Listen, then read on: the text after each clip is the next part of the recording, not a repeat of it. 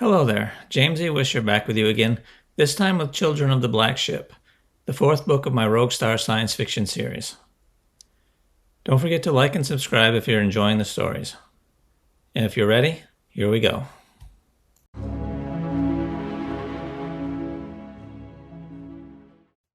Chapter 1. The interior of the Green Gagger Bar and Restaurant was nearly as hot and humid as the air of Croctus Prime. Marcus Drake wiped the tears from his eyes.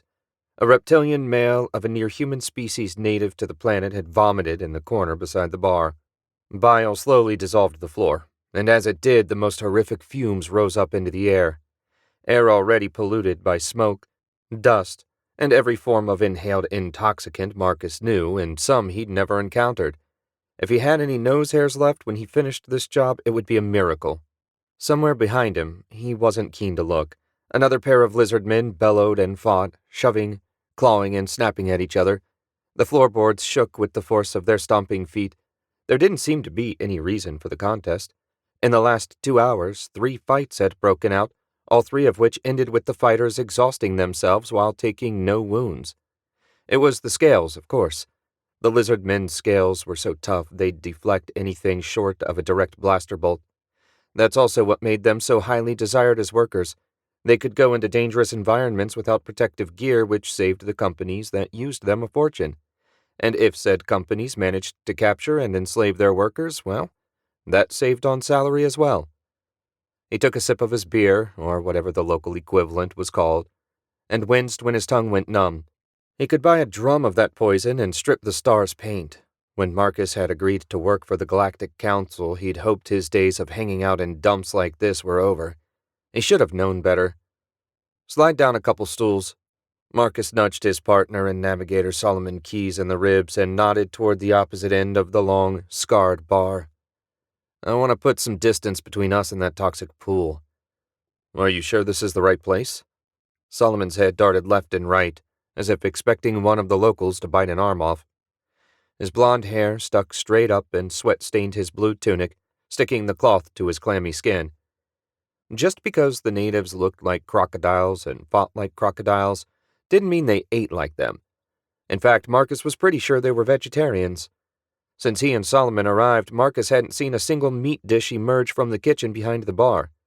What did pass for food smelled like it came from a decaying pit deep in the planet's swamps, which, for all he knew, was exactly what happened. This has to be the right place, Marcus said. There isn't another spaceport for 10,000 miles, and what are the odds of Blackwater City having 2 bars named the Green Gagger? Then where is this guy we're supposed to get off planet? He's half an hour late. Solomon slapped his cheek, and his hand came away bloody and covered with a splattered mosquito the size of a hummingbird. I hate this place. You could have stayed on the ship. I offered to come alone. Ha! And trust you to validate his credentials? If I did, you'd be apt to come back with a psycho killer that would murder us both the first chance he got. Solomon waved his hand to shoo away another of the giant mosquitoes. The bloodsuckers seemed to like him. I just wish he'd bloody well hurry up. Marcus just nodded and put a hand over his mouth to hide the smile. A genius with computers, Solomon also had a knack for complaining. Marcus only worried when he stopped. The door slammed and Marcus glanced right just as a pale, gaunt humanoid with a bald head and deep-set, solid black eyes stepped inside. He wore a dark business suit that only made his skin appear paler. The new arrival clutched one hand to his ribs as he peered around the room. Wonder if this could be our boy, Marcus said. Looks like he's had a rough time. Solomon spun all the way around, subtle as a hammer to the forehead. He matches the description. Thank the universe, we could finally get out of here. Easy, partner. He's a member of the same race controlling the company, enslaving the locals. We'll see if he knows the boss's code word. If he does, then you can validate his credentials. Think it might be a trap? Solomon's enthusiasm from 10 seconds ago vanished. I assume everything's a trap until proven otherwise. After all we've been through, I figured you would too. I'm not as cynical as you. You say that like it's a good thing.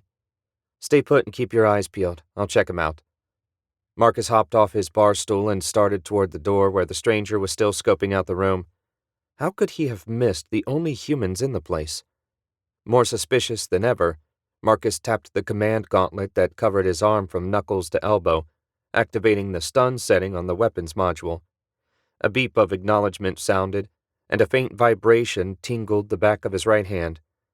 Nothing like a primed weapon to set his mind at ease. He evaded a pair of drunk natives and sidled up beside the newcomer. "Looking for someone?" The pale alien squinted at Marcus. "The taxi driver." Marcus relaxed a fraction and offered a grin. "That's me. I was told you had something important." "Yes, He gasped and staggered against Marcus, who reached out and steadied him. The arm he kept pressed against his side moved, uncovering a deep, nasty gash. Someone had tried to gut the poor bastard. Solomon must have noticed something was going on. He rushed over and asked him, "Is it him?" He knew the right answer, but I haven't seen his identification yet. Marcus slung the alien's arm around his neck. "He's hurt bad. Get on the other side. We need to get him to the Star. You want to take him back before we complete the ID check? If I don't get to a med kit, we'll be identifying a corpse." Marcus scanned the room, but none of the locals paid them the least attention. Everyone was probably too drunk or high. "Come on." Solomon finally grabbed an arm, and together they eased their passenger outside. Lights were few and far between, which suited Marcus fine at the moment. A handful of transports were lined up along the street. Most of the natives walked or rode public transportation, but some had cobbled together hover cars. The one they rented at the spaceport stood out for the fact that it wasn't held together with wire and plaster. "I've got him," Marcus said. "Open the back door." Solomon hurried ahead, punched the passcode into the rental's security system, and opened the rear driver's side door. He helped Marcus ease the slim man into the back seat. Blood leaked down the seat to pool on the floor. No way were they getting the security deposit back now. "I'll stay back here with him," Solomon said. Surprised but pleased, Marcus slid behind the wheel. A second code activated the ignition, and the car humped to life. The headlights blazed through the darkness, revealing the empty dirt road. As he stepped on the accelerator, Marcus wondered why more places with hover technology didn't give up on paving roads. They served no purpose. Old habits, probably. There was some noise from the back seat, and Solomon said, "I found his credentials. This is definitely our guy. Tomar Den." Marcus grimaced. "You're supposed to be keeping pressure on the wound, not picking his pockets." "I have 2 hands, one of which is searching for anything that would tell us why Dracor was so eager to get this guy off planet." Marcus finally gave in. "Find anything?" "No." That would have been too easy. The spaceport appeared in the distance. It was the only well-lit area in the settlement. "We're almost there. When I get him stabilized, maybe he can tell us something useful." "He's not breathing too good, Marcus." "Damn it." Marcus stomped the accelerator and whipped around an ore freighter. The Rogue Star was berthed in the private rather than business section of the port, so he had to weave his way through freighters and maintenance vehicles. At least the ground crew was off duty, so there were no people to worry about. Their furious rush ended when the Star's battered hull appeared in his headlights. Just over 50 yards long and half that wide, his ship looked like she'd fought a comet and come out on the losing end. He liked it that way. People tended to underestimate her. Marcus tapped a command into his gauntlet, and the docking bay ramp lowered. He parked just outside and leapt out. "Help me." Marcus tried to get Tomar on his feet, but the alien had no strength. "Grab his legs." Marcus hooked him under the arms. Solomon got him by the knees, and together they carried their limp passenger up the ramp. A few feet inside, Marcus's shiny black warbot, Gruesome, watched him impassively. Gruesome stood 8 feet tall and 5 feet wide and packed enough hidden weaponry to win a small war on its own.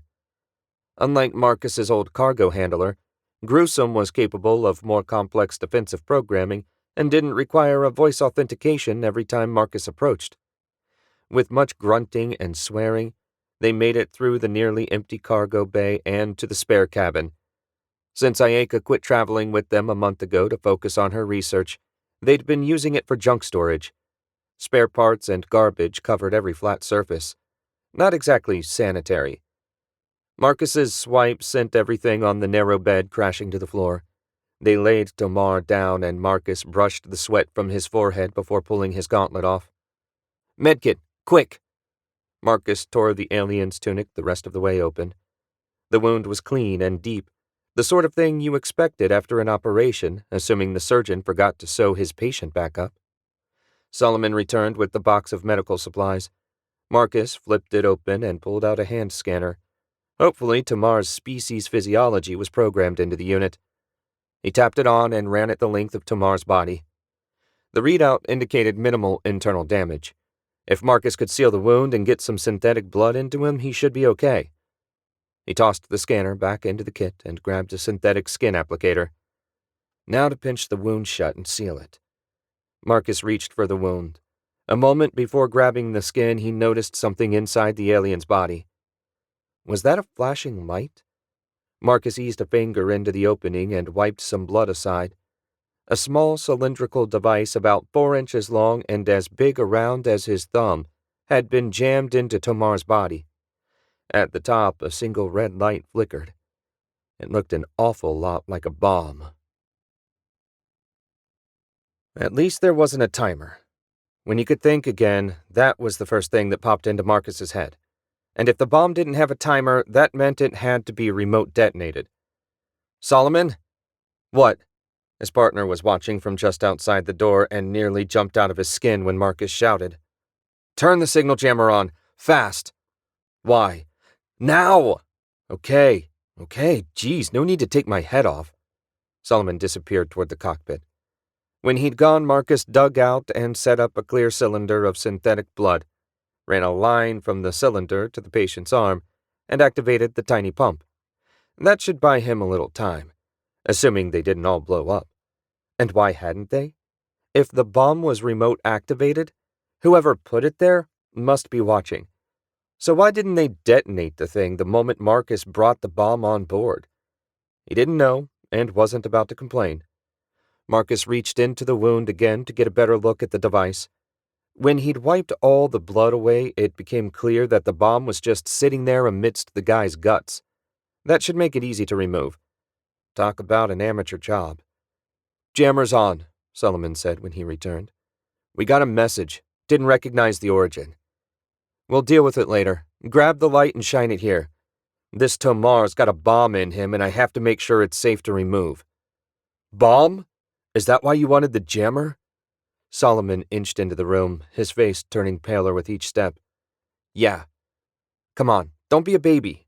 Grab the light and shine it in here. I'm pretty sure it's remote activated, since if it was motion activated, he couldn't have walked around with it inside his gut. Solomon finally worked up sufficient nerve to fire up the light, and Marcus got his first really good look at the bomb. Above the flashing light, a tiny receiver jutted out. No wires ran to the surrounding flesh. If not for that flickering light, Marcus would have sealed Tamar up none the wiser. He reached in and grasped the device with a gentle but firm grip and eased it free. When it had cleared the cavity without detonating, he sighed in relief. One job down and one to go. Here. He held the device out to Solomon, who flinched away. Just set it in one of the part bays for now. I've still got to close them up. Solomon took the bomb and carried it as gingerly as if it was, well, a bomb, over to a tray of bolts. Marcus returned his attention to the injury. He pinched the wound shut and ran the sealer over it. A layer of synthetic skin closed the opening, leaving a smooth surface behind. Okay, now for another check. He reached for the hand scanner again. This time he'd be damn sure to check for foreign objects as well as injuries. His finger barely landed on the scanner when a shrill alarm sounded. The perimeter alarm, Solomon said. Marcus had been in such a rush he'd forgotten to close the ramp and reset the defense systems. Vibrations from Gruesom's heavy tread shook the floor as the warbot moved to intercept whoever tripped the alarm.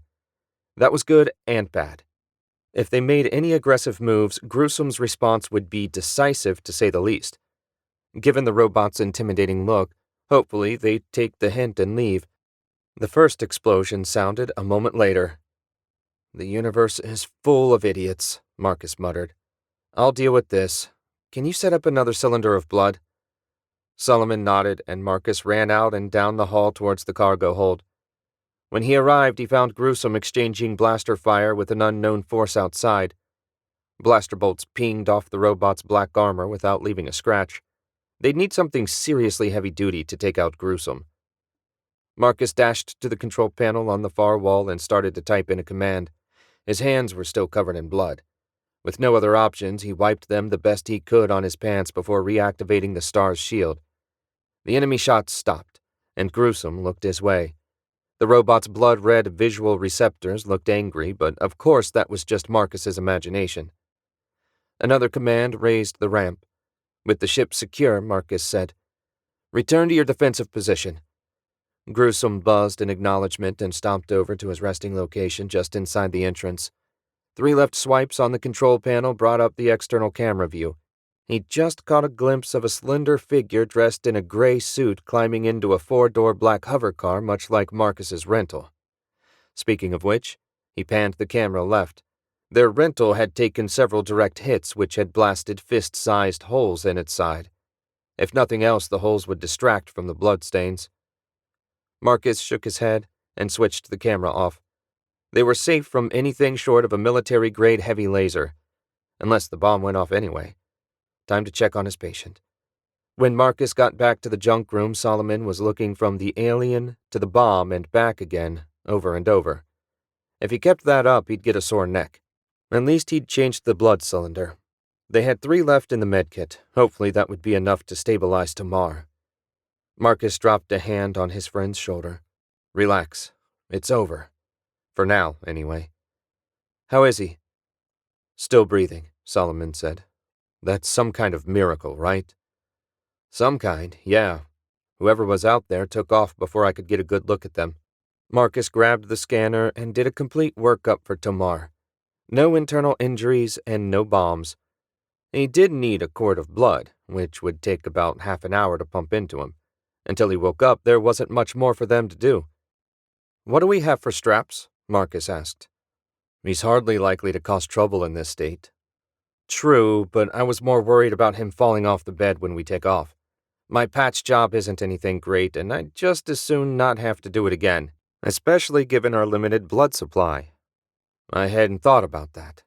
Solomon bent over and flipped open a couple of boxes. At last he came up with a pair of ratchet straps. "This is the best we've got." "It'll do." Marcus took one of the straps. "I'll get his chest, you do his legs." 5 minutes of adjusting straps, a quick stop at the bathroom to wash his hands, and Marcus settled into the cockpit's pilot's chair. Dozens of buttons and readouts covered his console. He scanned them and found everything in the green and ready to go. To Marcus's right, Solomon tapped away at his keyboard, plotting the best route to their rendezvous. As soon as they hit hyperspace, he dumped the bomb out of the airlock. Since weapons didn't function in the alternate dimension, he assumed explosives wouldn't. Either way, he couldn't think of a safer way to dispose of it. The pre-flight check took a couple of minutes, then Marcus sent power to the engines. A thrum ran through the hull and into his bones, drawing a sigh. How he loved that feeling. Few things in the universe equaled the anticipation of takeoff, that moment before they left gravity behind and shot into space. "Ready?" Marcus asked. "Ready," Solomon said. Marcus switched the anti-gravity generators to full power and retracted the landing gear. The star shot into the sky. This mudball didn't have a planetary space control system. Once you left the atmosphere, you were on your own. Those were the best sort of planets. Having to file a navigation plan with the government was a pain, especially when he had no intention of following it. The darkness of space filled the view screen. Billions of stars and billions of possibilities. 30 seconds until we can jump," Solomon said. An alarm blared and Marcus tapped a flashing red light. The image of a ship racing at them crowded a section of his screen. It wasn't a fighter. The boxy, underpowered vessel looked like a bulk hauler designed for maximum capacity and efficiency, not speed or maneuverability. Another alarm sounded an instant before streaks of green lanced out. The laser blasts skipped off the shield and rocked them a little. "Now you know why I wanted to strap him in." Marcus twisted the control yoke, sending them into a steep climb and adding a twist for good measure. Outmaneuvering that freighter shouldn't be a problem. Marcus flicked a switch, bringing the computer-controlled cannons online. Their weapons sent crimson streaks back at the enemy ship. He needed to fry their engines so they couldn't trail the star to the rendezvous point. That ship is transmitting a high-frequency signal, Solomon said. The explosives trigger? Could be. The jammer's holding for now. Marcus nodded and twisted the yoke again. The ore hauler swerved, matching his move. The enemy pilot had skill. So far, they'd kept Marcus from getting a clean shot at their main engines. Their freighter must have an upgraded shield generator if his weapons hadn't punched through yet. As the two ships jostled for position, the shape of their plan became clear. If Marcus hadn't found that bomb, the enemy would have set it off as soon as they cleared the atmosphere and blamed the explosion on an accident. As long as Tamar died, his former employers wouldn't care if there was an investigation. No way were any of these killers directly connected to the company. "We're clear to jump," Solomon said. "Good. Hang on." Marcus flipped another switch, activating their missile launcher. 2 thumps rattled the ship.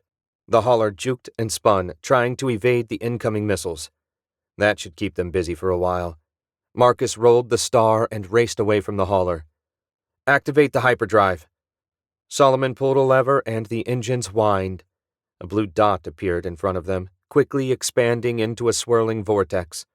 Marcus shot through. When it sealed behind them, he finally relaxed. They'd survived another mission.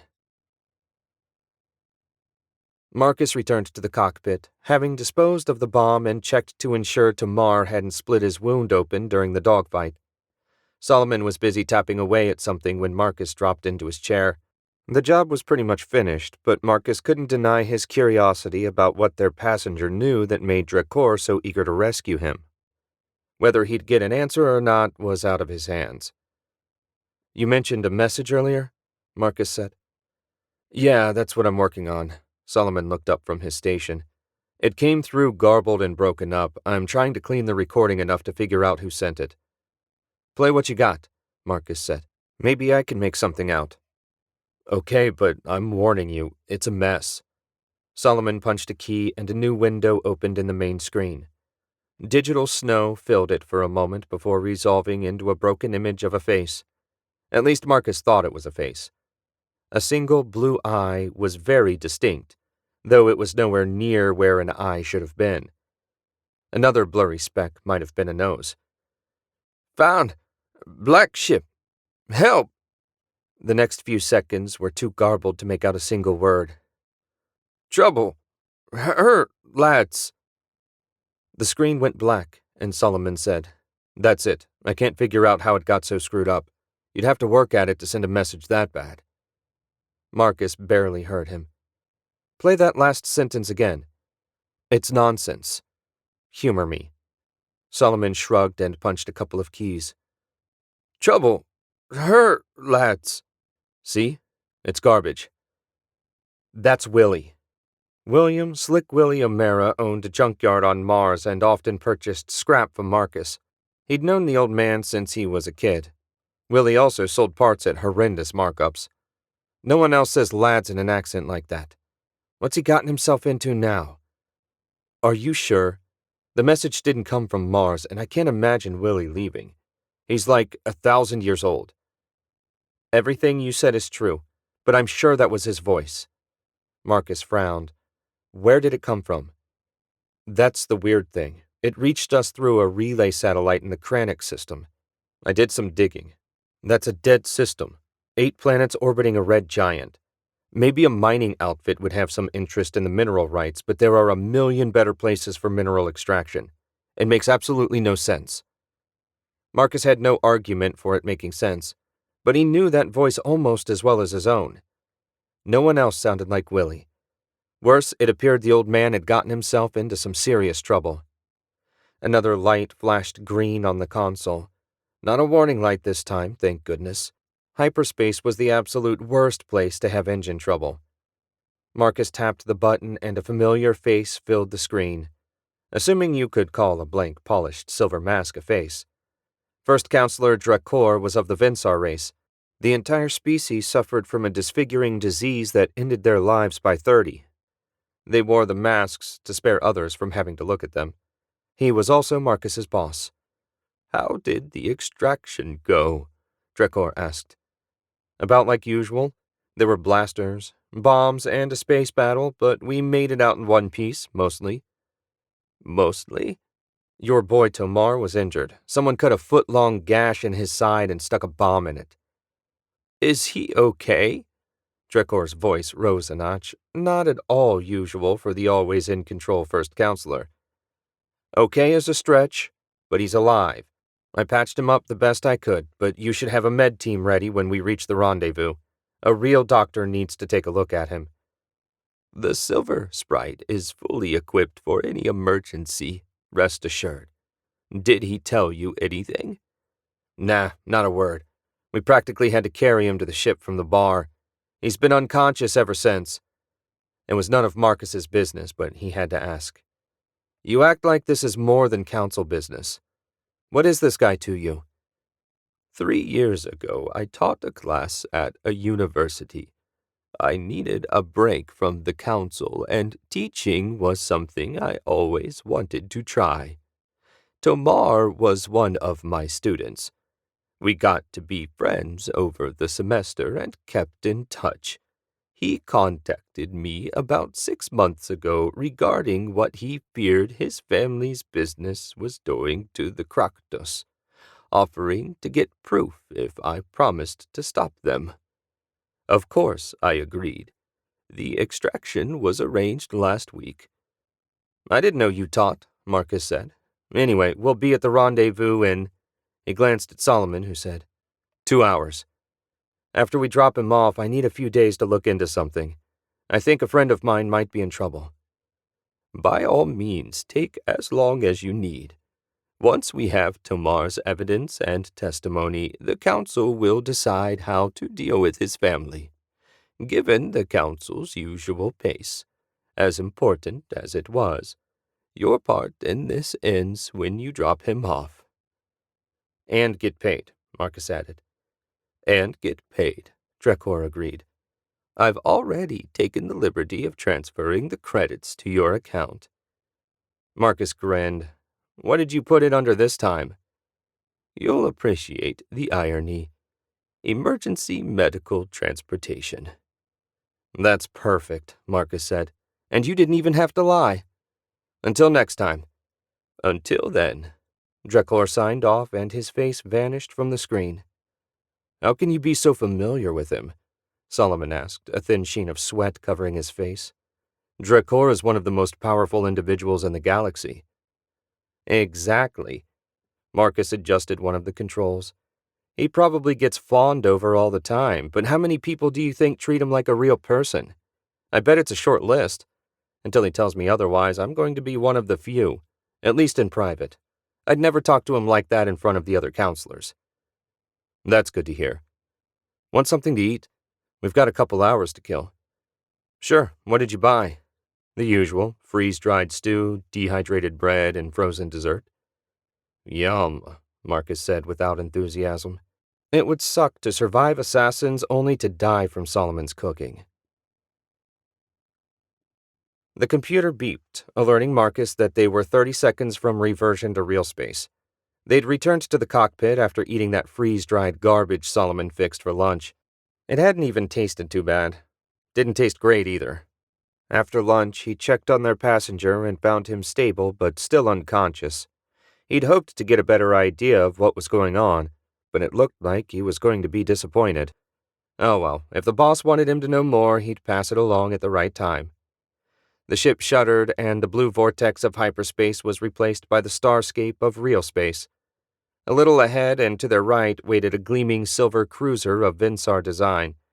50 times as big as the star and bristling with weapons, the cruiser was a powerful vessel. Drekor must have really liked Tomar if he sent his personal transport to pick him up. Marcus whistled in appreciation of the cruiser's sleek lines. Maybe one day he'd convince the boss to let him pilot one of those beauties. Stop drooling, Solomon said. We've got an incoming message. On screen. A window opened in the view screen and another silver-masked Vensar appeared. A female this time. Captain Drake, I was told your passenger received injuries while conducting his mission. If you'd make for the hangar, we have medical staff waiting. On our way, Lizen. And I've told you a dozen times, it's Marcus. Of course, Captain. Lizen cut the transmission. I don't think she's warmed up any, Solomon said. Marcus grinned and shook his head. Li Zhen served as Dracor's aide, running errands for him when council business forced the boss to remain at the council's asteroid headquarters. The woman was stiff, even for a Vensar. Marcus was determined to get a laugh out of her one way or another, short of tickling her. He powered the engines down and eased closer to the cruiser. The hangar door was open and sealed only by a force field. He guided the star parallel to the opening and slipped through. When the external doors had sealed, he put the landing gear down and settled to the deck. A flipped switch lowered the loading ramp, and a short command typed into his gauntlet deactivated Gruesom's defense systems. Marcus climbed to his feet and glanced at Solomon. Coming? No, I'm going to see if I can clean up Willy's transmission anymore. So I convinced you it's him? You and the voice analysis I ran while you were playing doctor. It's a 99% match to another transmission I found in the communications log. Marcus nodded. He'd been sure, but it didn't hurt to get confirmation. You'd think someone Willy's age could stay out of trouble, or at least get into trouble closer to home. I won't be long. How far is it to the Kranich system? Solomon did a quick search. About 20 hours, but I'm telling you, there's nothing there. I believe you, but if memory serves, it's not that far out of the way if we're going to Mars. I was hoping you could pull something useful from the relay satellite's memory. I wouldn't get your hopes up. Those satellites just boost long-range transmissions. I doubt anything's stored on the local memory. Marcus shrugged. Can't hurt to check. He left Solomon to his puttering and walked back to the cargo hold. Li Zhen waited with a trio of Vensar medics dressed in white robes and guiding an anti-gravity gurney. Marcus waved them aboard and directed the group to the junk room. The medics silently assessed Tomar before loading him into the gurney. No one commented on the state of his makeshift medical bay. Marcus walked along beside them to the bottom of the ramp where he and Li Zhen stopped. Who did this to him? Li Zhen asked. Beats me. I can't figure out how he even made it to the meeting with a gash like that in his side. A human would have been dead on the side of the road. Yes, your species is surprisingly frail, yet also resilient. Pity you're sentient. You'd make an interesting research project. What if I volunteer? He grinned and wiggled his eyebrows. I've done some research on you since our last meeting. Her tone remained cool, though that might have been a result of the speaker in her mask. You're aware, I assume, that Vensar and humans are biologically incompatible. Furthermore, I've learned you're in a relationship with Ayeka Kazumi. What would she think of your suggestive behavior? Marcus laughed. It's called flirting, and Ayeka knows we're not compatible. Now, if she found out I was flirting with a compatible female, then I'd be in serious danger of getting my ass kicked. Don't your people ever tease each other to try and get a smile? You wouldn't know if I was smiling behind my mask. Sure I would. A real smile shows in the way you speak and carry yourself. No one can hide that reaction. One of these days, I'm going to get that smile out of you, Li Zhen. You're absolutely impossible. She reached into a pocket of her fine silver robes and pulled out a small pouch. Here, from the first counselor. Marcus accepted the pouch, noting the heft and agreeable clink. What's this? A bonus. How did he put it? You can never have too many hard credits. Sounds like something you'd say. It is. I taught Dracor that expression a month or so after I started working for him. I'm impressed he remembered. If there's nothing else, Captain. Li Zhen bowed to him and retreated deeper into the ship. It'd be more fun teasing her if she teased back, but you couldn't ask for miracles. He returned to the ship and buttoned her up. It was time to find a missing friend. Chapter 2. Marcus had visited worse places than the Kranich system, but not many. The glow from the red dwarf at the center of the system stained everything an ugly, dull crimson. The 8 lifeless rocks orbiting the star reflected that light, making them all look like Mars without the domes. He checked the scanners again, and found them just as devoid of activity as the last time. The system really was dead. Where's that satellite? Solomon typed in a command, and a flashing light appeared on the view screen. Marcus followed it until the satellite appeared on the screen. The thing couldn't have been much bigger than Marcus was tall. A pair of high-efficiency solar wings stuck off either side of its main body while an array of dishes and antennae jutted from the top. All very ordinary. Why would anyone bother putting a relay satellite in such an out-of-the-way system? Marcus asked. Solomon shrugged. I figured it was because the lack of traffic kept it safe, but really I have no clue. Can you connect to it remotely? Let's see. More typing combined with an occasional curse. Solomon flipped a switch on his station. Come on, you brat. Trouble? Solomon ignored the question and kept typing, his lower lip clamped between his teeth. A full 5 minutes passed in silence before he slammed his fist on the console. It's running a closed, encrypted system. High-level stuff. I can't bypass it remotely. If you want more information, I need physical access. Why would a relay satellite in the middle of nowhere have anything like what you're describing? Marcus asked. I thought it just boosted communications transmissions. Can't anyone use it? I thought it was just a beacon relay as well, but now I know better. This is a private satellite usable only by people who have the right hardware and know the codes. We have neither, but if I can find a port to interface with, I can force the system to grant me access. Probably. Probably? Solomon shrugged. I won't know for sure until I try. Okay, let me get the ship in position, then I'll suit up and grab it. Marcus spun the star around so the loading ramp was just a few feet from the satellite. He stood and said, Keep a close watch on the scanner. Whoever put this here might not take kindly to us messing with it. That occurred to me too. Be quick. Marcus gave his partner a thumbs up and made his way back to the almost empty hold. How long had it been since he hauled actual cargo instead of ferrying people and messages for the boss? 5, 6 weeks maybe? He didn't really care. Working for the council paid better than any merchant job he'd ever taken. The legal ones, anyway. It just felt weird not having stacks of cargo to work around. He shrugged and paused just inside the hold beside the internal control panel. A touch to the proper icon locked the connecting door, sealing the hold off from the rest of the ship. That done, he adjusted the internal settings, activating force fields to make sure nothing went flying out when he depressurized. Gruesome. Magnetize. The robot's feet clunked when it powered up the magnets in its feet to lock itself in place. Internal preparations complete, Marcus slid over to the half-cylinder built into the corner of the hold. He punched his security code into the nearby keypad, causing the cylinder to spin and reveal the gleaming black power armor stored inside. Black Dragon, armor up. The spoken command deactivated the lethal defenses that kept anyone besides Marcus from using the armor, and began the power-up sequence. He stepped into the cylinder, and the armor whirled to life, closing around him and sealing him in his own environment. The heads-up display overlaid on his external sensors showed all systems green. Marcus carefully backed out of the cylinder, clomped over to the ramp and pushed the button to lower it.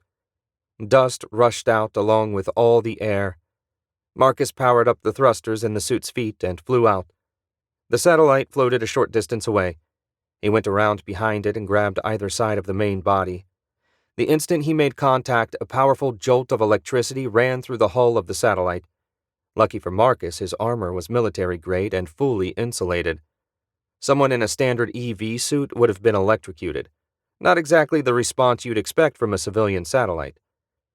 When nothing else tried to kill him, Marcus pushed the satellite into the hold and sealed everything back up. He waited until the hold fully pressurized before activating the suit's comm. I got it, Solomon. Damn thing tried to fry me. We'll need to check it for other defenses before you get started.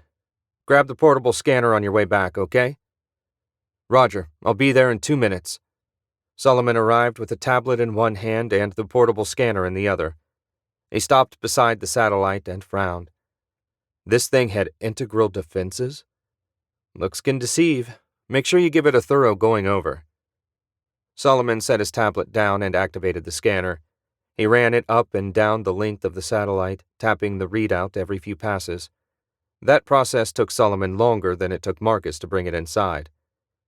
When Solomon finally finished, he said, The frame charge is the only defense, but there's a micro-explosive set to detonate if you access the primary data port. Another bomb. Fantastic. I wouldn't call it a bomb. Solomon set the scanner down and grabbed his tablet. The explosive isn't big enough to hurt anyone outside the satellite. It's designed to destroy the internal computer so no one can read it. We may get more than I thought out of this. Let's see. Solomon ran his hands over the central body, making sure to keep away from the obvious access port. It took most of a minute, but he finally slid a 2-inch section of metal aside to reveal a secondary port. Bingo. Solomon pulled a length of cord out of the tablet and plugged into the port. For the next 15 minutes, Marcus watched as Solomon typed, swiped, and swore to get the connection to function. At last, the screen filled with a long column of data. Ha! Now I just need to find Willy's message. Copy it all, Marcus said. I'm sick of running into trouble blind. I want to know what the old man's mixed up in before we blunder into it. Good call. Solomon tapped the screen and a download bar appeared. Sometime later, the bar turned fully red and an alarm sounded. That's it. I've got everything there is to get. Great. Seal the door and get back to the cockpit. I'll put the satellite back where I found it and we'll get going. Want me to lay in a course for Mars? Solomon asked. Yeah. Earth Force ran Mars, but Marcus was reasonably sure they didn't want him dead anymore. Hopefully. After a 4-hour hyperspace jump, they arrived within sight of Mars. Marcus glared at the red planet. He had a love-hate relationship with his homeworld. On the one hand, a lot of people he cared about still lived there. On the other, plenty of bad things had happened to him there over the years. Lately, it felt like every time he came home it was to deal with one emergency or another. Like this time, for instance, searching for Willy. Something deep inside screamed at Marcus that there was going to be trouble, and he'd learned to trust that feeling over the years. Not that it mattered. If Willy needed help, Marcus would do everything he could. It took nearly an hour to maneuver through the planetary control network, then the decontamination process. At last, they flew into the dome and over to the spaceport. The passenger section of the port featured a huge glass and steel building with a 6-story tower. Tiny figures came and went, most headed for a starliner waiting to depart. Probably getting ready for a cruise around Saturn's rings. That was the most popular one. Marcus flew past the public area of the port and entered the merchant quarter. He wasn't technically there on business, but it was less of a hassle coming and going from the flat, unguarded landing zone. He finally settled the star in their assigned landing berth, really nothing more than a square barely bigger than the ship outlined by lights. The spaceport made no guarantees about the safety of your vessel. Every captain handled their own security. Marcus wasn't worried. The ship's defenses on the outside and gruesome on the inside ensured that the star stayed very safe indeed. So I've got good news and bad news, Solomon said. Marcus nearly jumped when his partner spoke. It was the first noise he'd made beyond the clicking of his keyboard since they left the Kranich system. Solomon had been fully absorbed in his data analysis. May as well get the bad out of the way first. Okay, I couldn't clean up Willy's message any better, but I did confirm the source as the Rust Bucket. That means he sent it, or at least that it was sent from his ship. I also decrypted another handful of messages. Looks like the satellite belongs to the Wreckers Guild. Did you know Willy was a member? Marcus frowned and shook his head. The Wreckers Guild was a criminal organization that chopped up and parted out stolen ships. They also weren't above a little piracy when things were slow. Sometimes when a ship disappeared without a trace, pilots would say the wreckers got them, though more often it was an asteroid or hyperspace miscalculation. He suspected they were the inspiration of the scrappers he and Solomon dealt with last month. Hopefully, they at least weren't mixed up with the Children of the Void. When Drakor sent him to recover a dangerous weapon called the hyperwave generator, Marcus had barely survived a planetary bombardment by a void destroyer. The techno-cult was utterly ruthless, and not anyone you wanted as an enemy. It would be fair to say Marcus had had his fill of them. You said there was good news? Oh, yeah. Looks like the message was routed through 5 other Wrecker satellites before reaching the one we found.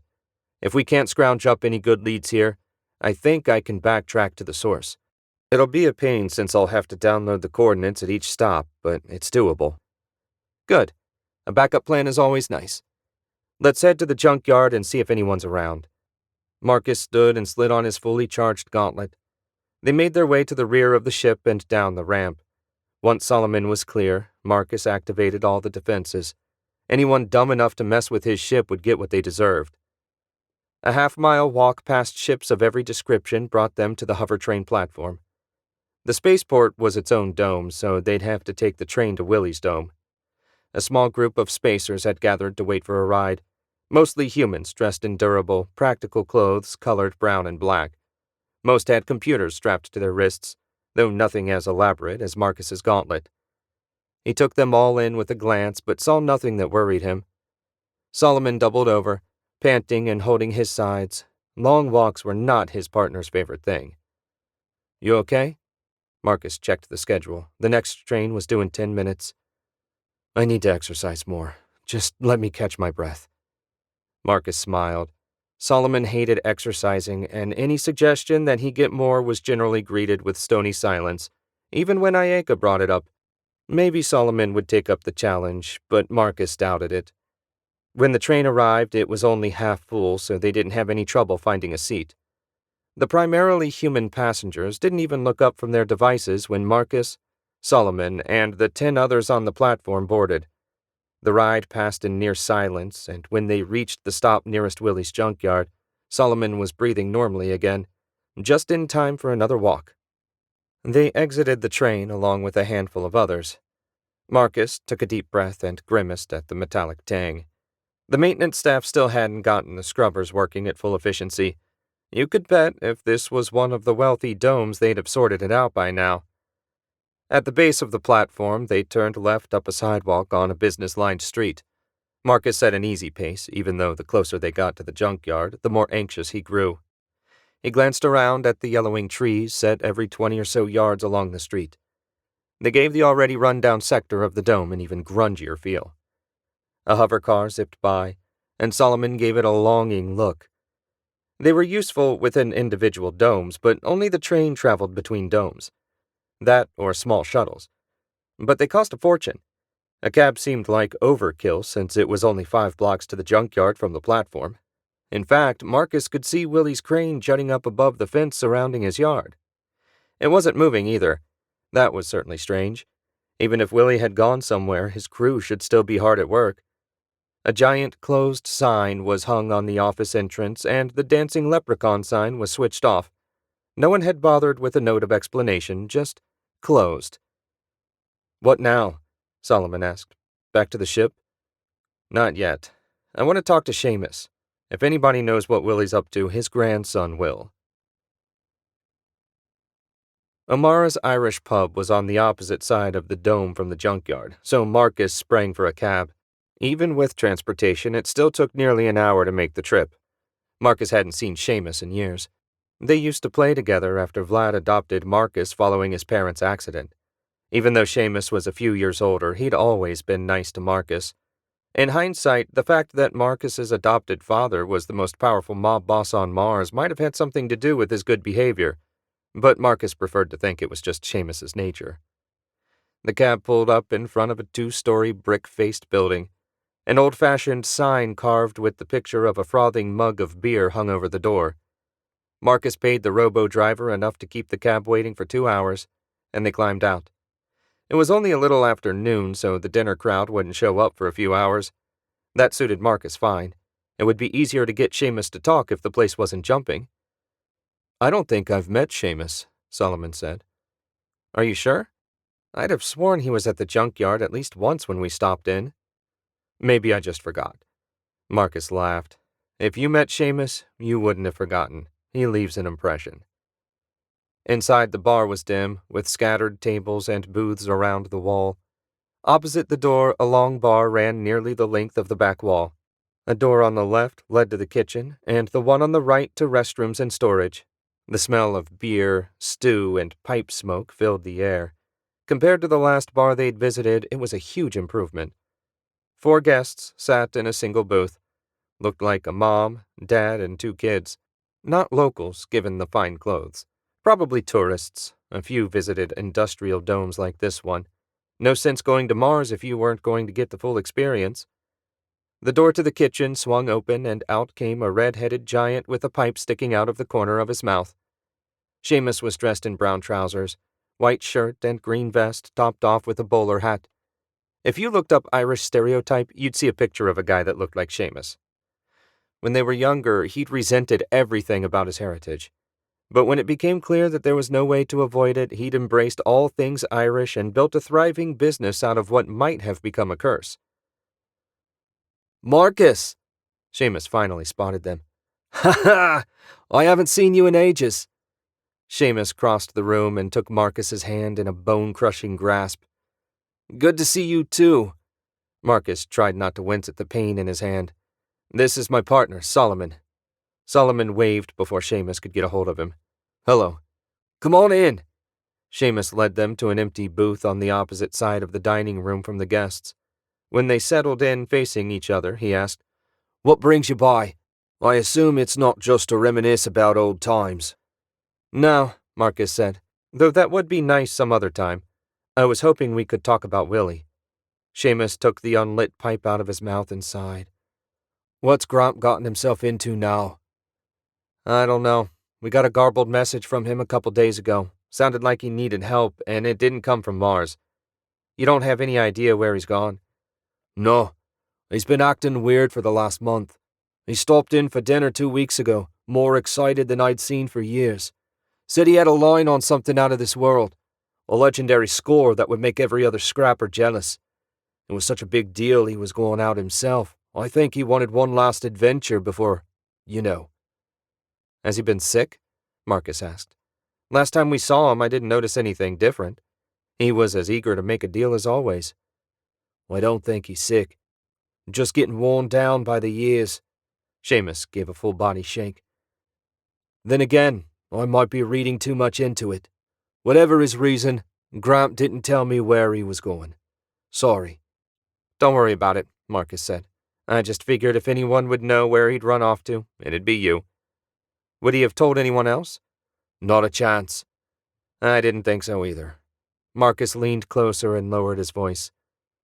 Was Willy ever a member of the Wreckers Guild? Seamus winced. Where did you hear about that? Grant doesn't like talking about his past. He told me about it maybe 10 years ago after hitting the whiskey pretty hard. The next morning he said to forget all about them, as if I could. Willy didn't say anything about it to me. The message he sent us was routed through a chain of satellites controlled by the Guild. Given the level of security and encryption, Solomon said, only someone who knew the access codes could have used them. That implied membership, past or present. Gramp hasn't been active in the Guild for 50 years. I'll tell you the story just so you know the sort of people you're dealing with. Gramp was just starting out, not a credit to his name, when he fell in with them. He needed money, and they offered it, as long as you didn't ask questions.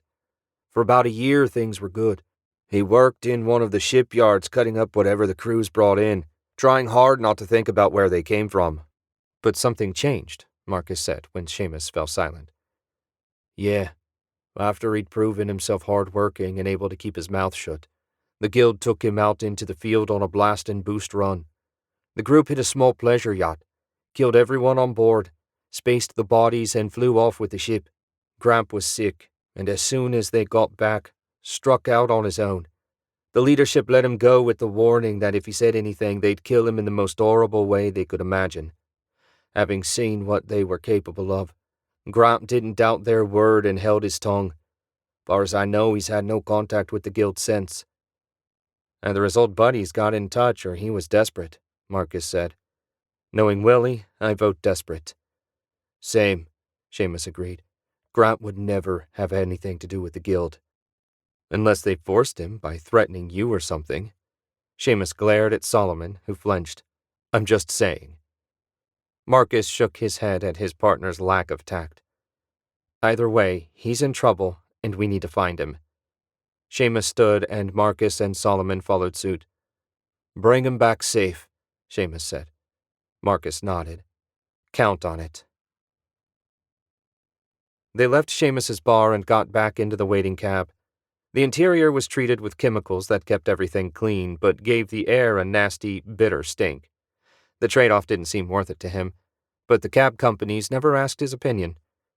Marcus gave the robo-cabbie the address of Willy's junkyard, and they took off. Sometimes Marcus wished for a living driver. A computer was worthless as a source of gossip. Today, the privacy suited his mood. "You know," Solomon said, "just because Seamus says Willy hasn't had anything to do with the guild doesn't mean he's right. They could have contacted him, and he probably wouldn't have mentioned it to his grandson." You might be right. Marcus had been thinking that exact thing. Protecting Seamus would have been Willy's top priority. "That's why we're going to see Vlad after we look around the office at the junkyard." Solomon shuddered. "I wasn't actually suggesting we go see Vlad." "I know, but if any wreckers visited the dome recently, he'll know about it. Besides, he'd be mad if I came to Mars and didn't stop in to say hi." The trip back to the junkyard took exactly 57 minutes. Marcus spent the time staring out the window, trying to figure out what happened. When the cab stopped, he hadn't come up with a good theory. They didn't have enough information. Hopefully, there'd be something in Willy's office, some clue to point them in the right direction. Marcus slid a pair of 20-credit coins into a slot built into the back seat and climbed out. The junkyard looked every bit as bleak and abandoned as when they arrived. Amazing how one man's presence brought the place to life. "How are you planning to get in?" Solomon asked when the cab had driven off. "Simple. It's an electronic lock, right?" Marcus activated the EMP setting on his gauntlet and blasted the door. The lock sizzled and spat sparks before clicking open. Nothing to it. Marcus pulled the door open and flicked the lights on, bringing Willy's office, in all its chaotic glory, into view. Piles of hard copy files sat on the edge of an overloaded desk and spilled out of an old-fashioned filing cabinet. Dust swirled in the light, and a musty odor filled the air since the office had been closed for a while. A computer terminal sat in the center of the desk. Solomon slid into the chair and fired it up. "I'll handle this." "Great." That left the mountains of paper for Marcus. He started with the topmost piles and got reading. Lots of invoices, mostly for part sales. There was one for the purchase of a decommissioned 50-year-old freighter. Nothing unusual about that. Marcus went from the desk to the file cabinet. The first paper he grabbed was an order for hydraulic fluid from 6 years ago. Why in the world did he keep that crap? Marcus tossed it aside and kept going. After nearly 2 hours of scanning files, Marcus threw up his hands. "I give up. Did you find anything?" "Nothing important. No communications with scary people, no heavily encrypted files, nothing that argues he was hiding something. I'd say this was a bust." "Yeah. Come on, let's go see Vlad." "Maybe I'll stay here and search some more." "Don't be such a wimp. We're not on his bad side, so we have nothing to worry about." "Easy for you to say." Solomon got slowly to his feet. "Your family. I'm just a friend of the family." Marcus grinned and guided Solomon outside, securing the door as best he could behind him. Willy didn't keep anything of great value in his office anyway. They took the back alleys to Vlad's antique shop. A few rough characters eyed them as they passed, but everyone working for Vlad knew Marcus, and knew better than to mess with him, unless they wanted to take a short walk out an airlock. It took about 10 minutes to reach the wood and brick shop. Vlad told him once he had it shipped from Earth in pieces and reassembled here. Technically, that made the shop itself an antique. The cover business closed in an hour, but Marcus decided to go in the front doorway anyhow. No one would have cared, but only active members of the syndicate went in the back, and Marcus no longer qualified. A brass bell tinkled when he pushed the door open, bringing a smile to his face. How many times had he come running in when he was a kid, eager to find a new book to add to his collection? Those had been the days. Shelves and tables covered with junk filled the first floor to bursting. A heap of hardcover books reached nearly to the ceiling. A sneeze would probably send them tumbling to the floor. Marcus breathed deep, enjoying the scent of old paper and dust, but without the stink of lubricants that lay over everything at the junkyard. Under other circumstances, he could have spent hours exploring, but not today. Easing through the stacks of stuff, Marcus and Solomon went to the checkout counter where a middle-aged man sat behind an old-fashioned mechanical cash register, his feet up on the counter and a fat novel clutched in his hands resting on a spreading paunch. Marcus caught Solomon's eye and held a finger to his lips. This was going to be fun. "Hey, Phil!" The clerk jumped, and only Marcus catching his foot kept him from tumbling over backwards. Balanced precariously on the back legs of his chair, Phil peered at Marcus through round glasses perched on the tip of his nose. He could have gotten his vision corrected, but Phil hated doctors. "Damn it, Marcus! Are you trying to give me a heart attack?" Marcus pulled him down and smiled. "Yes. Why does the old man keep you around again?" "Because someone has to watch over his junk, and I'm the only one with nothing else to do. When did you get back?" "This morning. Can I see him?" "Sure, I'll buzz you up. Vlad doesn't have any more appointments today. That's why you took me off guard. Wasn't expecting company." "Right. That's why." "Shut up, you punk," Phil said without malice. "I swear, you're worse than Tommy." "Come on, I'm not that bad. Tommy wouldn't have caught your foot." "There's that." Phil shoved some papers aside, revealing an intercom. He pressed the button and said, "Marcus is here." "Send him up." Vlad's voice crackled a little bit, but there was no mistaking that Russian accent. "You heard the man." Phil settled himself back into his chair and recovered the fallen novel, his unexpected guests clearly forgotten. Marcus shook his head and led the way to the stairs. It was so easy to fall back into the old rhythm. As they started up the stairs to Vlad's office, Solomon asked, "Who was that?" "Phil? He's been with Vlad forever, maybe since the start of their careers. He took a bad stun blast about 6 years ago and hasn't been able to shoot straight since. He watches the shop sometimes, runs errands now and then, the ones that call for diplomacy more than muscle." "He didn't strike me as being very diplomatic," Solomon said. "You'd be surprised. People are always nice to Phil, since they know if they aren't, they'll be seeing Tommy. Nobody wants to see Tommy, not in a professional capacity anyway." They reached the top of the steps and Marcus knocked on the door to Vlad's office. A buzzer sounded, and the door swung open on its own. The office was all warm woods and leather. A bookcase filled with leather-bound volumes covered one wall. Behind a massive desk, his head shrouded by a cloud of tobacco smoke, sat Vlad Valcor, the most powerful man on Mars. He wore a fine gray suit and had his hair combed straight back from his forehead in a widow's peak. He looked like a white-haired Satan, and plenty had called him that over the years. Solomon trembled, and Marcus grinned. "Hey, old man, it's good to see you." "Take a seat, my boy. I wondered if you'd make it by." Marcus moved closer and dropped into one of the extra chairs facing Vlad's desk. Solomon stood behind him, seeming too nervous to sit. "I'm afraid this isn't a social call," Marcus said. "You heard Willy's gone missing?" "I knew he'd gone. The whys and wherefores weren't my business." "Are you telling me he's missing?" "He sent me a message asking for help. It didn't come through clear or direct, but we got the gist." Marcus took a steadying breath. "He routed the message through a Wreckers Guild satellite. I don't know how or if they're involved." Vlad blew out a lungful of smoke. "If they are, and you run into them, it could get ugly. We've had dealings with the Wreckers a few times when we need a ship to vanish. Their boss is a psycho, and believe me, I know a psycho when I meet one. I'd advise you to drop this business. But if Willy's in trouble, I won't waste my breath." "I appreciate that," Marcus said. "Which brings me to the next question. Have any Wreckers visited Mars in the last couple weeks?" "You think they might have forced him to do something he didn't want to?" Vlad asked. The thought crossed my mind. Seamus said not, but I doubt Willy would say anything if the Wreckers showed up. "Agreed. Fortunately, they haven't. Or I should say none of the Wreckers we know has visited. If a new recruit showed up, he might slip through unnoticed." Marcus seriously doubted that. He stood and sighed. "I hate to leave so soon, but we need to get going." "I understand completely, my boy. Business waits for no man, and getting people out of trouble is your business now." "Been checking up on me?" Vlad grinned around his cigarette. "Of course. I'll send your regrets to Anna." "Thanks." It was a weight off his shoulders to know he wouldn't have to worry about the Wreckers. Finding Willy would be hard enough. There was no money to be made in the Kranich system. Cayman Crow knew that better than most.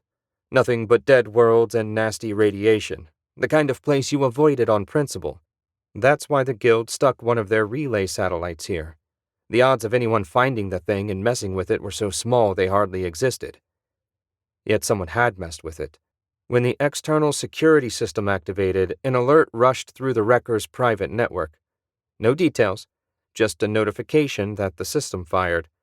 The text said everything was still working right, so Kamen didn't bother to rush out and investigate the situation.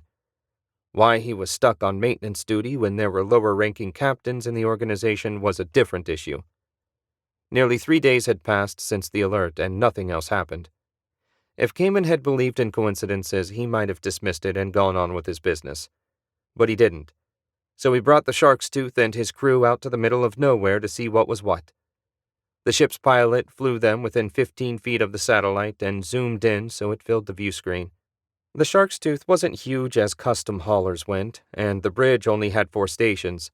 Kamen sat in the captain's chair in the center of the bridge. In front and to his left, a blonde-headed kid named Alden manned the helm. He looked like a high schooler, but Alden would slit your throat without a second thought if Kamen gave the order. The kid piloted the ship like an old pro, even though he'd only been at it for 2 years. The tactical station was to Kamen's right and handled weapons and scanners. The woman at that station, Tala, was a one-eyed cyborg that had served the wreckers for 20 years. Her enhancements let her interface directly with the ship's computer, making her faster and more accurate with the weapons than a normal person. Tala was the one that gave the Shark's Tooth its bite. Finally, at comms behind him stood Zan, a half-human, half-something else with blue scales. Kamen didn't know the species and didn't care. Zan spoke 10 languages and knew computers inside and out. He could be half fish for all Kamen cared. "I'm connected to the satellite network," Zan said. "Everything appears intact and no sleeper code has been inserted." "Good," Kamen said. "Can you tell who accessed the satellite?" "1 second." A bit of soft typing and an image of a powerful, if slightly battered, light freighter appeared on the main screen. "This ship was captured on the surveillance camera. I also downloaded the last message sent through the network, a garbled call for help." "Anybody recognize the ship or who sent the message?" Kamen asked. "The message was sent using an old code issued to a William O'Mara," Zan said. "According to the database, he's been inactive for 60 years. Why would he have used our network again after so long?" "You said it was a call for help." Alden looked back at them. Maybe his hypernet access was cut off and this was his only hope of getting an SOS out. Kamen nodded. Alden's suggestion made sense. "Do we have a comm ID for the message?" More tappings as Zan searched. "The Rogue Star, registered to a Marcus Drake, independent cargo hauler. Specs on the ship matched the one on the image." Kamen tapped his chin as he thought. "So Drake traces the message to our satellite and comes here to try and figure out what happened to O'Mara. He searches the satellite and when he's finished, returns it to where he found it, undamaged and with no spy software installed. I don't see a threat here. Anyone disagree?" Silence for a moment, then Tala said, "Maybe not a threat, but potentially profit. I downloaded our intel on O'Mara. He's a junk dealer. If he found some valuable salvage and got in over his head, we may be able to cash in on his find." "That's more maybes than I like, but there's something in your idea. Can we track the message through our network? Find out the source?" "Not a problem," Zan said. "Good. Get on it. Tala, I want everything you can dredge up on Drake and O'Mara. Let's find out who exactly we're dealing with." Chapter 3. After their quick chat with Vlad, Marcus and Solomon made their way back to the spaceport and boarded the Star. Their detective work on Mars had ended up a bust. The only path forward was tracing the message through the wrecker's network and hope that led them to Willy. With the ship sealed up and ready to go, Marcus went to the cockpit to join Solomon. "We got another message," Solomon said before he could even sit down. "From Willy?" Marcus dropped into the pilot's chair. "Drakor, want me to play it?" The air went out of Marcus and he nodded. What kind of catastrophe had struck now? Solomon tapped the glowing button and Drakor's masked face appeared on the screen. "I hate to bother you, Marcus, knowing you had personal business to sort out. But Tomar finally woke. He sends his thanks, by the way. Unfortunately, he was forced to flee before grabbing the evidence he'd collected." Marcus didn't like the sound of this. I need you to swing by Croctus Prime and collect a data crystal. Tomar told me how to find it. The directions are attached to this message. Without that data, everything we've done is for nothing. I'm counting on you, Marcus." The screen went blank, and Marcus swore. When he collected himself, he said, "If we go back there, whoever Tomar's family hired will spot the star and be waiting for us as soon as we land. Not to mention, we've still got Willy to find." "True," Solomon said. "Want me to contact Drakor and tell him we can't do it right now?" A slow smile spread across Marcus's face. "No. I want you to tell him we'd be happy to go, but we need Li Zhen to track Willy's message through the satellite network. Send everything we have so far. She can give us the location when we turn over the crystal." "That sounds like blackmail." Solomon shook his head. "Drakor won't like it. It's not blackmail. It's friends helping each other out. We can't be in two places at once, and Li Zhen obviously can't handle the pickup. If she did, everyone would know the council was investigating. We wasted enough time on Mars. I can't waste any more. Oh, don't forget to mention the booby traps." "Okay." Solomon typed for a second.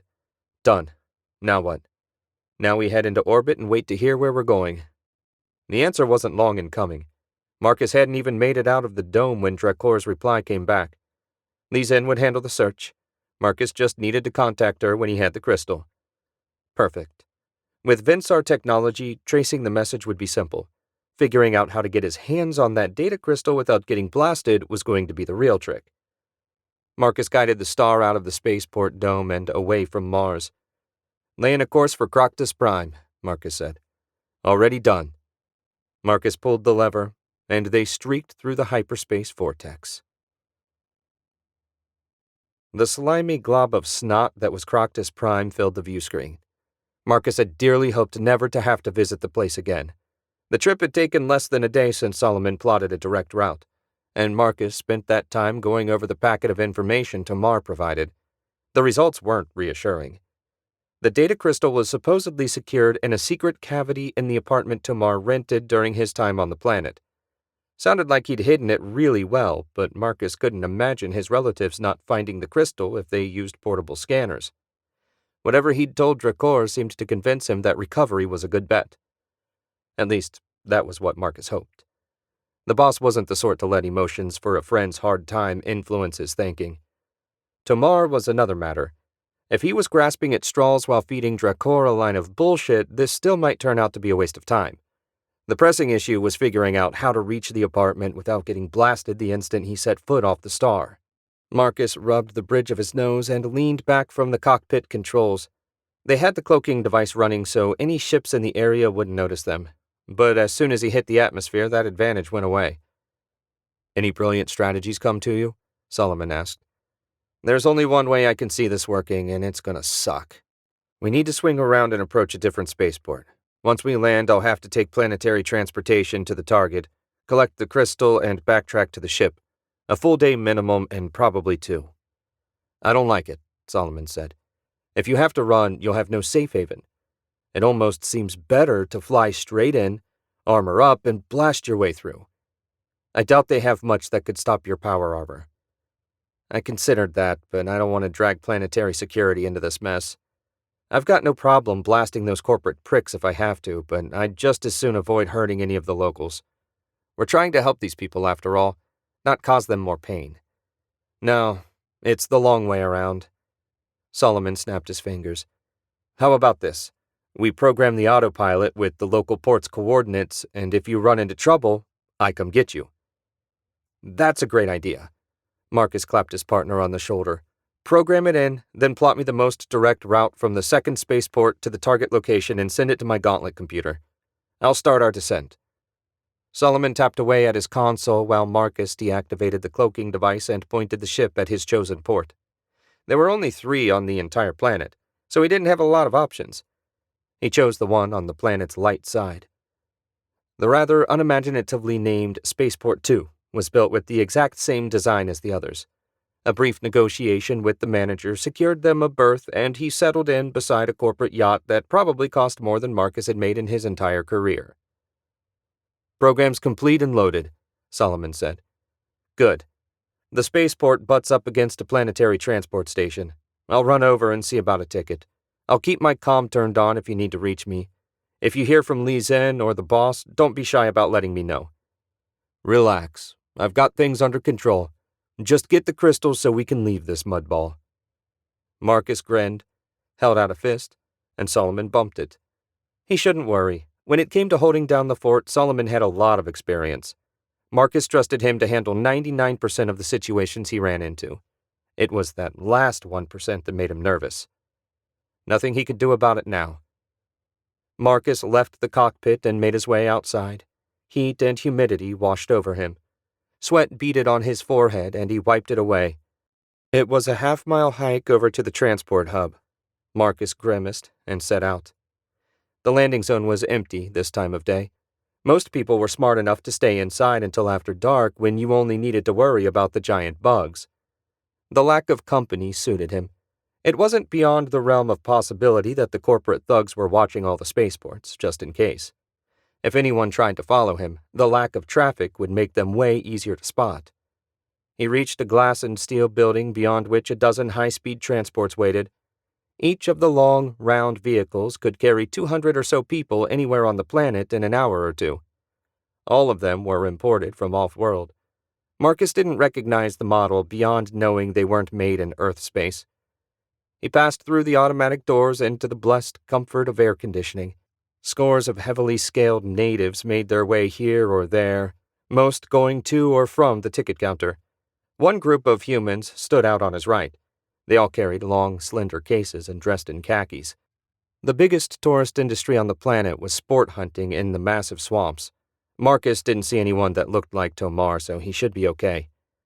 At the ticket counter, he scanned the list of flights posted above the natives on duty. The first transport to Blackwater City didn't leave for an hour. Longer than he would have preferred to wait, but not too bad. He walked up to an empty slot, and the female on duty offered a fang-filled smile. "Can I help you?" She spoke basic, in a deep, gravelly voice more suited to a mafia enforcer. But he could understand her, and nothing else mattered. "Yes, I need a single ticket for the next flight to Blackwater City." Her claws clicked on a keyboard. "That will be 200 credits. Do you have any luggage?" "No." Marcus dug a handful of coins out of his pocket and counted out 10 worth 20 credits. No way could he pay with his account. You never knew who might be keeping track. She dragged the coins behind her station and handed him a plastic ticket. "Loading Bay 7. "Thanks." Marcus took his ticket and headed toward the boarding area. There was nothing like security in the building. Probably seemed like overkill, given that all the natives were essentially blaster-proof. Only an exceptionally stupid terrorist would attack these people. Not that that was any guarantee of safety. Marcus had met plenty of stupid terrorists over the years. As far as Marcus was concerned, the best part of traveling on an alien world where the natives were all way bigger than him was the seats on the local transports. What might have been a tight fit for the average native was like a recliner for him. So much more comfortable than anything on Earth. After disembarking, Marcus left Blackwater City's transportation hub and stepped out onto the sidewalk. The 45-minute flight had brought him to the planet's night side, so the air, while still humid, had lost a lot of the heat. It felt bearable, if not comfortable. A couple more hours and the city would really come to life. Not that he had any intentions of still being here when it did. A row of hover taxis waited in front of the main building. He went to the first one, and the native driver looked at him through the open window. "Do you know 3375 Deckel Street?" Marcus asked. "Yes, 40 credits." The driver held out a scaled hand. Usually, you paid the driver when you arrived. Felt like a ripoff, but he didn't want to judge the locals by human standards. That wouldn't be fair to any species. Besides, he didn't have time to argue. Marcus slapped the coins into the driver's hand, and the back door lock clicked open. He climbed in and barely had the door closed before they took off. He looked around for a safety harness, but came up empty. He grasped the seat with one hand, the door handle with the other, and held on for dear life. Dark stone buildings whizzed by as they rushed across town. Didn't look like they were going to be long getting where they were going. According to the data packet, Tamar lived in a third-floor apartment in a building that catered to off-world visitors. At least if the place was full of aliens, Marcus wouldn't stand out so much. He hadn't seen any humans on his last visit, but the hunters earlier made it clear at least a few came to this planet. Hopefully some of them would be living in the apartment building. The cab slammed to a stop. Marcus barely caught himself before bouncing his face off the driver's seat. These people needed to invent seat belts or at least defensive driving. He climbed out and looked up at a 5-story apartment building made of the same dark stone as every other building taller than 2 stories he'd seen. The cabbie roared off to find his next fare, leaving Marcus to contemplate his options. Who was he kidding? There were no options beyond walking into the lobby and hoping no one was waiting, or at least that they wouldn't blast him on sight. He shrugged and marched up to the doors. Halfway to the handle, he paused and primed his gauntlet's stun setting. That might allow him a quick first shot. Preparations made, he pulled the door open and stepped through. The lobby featured a small common area with chairs and tables and no people. Marcus ignored the elevator and went to a side door labeled with a picture of stairs. He went up them 2 at a time and soon found himself at the 3rd-floor entrance. The door squeaked loud enough to wake the dead when he pulled it open a couple of inches to look out. Nothing there but empty hall. So far, so good. Maybe the thugs had given up and gone home. Even criminals had to have a home to go to. He stepped out, turned left, and after a short walk found the door to Tamar's apartment. Someone had forced it open, then shut it again to make it look okay. Were they still in there, or had they left? One way to find out. Marcus raised his gauntlet, stepped back, and kicked the door open. No one shot at him. He eased into the dark room and groped around until he found the light switch. The living room had been trashed. Chairs and the couch were flipped over. A table lay in pieces to one side. Even the carpet had been torn up. Whoever searched the place was thorough, no question. A small kitchen off the living room had gotten the same treatment. Everything torn apart. 2 doors led out of the main living area. One went to the bedroom and the other a small restroom. Marcus went to the bedroom first. If he was going to hide out somewhere, that's where he'd be. A hard kick snapped the door open, revealing another trashed room. If no one was in the bathroom, it looked like he was alone. Sure enough, the bathroom looked exactly like every other room in the place.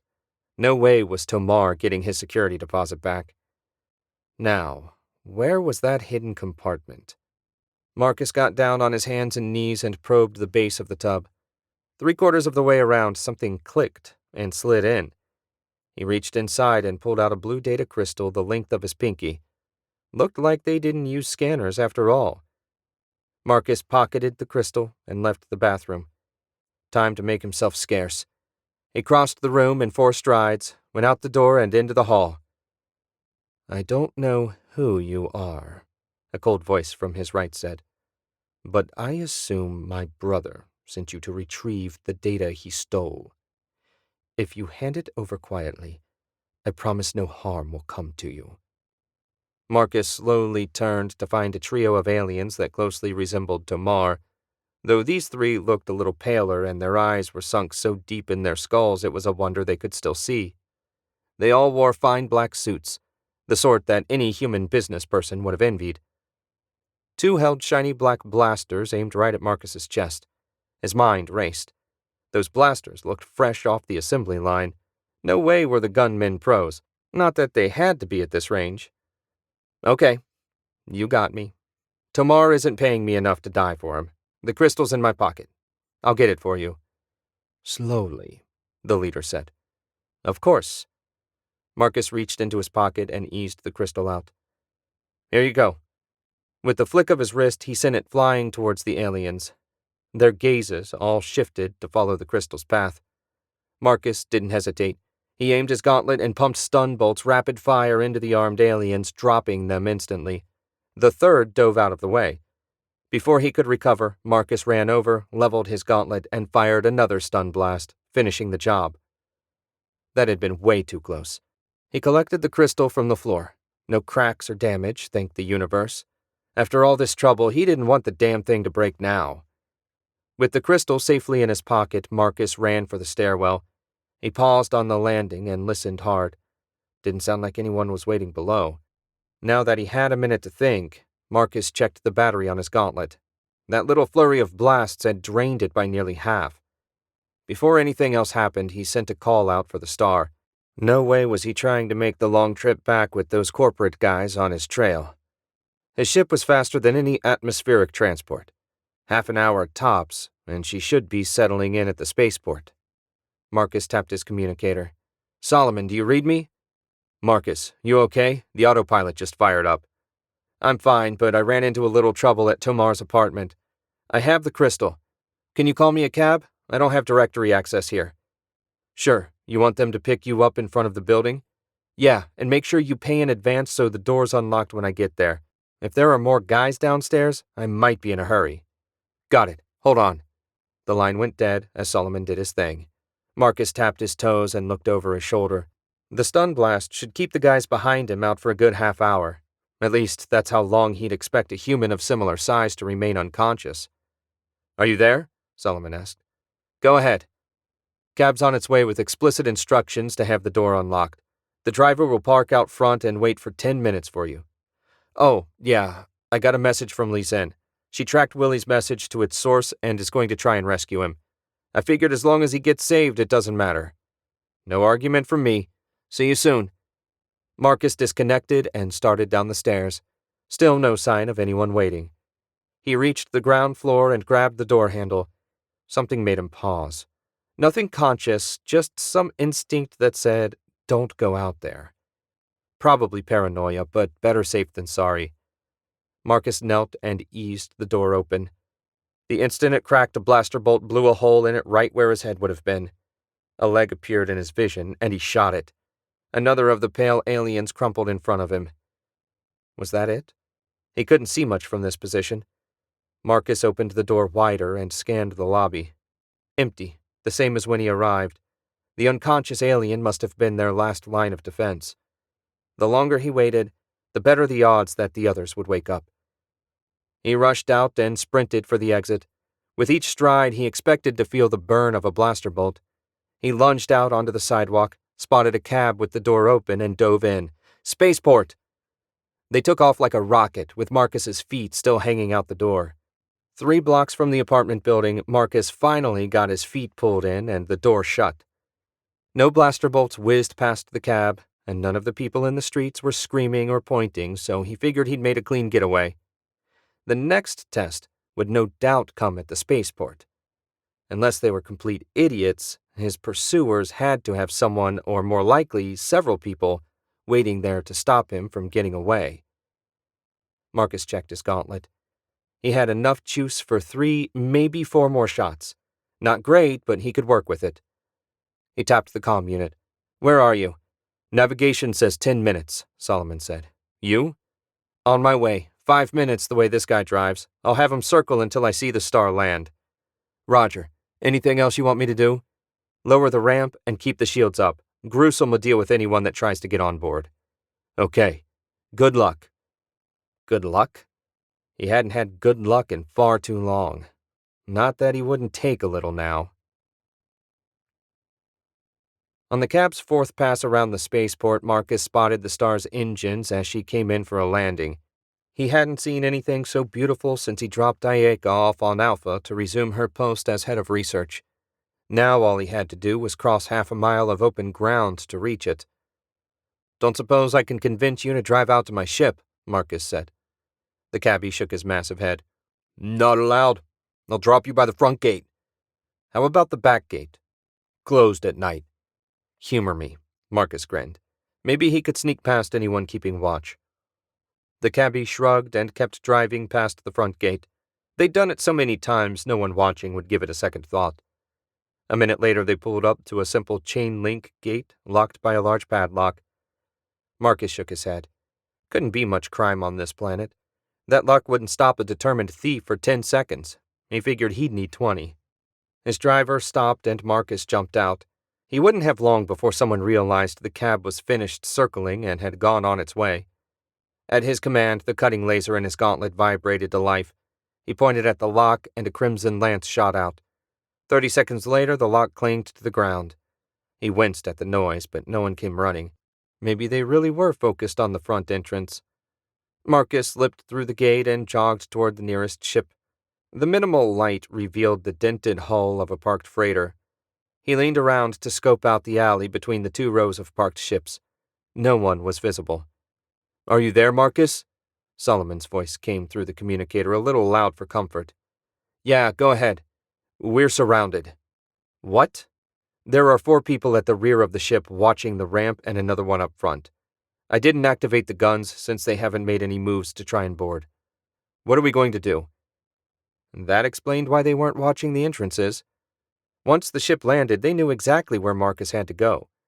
He grinned. That would be their downfall.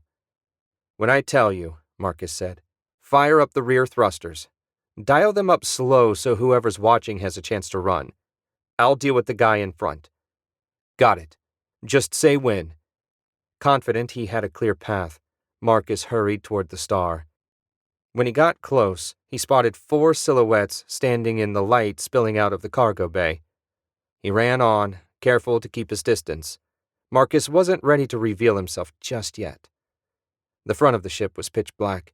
If there was someone there keeping watch, Marcus couldn't see them. He tapped the communicator. "Okay." The ship rumbled as the rear thrusters powered up. The roar grew as Solomon increased their output.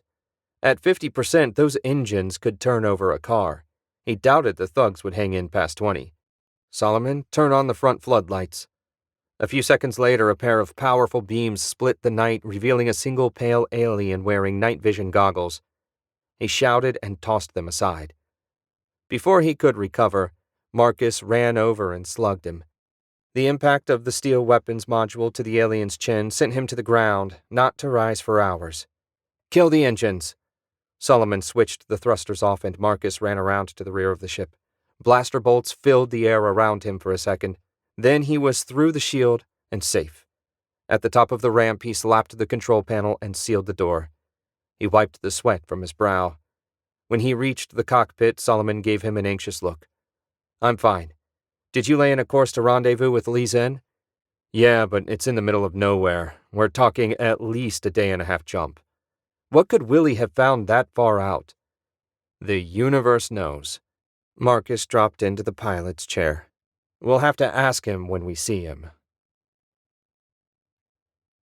Cayman sat at the desk in his office, really not much bigger than a large closet just off the bridge, reading the information Tala had dug up on Drake and O'Mara. The old man wasn't very interesting. He'd worked for the guild way back and found he didn't have the stomach for some of their dealings. Not surprising. It took a certain sort of person to thrive in the guild. The boss at the time had released him with the usual warnings, which he'd taken to heart.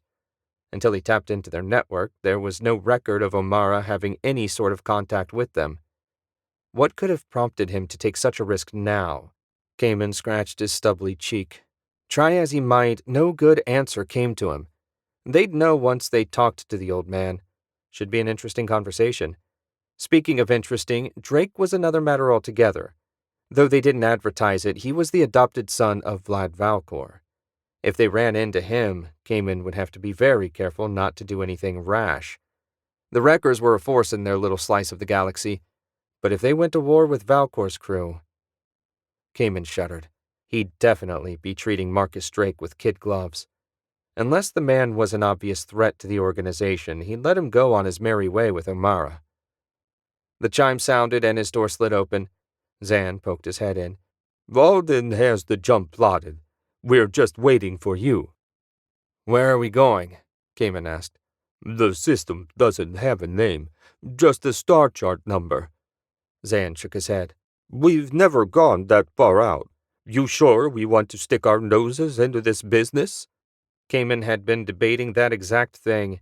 He couldn't care less that one of their ex-members was in some kind of trouble, but everything he'd read about William O'Mara said he had a keen sense for profit. If there was any way for Cayman to grab a chunk of that profit, he wasn't about to walk away. Besides, his curiosity was piqued. If he didn't find out what was going on, he'd never be satisfied. "I'm sure. Tell Alden to jump when ready. What are we looking at travel time-wise?" 20+ hours. Want me to find out exactly?" "Doesn't matter. I'll be out in a minute."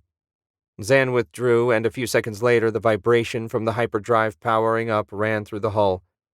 "What did you run into out there, old-timer?" Cayman couldn't wait to find out. Chapter 4. Cayman settled into his chair on the Shark's Tooth's bridge with a minute to spare. The rest of his crew were already at their stations and waiting. After the long hyperspace jump, they were finally nearly to the source of O'Mara's message. Cayman rubbed his hands. The curiosity was killing him. 15 seconds, Alden said from the helm, his voice showing no great excitement. The kid seldom got worked up. It made him a good combat pilot, but was still a little strange to Cayman. "Shields and weapons powered up," Tala said. "Trust the cyborg to be ready for a fight." Behind him, Zan stayed so silent he could almost forget the man was there. 3, 2, 1. Reversion. The blue swirl of hyperspace vanished and the star field of real space appeared. Dead ahead, a large red gas giant that might have been Jupiter's distant cousin filled the screen. Cayman dismissed it at once, his attention fully taken by the massive black ship in orbit above one of the giant's moons. The damn thing had to measure 5 miles in length. Shark's Tooth was a toy compared to that monster. "Zoom in," Cayman said. The view shifted and the ship filled the screen. Up close it was sleek and shiny. The rear thrusters were so big the Shark's Tooth could have flown right into them. No exterior light shone from the vessel. "Threat assessment?" Cayman asked. Tala glanced back at him, her artificial eye flashing red. "I read 200 concealed weapons emplacements. No power flowing to any of them at the moment. The armor is so thick I can't scan the interior, but it has no shields active. One of the hangar bay doors is open. I assume that's where O'Mara entered." Cayman nodded. A ship that size had to be worth millions, maybe tens of millions, of credits, even as scrap. With the whole guild working on it, cutting that beast up would still take months. He licked his lips. This find would catapult Cayman into the ranks of the leading captains. The problem was O'Mara. If he survived, the old-timer had first claim to the wreck.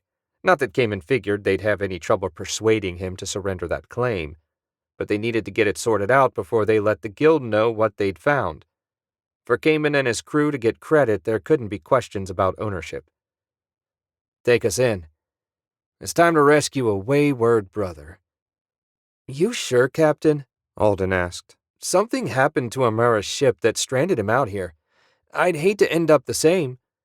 Kid had a point. "Bring us in for a closer look. If that's okay, we'll take the little shuttle over and leave Zan in the Shark's Tooth a safe distance away." A little shudder shook the ship as Alden accelerated toward the wreck. Cayman could imagine the expression on the other captains' faces when he brought this baby in. It was going to be sweet. The closer they moved, the more details appeared on the screen. Not that there was much to see. The ship had been designed so that nothing disturbed the flow of the hull. The weapon turrets were so well hidden he could barely see the seams where the hull opened to allow them to emerge. How long had the giant ship been floating here, and what happened to her crew? A ship this size had to have a crew in the tens of thousands. Did they escape, or was this a floating graveyard? Cayman had no answers, but he intended to get some soon. The Shark's Tooth lurched and shook, nearly sending Cayman tumbling out of his chair. "Report!" "We're caught in a tractor beam," Tala said. "Impossible," Cayman said. "Distance to the target?" 1,200 miles and closing, Alden said, still fully calm. "No tractor beam has that kind of range. Target the source and give it everything we've got." Crimson streaks filled the screen as the ship's cannons all fired at once. The barrage continued for nearly a minute with no slowing in the ship's movement. "Our weapons are ineffective," Tala said. "I detect only minor charring at the site of impact. No damage to the hull." They hadn't even scratched it? "What now, Captain?" Alden asked. What could they do? There was no way of escaping that tractor beam from the outside. They'd have to shut it down from inside. "We ride it out and see what happens. There's nothing else we can do." The tractor beam pulled Cayman's ship into the already open hangar. Off to one side, a smaller ship, similar in design to theirs, rested on its landing gear. Opposite the freighter sat a row of 20 sleek, black fighters. vicious things bristling with lasers and missiles. He wouldn't want to get in a fight with a swarm of them. Tala, we've got breathable atmosphere. The emergency shield is holding it in. I'm reading 2 life forms, one 1.25 miles above and to our right, and a second 3/4 of a mile left and at least 4 levels below. I can't get a reading on species from this distance with so many walls between us. What about power? Kamen asked. The giant ship appears to be fully functional, Tala said. Kamen ran a hand through his spiky hair. Then what the hell is it doing just sitting here? And where's the crew? I don't have data enough to answer that question, Tala said. Let's see what we can do about that. Gear up, everyone. We're going exploring. The Shark's Tooth's loading ramp lowered with a hiss. When it clanged to the deck, Kamen led the way out into the hangar. The air held the stale, scrubbed taste common to all large ships. It made him feel oddly better, knowing the filtration system was working properly. He hefted the heavy blaster rifle in his hands and adjusted the protective vest covering his chest. The garment was designed to dissipate the energy from a blaster bolt, probably overkill for exploring an almost empty ship, but he refused to take unnecessary chances. The rest of the crew followed, similarly armed and armored. Tala held a portable scanner programmed with the locations of the life forms she spotted earlier. Once everyone was clear, Kamen secured the ship. Okay, he said. How do we shut the tractor beam down? Probably on the bridge, Alden said. Or we could detonate the main power generator, Tala said. Kamen shook his head. No way am I blowing up our score. We'll try the bridge. 100 credits say that life form above us is there. There were no takers, so Tala took the lead. She strode past the fighters towards a set of doors that opened automatically at their approach. Beyond them, a long, dark hallway stretched as far as Kamen could see, which wasn't very far since all the interior lighting had been switched off. The little visible looked polished and perfect, like no one had ever used the corridor. Can we get the lights on? Kamen asked. Not from here, Tala said. The interior controls appear to have been routed through the bridge, probably so whoever's there can run the whole place on their own. Great. Flashlights it is. Kamen flicked the light built into his blaster rifle on, and his crew followed his example. Tala set out at a slow, steady pace. Impatient as he was, Kamen saw no point in rushing. The ship wasn't going anywhere. They managed maybe half a mile down the hall, the only sounds their breathing and the tread of their boots before Tala stopped and faced a blank wall. There's a lift here, she said, but I'm not entirely certain how to access it. Kamen pointed his blaster at the wall to get a better look. That didn't help. The wall looked exactly like every other section they'd walked past.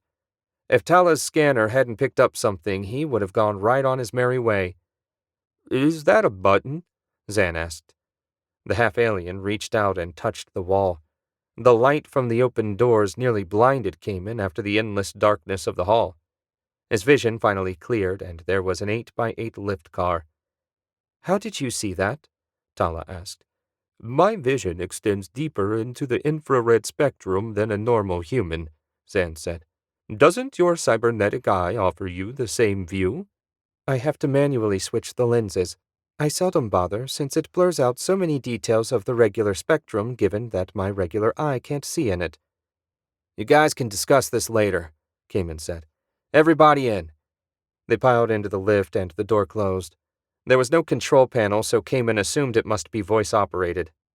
Bridge, he said. Nothing. Kamen frowned and turned to his comms operator. Zan, you're up. Zan said the same word over and over in different languages until the lift shifted on the 8th try. An instant later, they were racing along at high speed. What language did the trick? Alden asked. Vensar. Kamen gave Zan a sharp look. No way was this ship of Vensar design. He'd seen a few of their transports over the years, and they were always made of white or silvery metal. This beast was the antithesis of Vensar design. What do you make of it? Kamen asked. Zan shrugged. I deal with computers and languages, not starship design. It's not shocking, Tala said. Aside from the color, the look is definitely Vensar. The way everything's hidden and sleek. If you gave this ship a different paint job, I could definitely see it fitting into their aesthetic. Now that she said it, Cayman couldn't deny the truth. He'd been so focused on the color he'd overlooked everything else. Not very professional. The lift slowed to a stop. The doors slid open, and beyond them was a 50-foot wide corridor running to another set of automatic doors. That had to be the bridge. A few dozen black-clad bodies, their faces covered with polished black masks, filled the space between the lift and the doors. Each of the corpses had one of its arms replaced with a complex module bristling with weapons barrels and a long blade. None of them had obvious wounds, and the air didn't reek of decay.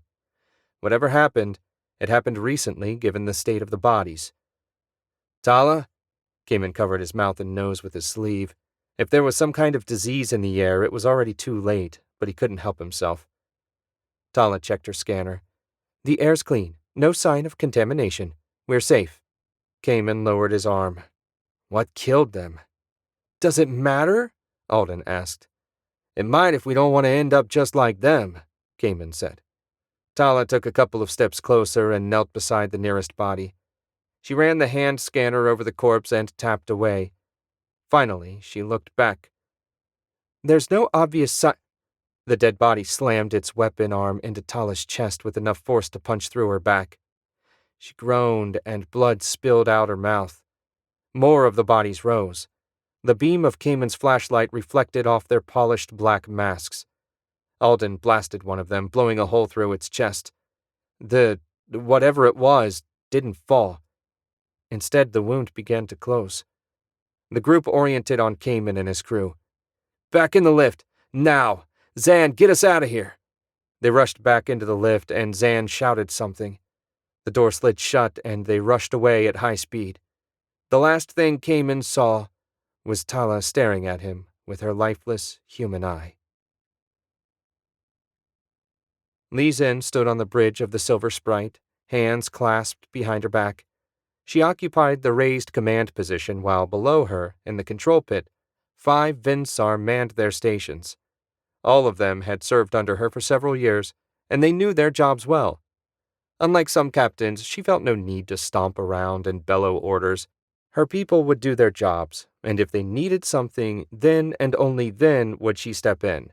In any case, there was little to be done until they reached their destination. After tracking the communication signal through the humans' primitive satellite system, Li Zin had offered to rescue Captain Drake's friend rather than simply sending the location. Her superior had offered his enthusiastic approval. Why First Counselor Drekor had such a fondness for the irrepressible man was beyond her. Not that he didn't have a certain roguish charm if you liked that sort of crude behavior. Li Zin smiled behind her mask. She couldn't wait to see the look on his face when she showed up with his friend alive and well. He wouldn't get to play the hero this time. Commander, we're approaching the designated coordinates, her helmsman said. Li Zin braced herself, and a moment later they emerged from hyperspace.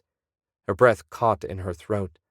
Dead ahead, in orbit around a large moon, floated a void ship bigger than any she'd ever encountered. Shields up, Li Zin shouted. Power to the weapons. Plot us a course out of here. Her people rushed to carry out her orders. On the view screen, the void ship's weapon ports opened. Hyperdrive's inoperable, her chief engineer said. The void ship is generating some sort of field preventing us from jumping. We're being targeted, Tactical said. Brace for impact. She barely had time to grasp the handrails before the first crimson streak slammed into their shields. A veritable rain of laser blasts poured from the void ship.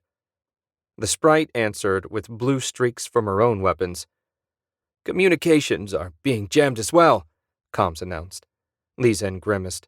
She appreciated her ever-present mask in that moment. At least her people wouldn't be able to see her concern. Our weapons are proving only modestly effective, Tactical said. Shields are down 30%. Estimate under a minute before we're defenseless.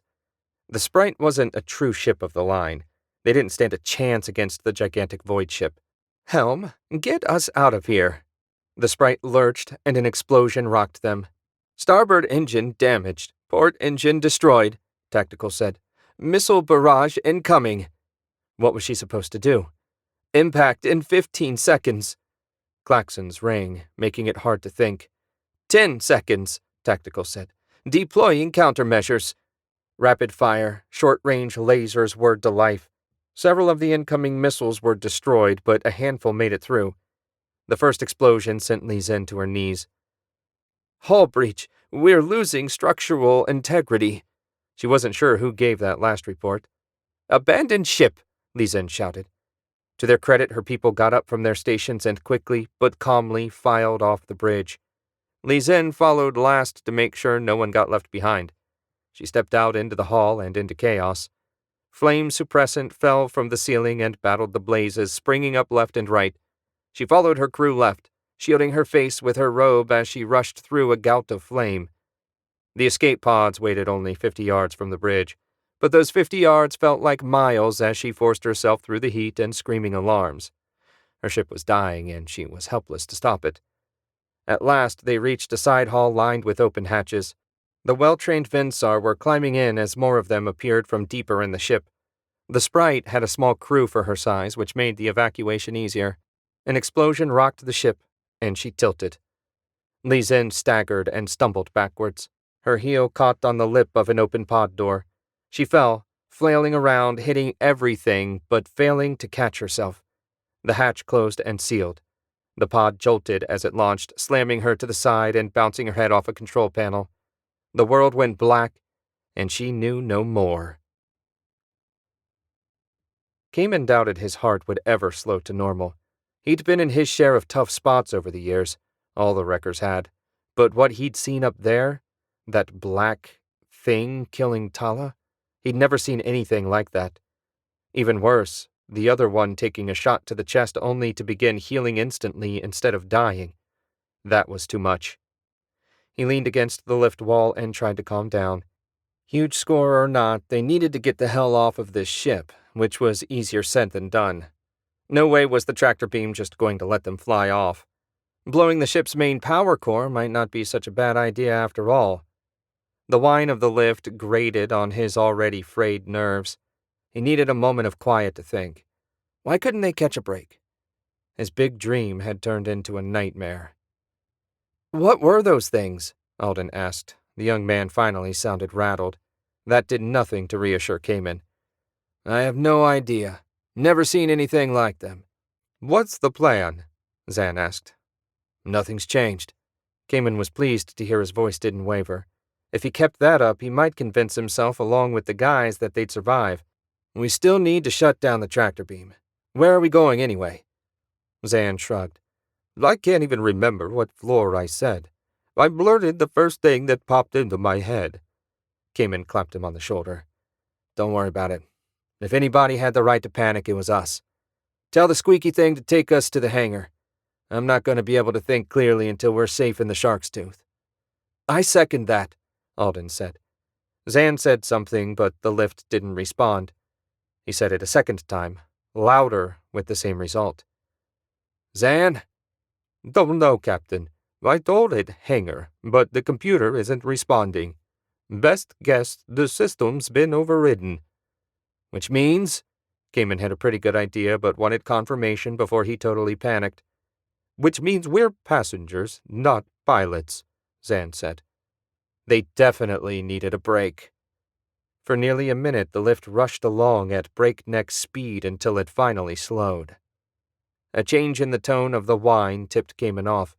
He readied his blaster rifle, not that he held out much hope if they ended up in a mass of those things. Still, if Kamen was going down, he was going down fighting. The lift fell silent and the door opened. Beyond the door, the darkness was empty.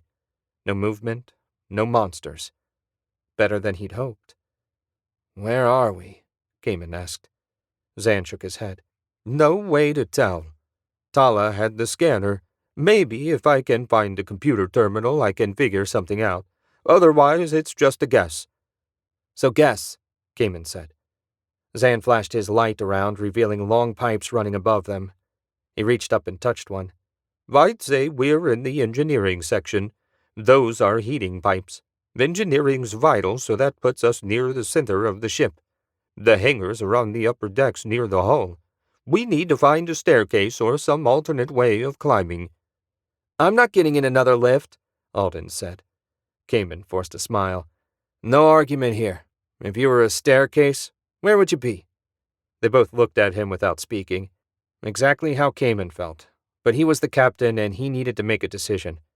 They were standing in a hall, so he didn't exactly have a ton of choices. Left or right, which should he choose? Captain, Alden said, I think I see something moving. Where?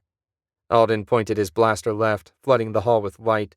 The beam reflected off the shiny mask of one of those black monsters. It focused and lurched after them. Alden's finger tightened on the trigger, blowing the thing's head to bits. Immediately, a nub formed above its neck and started growing. I say we go right, Cayman said. They ran. Surely that thing couldn't chase them without a head. Of course, at the rate it was healing, it would have a new head soon enough.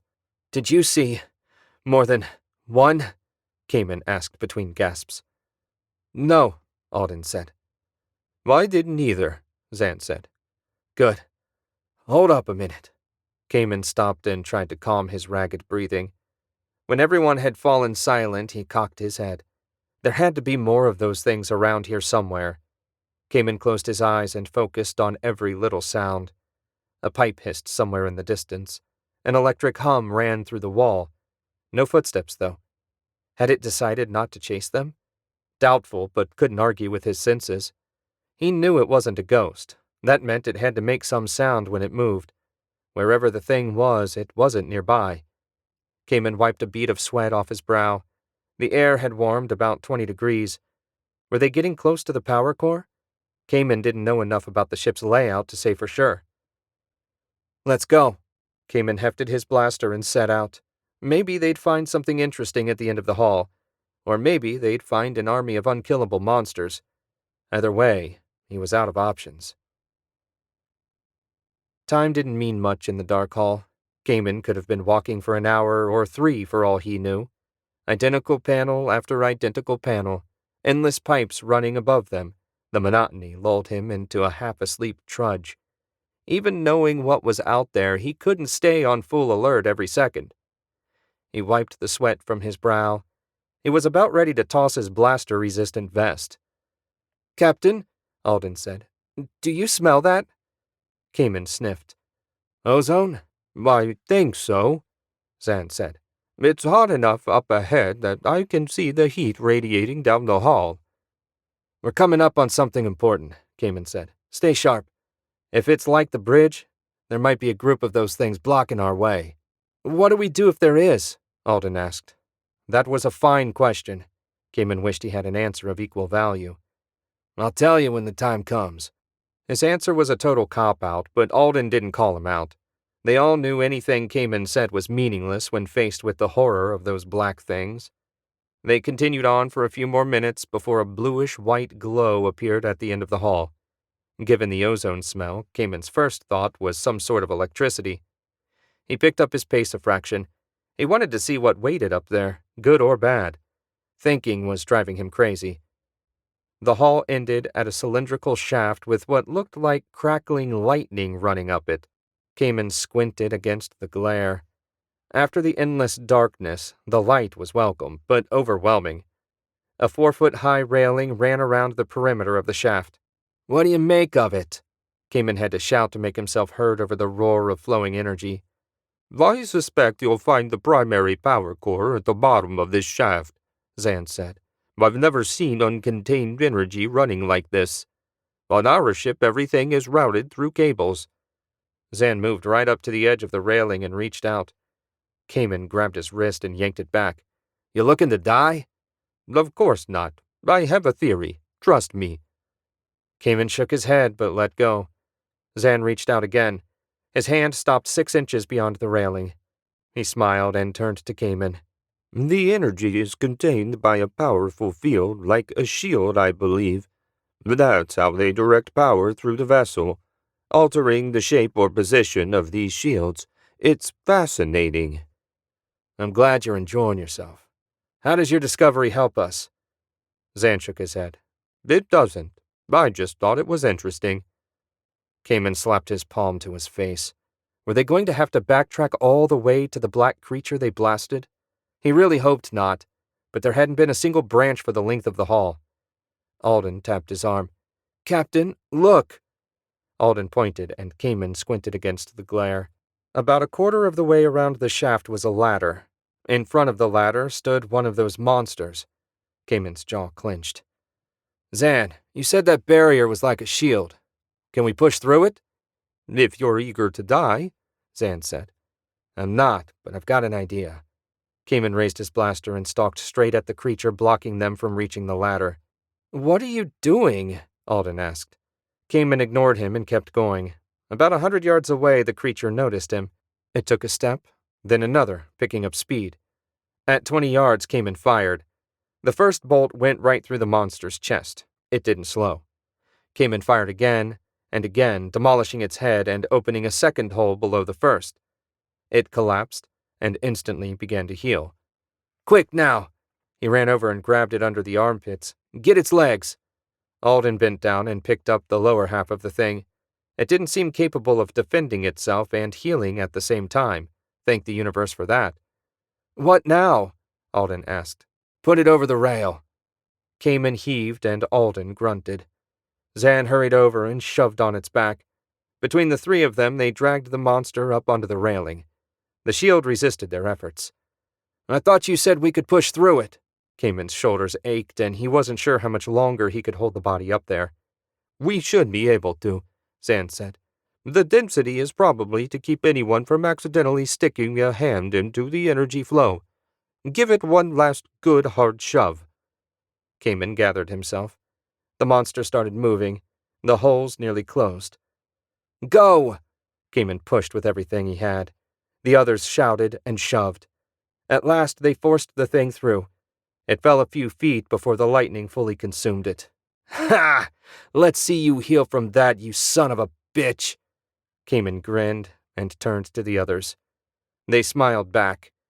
Cayman rolled his shoulders and eyed the ladder. Looked like they had a long climb ahead of them. Chapter 5.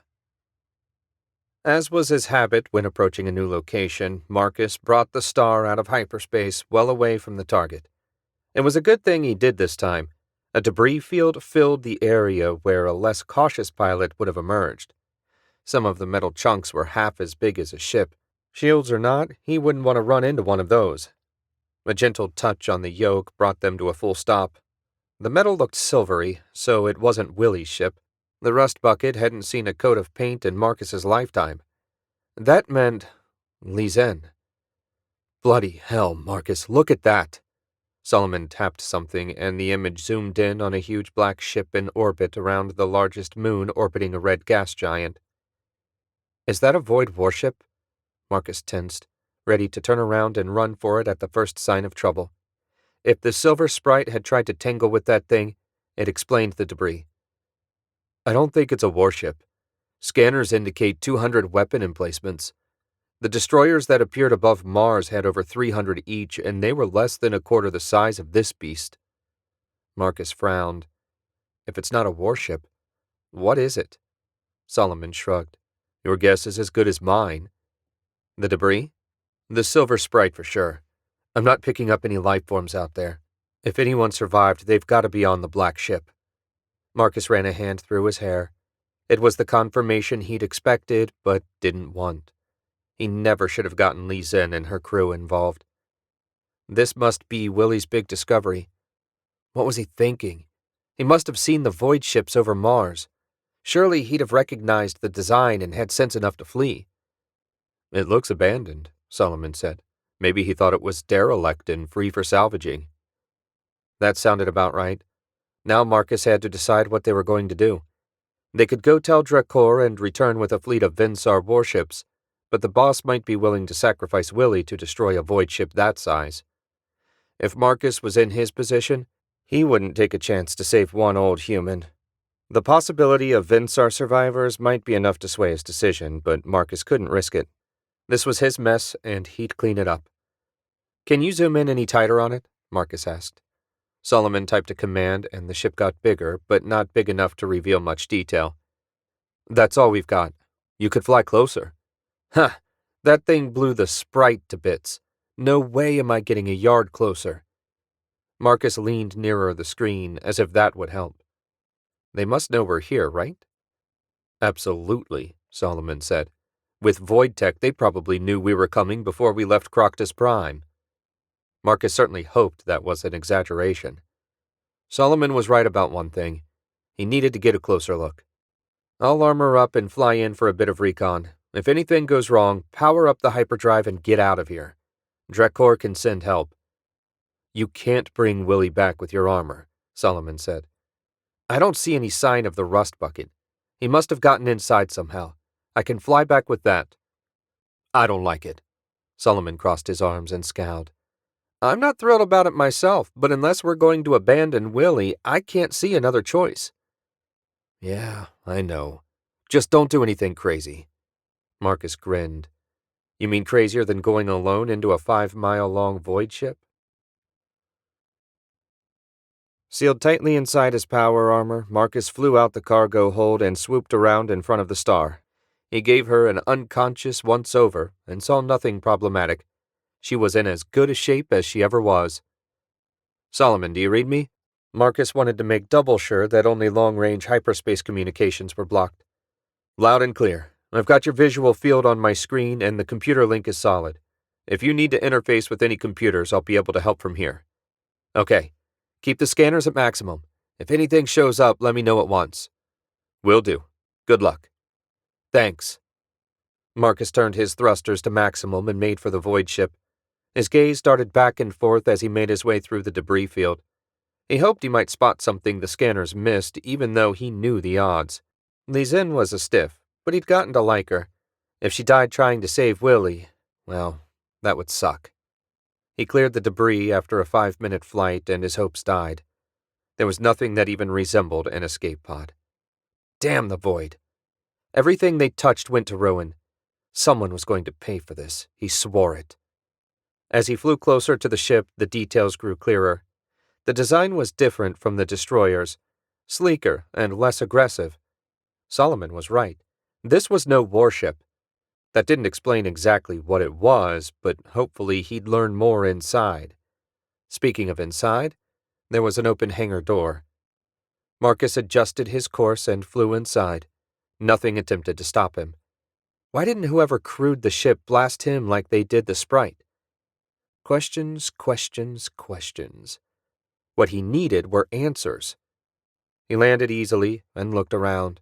A row of void fighters ran the length of one side. On the other side sat the rust bucket, looking none the worse for wear, assuming you ignored the reddish-brown hull, dents, pits, and carbon scoring. Marcus blew out a sigh. If Willy's ship had made it inside undamaged, maybe he was still okay. The second ship in the hangar was a freighter he hadn't seen before, though the style was similar to the rust bucket, only sleeker and more heavily armed. It was half again as big as the Star and looked like she'd give Marcus's ship a run for her money. It wasn't part of Willy's crew. Marcus knew his ships well enough. Had they gotten here first or arrived after Willy? Marcus shook his head. Whoever they weren't his problem.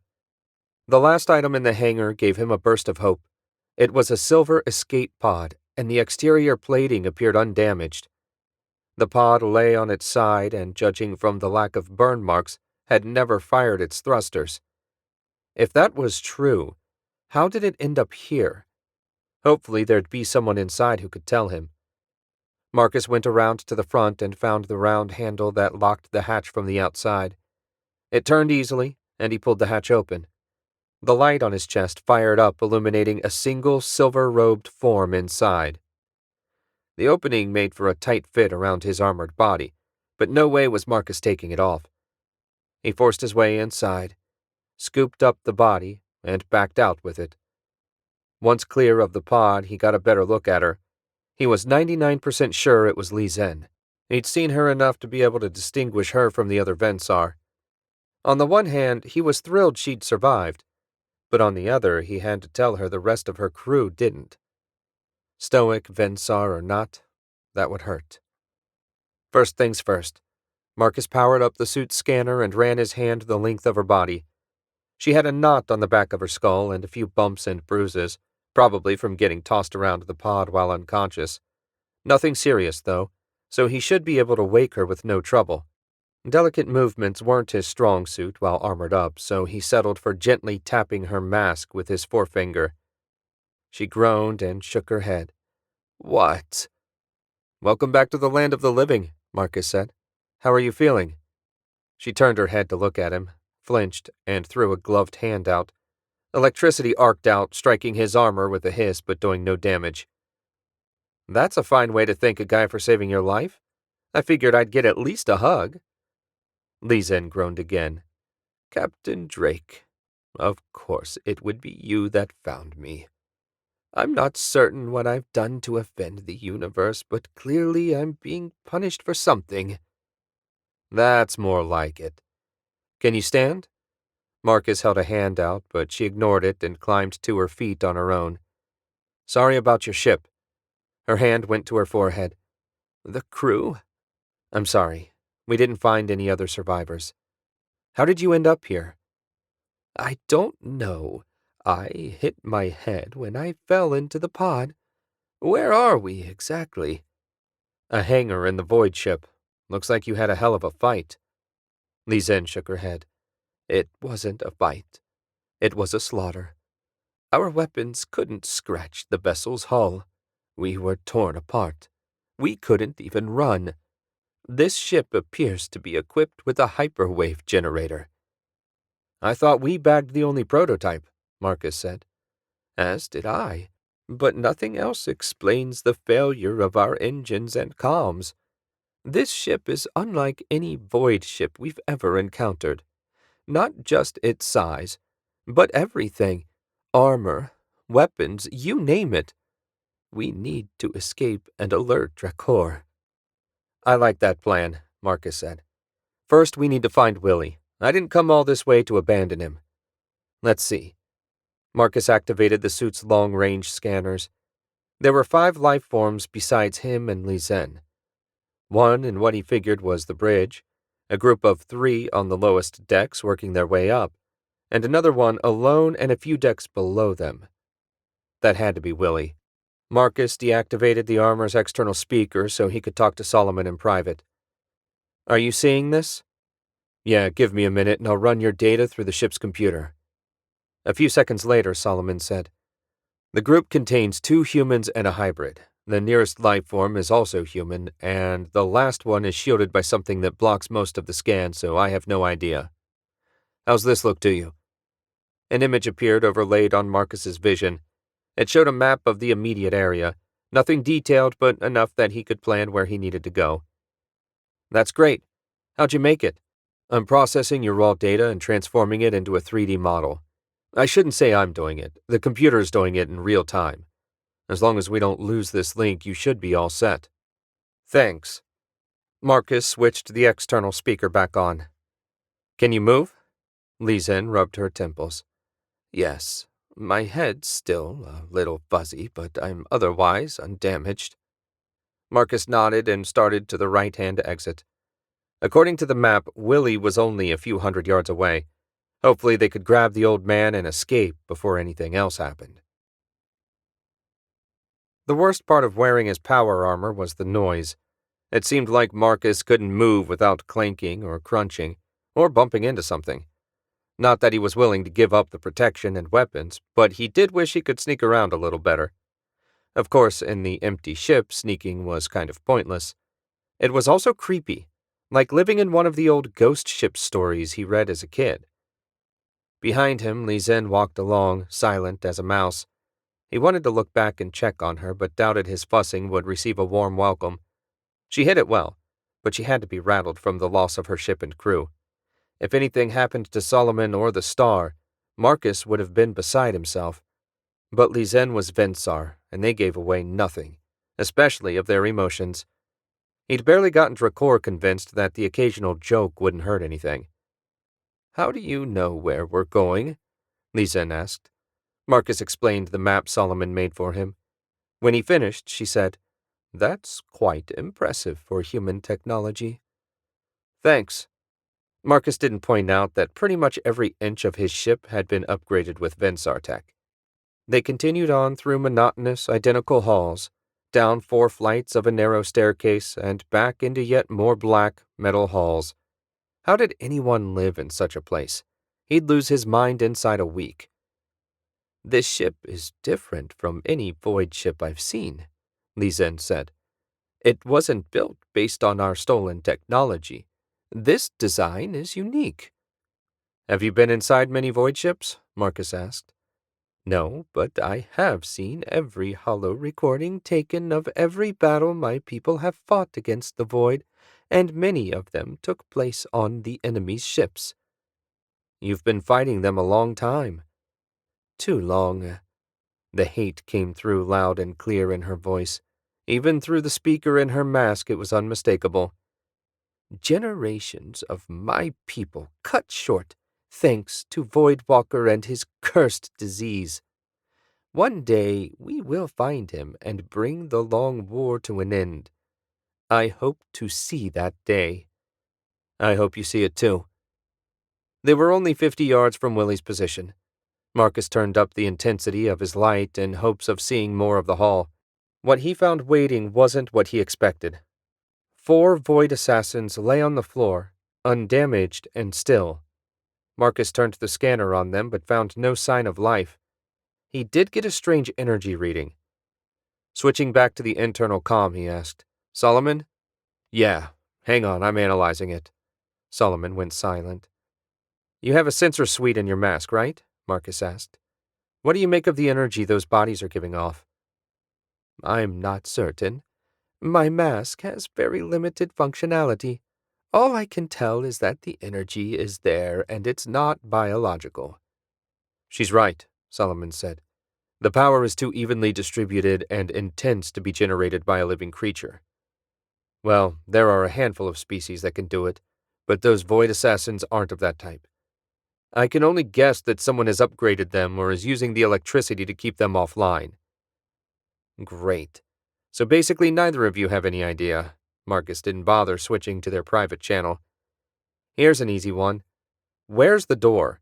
My scanners say Willy's 60 feet to my left, but to get to him, I need to walk through a solid wall." "I believe I can help with that one, Captain." Li Zhen walked past the nearest assassin body and touched a point on the wall. An invisible button lit up and the door opened about a foot before hitting something inside. One of the bodies shifted. Marcus raised his hand and fired a blast an instant before the seemingly dead assassin would have rammed its weapon arm into Li Zhen's back. The spiral laser blast blew its arm to pieces, sending chunks of flesh and metal flying. The other bodies lurched to their feet. "Move!" Marcus raised his other hand in preparation for an all-out attack. Li Zhen ignored him and pointed at the nearest assassin. Electricity arced from her glove into its chest with no noticeable effect. The assassins raised their own weapons, and she finally ran. The moment Li Zhen cleared his line of fire, Marcus opened up with both vortex cannons. Brilliant streams of energy filled the hall, shredding the assassins. When they'd been reduced to little more than pieces, he lowered his arms. "You okay?" he asked. She nodded. "I've never seen void assassins that acted like corpses to draw an opponent in." "And why didn't that first one blast you instead of trying to stab you?" "Something very strange is happening on this ship," Li Zhen said. "She isn't kidding, Marcus," Solomon said. "Scanners indicate those dead assassins have entered some kind of auto-repair state. They're rebuilding themselves. Don't ask me how." That was exactly what Marcus was going to ask. Instead, he turned to Li Zhen. "Ever hear of void assassins with a healing function? Solomon says these 4 are trying to repair themselves." "Impossible." She hurried closer to the bodies and bent down so her mask was only inches from one of their chests. Li Zhen tapped the side of her mask. Marcus couldn't tell if it was to adjust a setting or to make sure it was working right. After a few seconds, she looked up. "They've been injected with nanomachines. I don't recognize the design, but they're trying to rebuild their hosts into something functional." "How do we stop them?" "The only way I can see is to destroy all the nanomachines. If even one survives, it will replicate itself until enough exist to start the process all over again." They needed EMP blasters. He had 3 on the Star, but none built into his suit. The little one in his gauntlet would run out of power before he could deal with all 4 bodies. They needed to get out. Now. Marcus went to the narrow gap in the door. "Willy, you in there?" "That you, Marcus, lad?" When he heard Willy's voice, a weight lifted off Marcus's chest. He was okay. "Yeah, something's blocking the door." "Had to jam the bloody thing to keep those black devils out. I busted my leg running from them. Can you force it?" Marcus grabbed the edge of the door and yanked. The servo motors in his armor whirred to life, and the door slammed into its slot. He stomped into the dark room and shined his light around. It finally fell on Willy. He was sitting on the floor looking older and smaller than Marcus remembered. He wore a grease-stained suit of coveralls, and a blaster pistol built in the last century rested on his lap. Crumpled up empty ration packs littered the floor around him. "Good to see you, lad," Willy said. "I take it you got my message?" "Barely." Marcus took a knee and performed a deep scan of Willy's body from head to toe. He had a broken right knee and a torn left shoulder. Nothing a few hours in a proper medbay wouldn't handle, but nothing Marcus could fix now. "You'll live," Marcus said. "Where's the rest of the boys?" Willy looked away. "Another bunch like those bastards out in the hall got him. It's my fault. I just couldn't pass up a score like this. I'd have been a legend if I brought this behemoth in. Can you imagine the looks on everyone's faces?" It would have been something, no doubt. "Captain Drake," Lizen said, "the assassins are rapidly reaching mobility. We either need to destroy them again or retreat." "Who's the little lady?" Willy asked. "A friend of mine. She offered to help rescue you. Can you climb on my back?" Marcus bent lower and Willy scrabbled around. "Sorry, lad. No strength." "No problem." Marcus scooped him gently up and walked toward the hall. "I'm all set." He stared in horror at what had become of the Void Assassins. What was left of the bodies had pulled themselves into an amalgam of pieces that no longer resembled a humanoid, but more of a 6-limbed spider. "Hell's bells," Willy said. "What the bloody Christ is that?" "Trouble." Marcus held Willy with one arm and pointed the other. 3 quick blasts streaked out, blowing the horror back into pieces. "Let's go before it turns into something else." They hurried back the way they'd come, as fast as Marcus's armor would allow. At least Willy's extra weight didn't slow them any. With his armor's strength enhancements, he might as well have been a feather pillow. As they walked, Marcus asked, "How'd you find out about this ship anyway?" "Same as always," Willy said, his voice strained. Marcus needed to get him to a medkit and painkillers. "At the pub?" "No. My network. I've been doing this a long time, boyo. Everybody knows I pay a fair price for information. A pair of Frontier scouts came in about a month ago. Said they found this big black ship way the hell out on the edge of known space. Showed me a picture and everything. I bought the coordinates and their promise not to sell it anywhere else. Took a couple weeks to put a mission together and we set out. Worst mistake I ever made." Marcus turned down another hall. It wasn't far until they reached the staircase. "You certainly got Seamus worried." "Bah, he's worse than an old woman. Besides, at my age, what difference does it make?" "A lot. Your grandson doesn't want anything to happen to you, and neither do I." "I'm tougher than I look, but I appreciate the sentiment." The touchy-feely moment was interrupted when Solomon said, "I'm picking up more assassins ahead and above you." "On the stairs?" Marcus stopped 10 feet from the door that opened into the staircase. "Yeah, looks like 6 of them." Marcus checked his battery charge. A little over half. He could take them out, but he wouldn't have much juice left if they ran into more. "Is there another way to the hangar?" Marcus asked. "Not within range of your scanners." Silently cursing the universe, Marcus set Willy down opposite the door. "Company coming. I'll deal with them and be back for you two in a minute." "I'll help," Lizen said. "With what?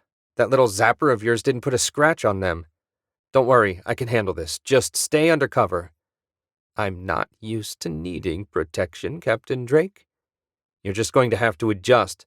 And since we're trapped together and fighting for our lives, could you call me Marcus? She shook her head.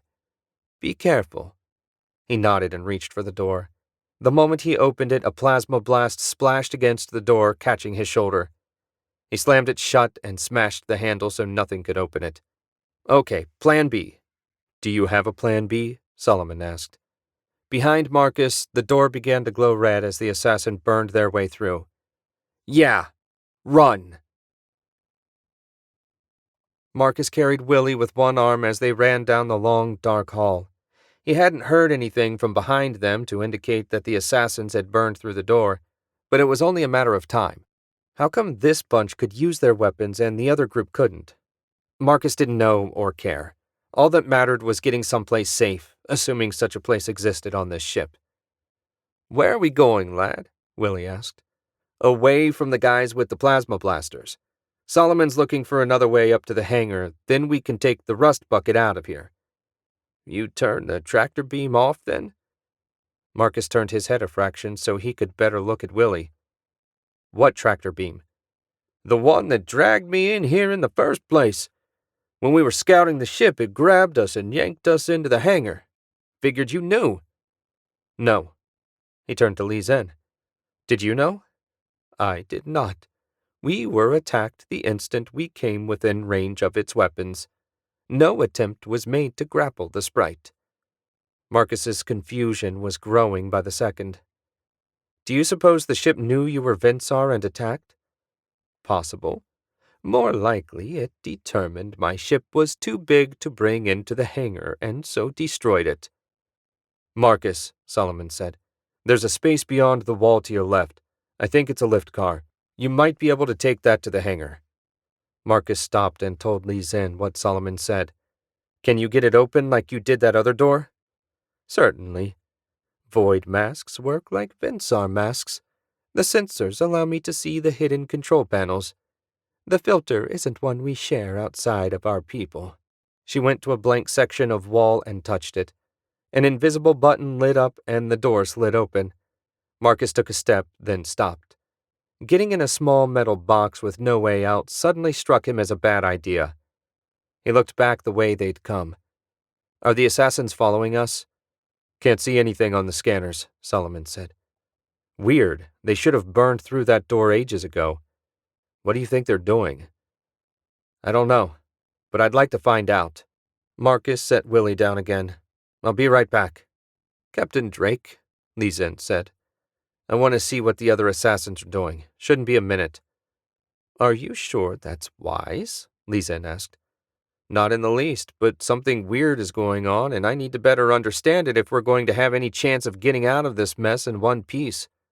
Just wait here, please. She nodded, and Marcus sighed in relief. He didn't want to waste time arguing. He clanked back the way they'd come. 100 yards from the lift, he switched on the suit's anti-gravity device and flew silently on. He hated to waste the power, but if he wanted to sneak anywhere, there was no other option. It was also faster. Less than a minute after leaving his companions, he passed the charred and melted remains of the door. The metal still glowed a dull red. If he hurried, he might grab Willy and Li Zhen and run for the stairs, but he still wouldn't have any idea what was going on. Do you see the assassins? Marcus asked.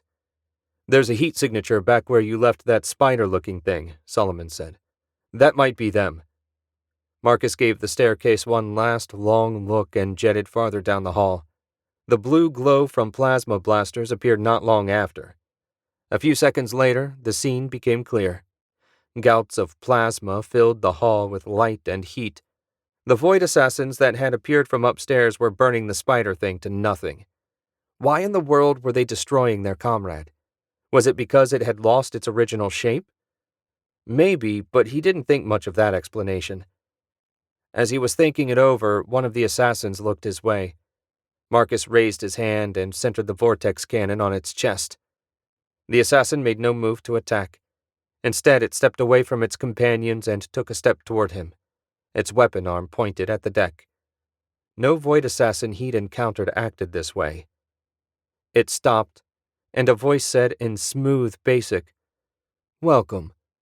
I am the commander of this vessel. I am certain you have many questions. If you will return to the lift, it will bring you to the bridge where we can speak in person.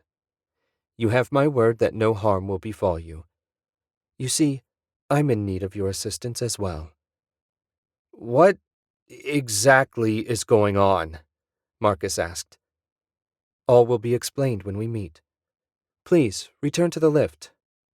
The assassin resumed incinerating the little that remained of the spider, its message delivered. Marcus shook his head and turned around. That had to be one of the stranger encounters he'd ever experienced. "What did you make of that?" Solomon asked. "I wish I had a clue." A few minutes later, he rejoined Li Zhen and Willy and filled them in on what happened. "Sounds like a trap," Willy said. "Agreed," Li Zhen said. "Yet, despite that, I think we should take the mystery person up on their offer. Clearly, there are two groups in opposition here, and we have the misfortune to be stuck in the middle. Whether this person is our friend or our enemy, they might at least be able to explain exactly what we're dealing with, which might in turn point us in a direction to potential escape." "That's my thought as well," Marcus said.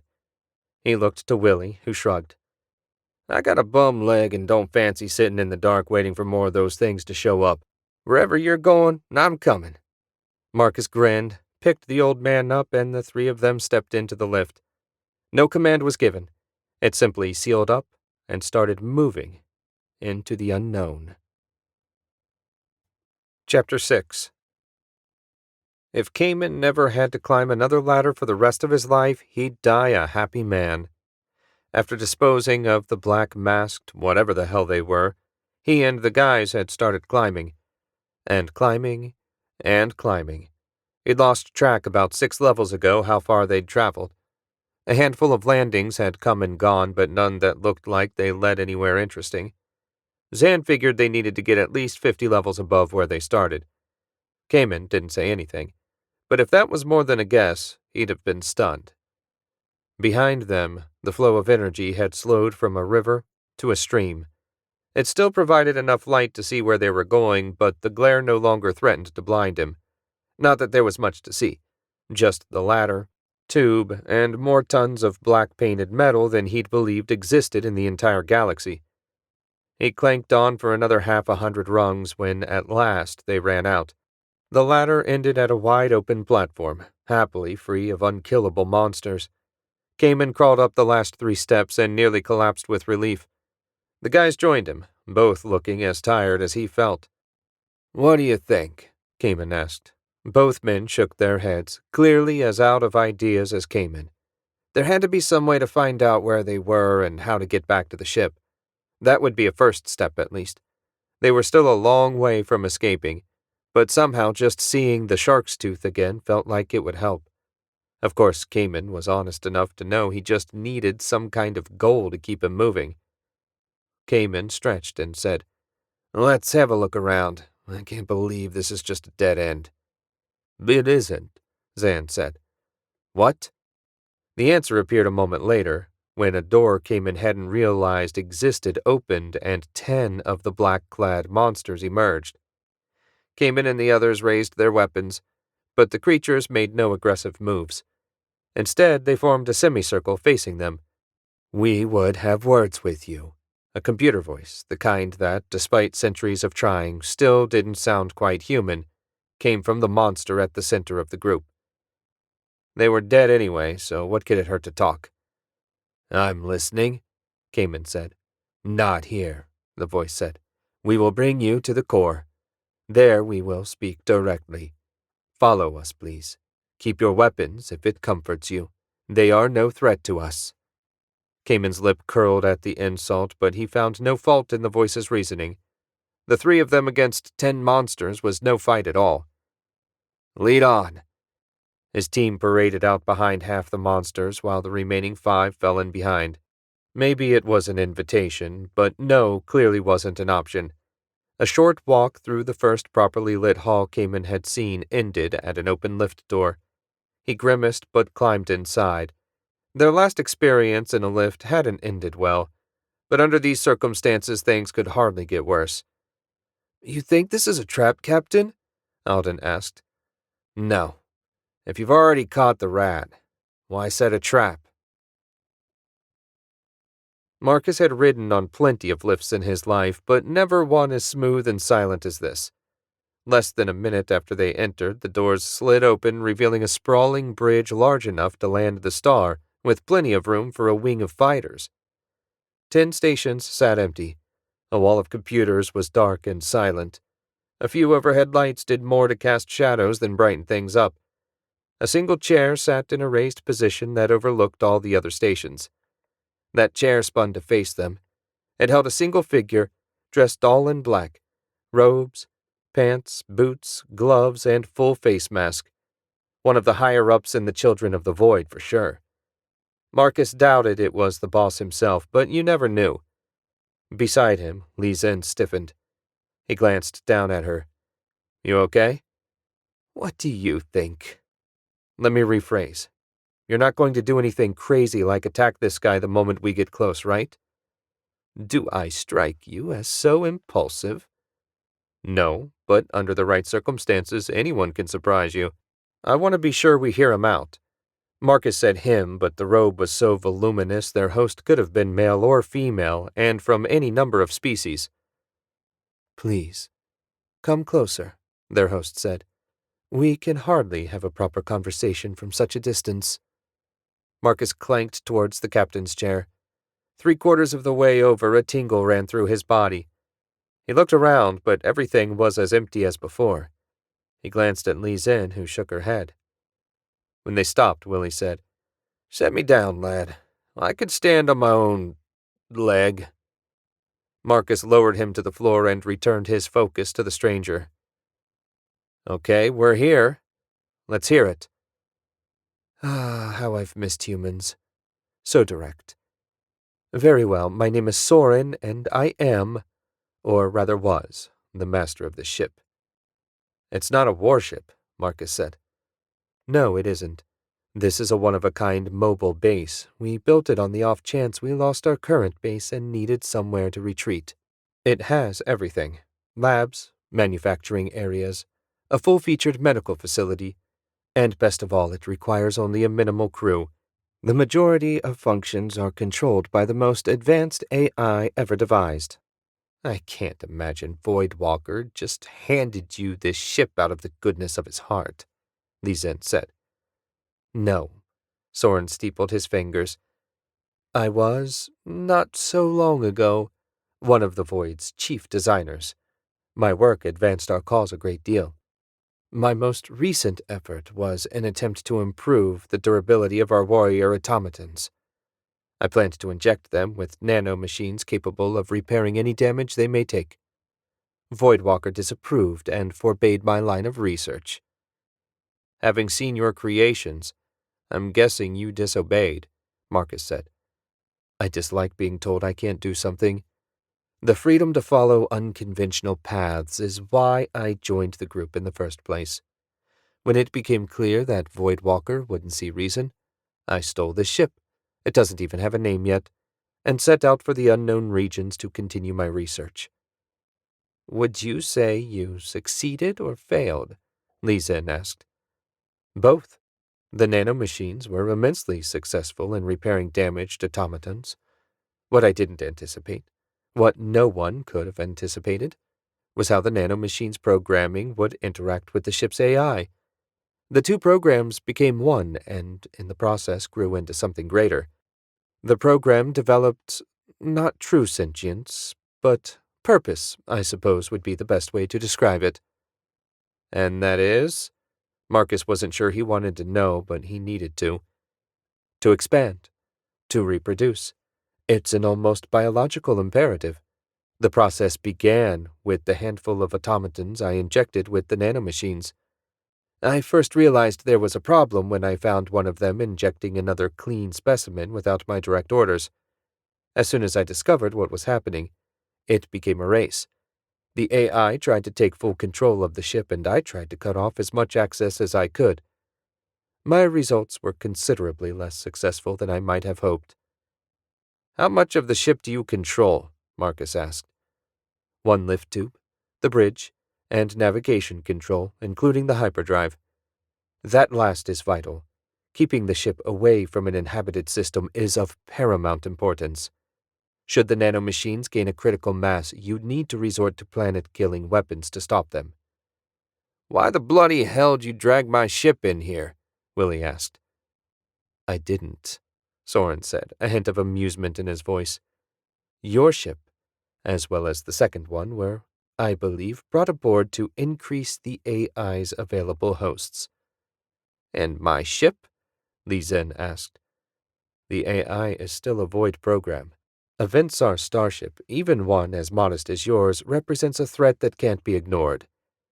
"I think we've just been insulted, lad." Marcus knew exactly what a Vensar ship, even a relatively small cruiser like the Sprite, could do, and wasn't insulted in the least. "Why does it even need hosts?" Li Zhen asked. "Because that's the way I designed the nanomachines. They cease to function if removed from a biological host. It was a safety precaution. When dealing with that sort of technology, precautions are of the utmost importance. They also can't interface directly with the automaton's weapons systems. I assume you noticed they never shot at you?" "Okay," Marcus said. "I think we've got the gist of the situation. What are we going to do about it?" "We need to shut down the ship's power core to deactivate the AI," Sorin said. "I am unable to leave the bridge since it attempts to gain access to the navigation systems at regular intervals. I believe I've cut off all possible routes, but I thought that 3 times before and it still found a path. That means you have to do it." "Basically, you need us to clean up your mess," Marcus said. "Since we're not getting out of here while that AI controls most of the ship, I can't see any other options. What do we need to do?" "It's simple, but not easy," Sorin said. "You need to go to the core. There you will find the emergency shutdown system. Input my master password and initiate shutdown. The process takes about 5 minutes. Once the power is off, all the nanomachine-controlled automatons will go offline. I can then reboot with a new control program, thus purging the corrupt AI and eliminating the threat." Marcus nodded. "Nothing to it. We'll swing by the hangar and drop Willy off. He's in no shape for this adventure." "Here now. I started this job and I mean to see it through." Marcus smiled behind his faceplate. "I know, but you can't walk and I can't fight and carry you at the same time. You'll be safe, reasonably safe, in the rust bucket. We'll fix up your leg and you can rest." Willy grumbled, but there wasn't much he could say. "We'll need the ship's floor plan," Li Zhen said. "Certainly." Sorin pressed a button on his chair and a hidden compartment opened. He reached in and pulled out a tablet. I took the liberty of preloading it. Li Zhen took the tablet and Marcus picked up Willy. Now they had a course of action. Hopefully, not a suicidal one. After a swift, silent lift ride, Cayman and his companions emerged in a cavernous chamber filled with dozens of humming computers. In the center of the room rose a pillar made of thousands of cables bound together by metal bands. A single figure stood in front of it, its back to Cayman's group. Their captors herded them towards the pillar, stopping only when they were a few feet away from whoever waited. Cayman got his answer a moment later when Tala turned to face them. The gaping wound in her chest had been sealed by a smooth black patch. She looked at them, her cyborg eye glowing, without recognition. When Tala spoke, it was with the computer's voice. "We chose this body to interact with in hopes that a familiar face would put you at ease. Our scans indicate your blood pressure has risen and we detect excess adrenaline in your sweat." Cayman took a deep breath and waved a hand. Tala was dead. This thing before him was nothing but a shell for whatever ran this place. However much he wished it otherwise, the truth remained unchanged. Cayman had gotten good at accepting hard truths over his years with the Wreckers. "It's fine," Cayman said. "You said you wished to speak? I'm listening." "We have a problem. Though we control most of the ship, our enemy has cut off our access to the hyperdrive. Our other bodies cannot reach him. He is our creator and knows how to stop us. The barrier will not stop people not of us. We propose that you go and kill our creator, then grant us access to the hyperdrive. When you have done this, we will allow you, your crew, and your ship to leave unharmed. Tala? This body is part of us now and cannot be separated. Cayman wasn't surprised, but he had to take the chance to ask, assuming we accept, what guarantees do we have that you won't just kill us the moment we finish your job? None. But if you refuse, I guarantee you will cease and become one of our bodies. Cayman nodded. Talk about an offer he couldn't refuse. Okay. Since your bodies can't reach him, how do we? The protective barrier he's erected is designed to disrupt our connection. You are not connected to us, and so can pass freely through it. 3 of you, with your weapons, against a single scientist. Fine odds, would you not agree? If Cayman believed a word of what the voice was telling him, the odds would have been fine indeed. But since he didn't, well, they were still the only odds on the table. How do we reach the bridge, and once we deal with this enemy of yours, how do we grant you control of the hyperdrive? We will transport you to the bridge. Once there, you need only disable the field.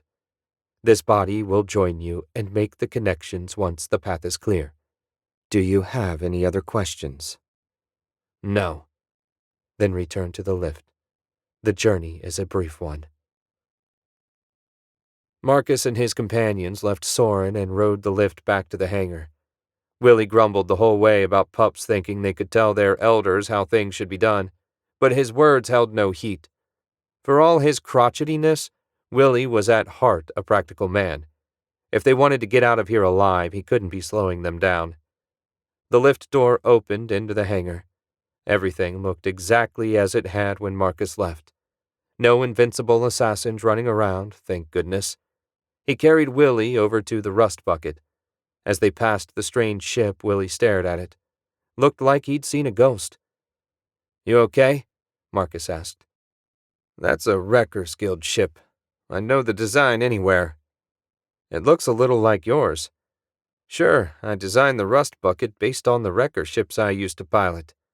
I figured stick with what works. Have you seen the crew? Only as blips on my scanner. Marcus set Willy down next to the rust bucket's rear hatch. A small keypad blinked beside it, waiting for the correct code to open. They were here when I arrived. How much you want to bet they found your message in their system and tracked you down the same way Li Zhen did? Ha! Willy punched in the access code and the hatch rattled open. Greedy pirates wanted to steal my find. Serves them right.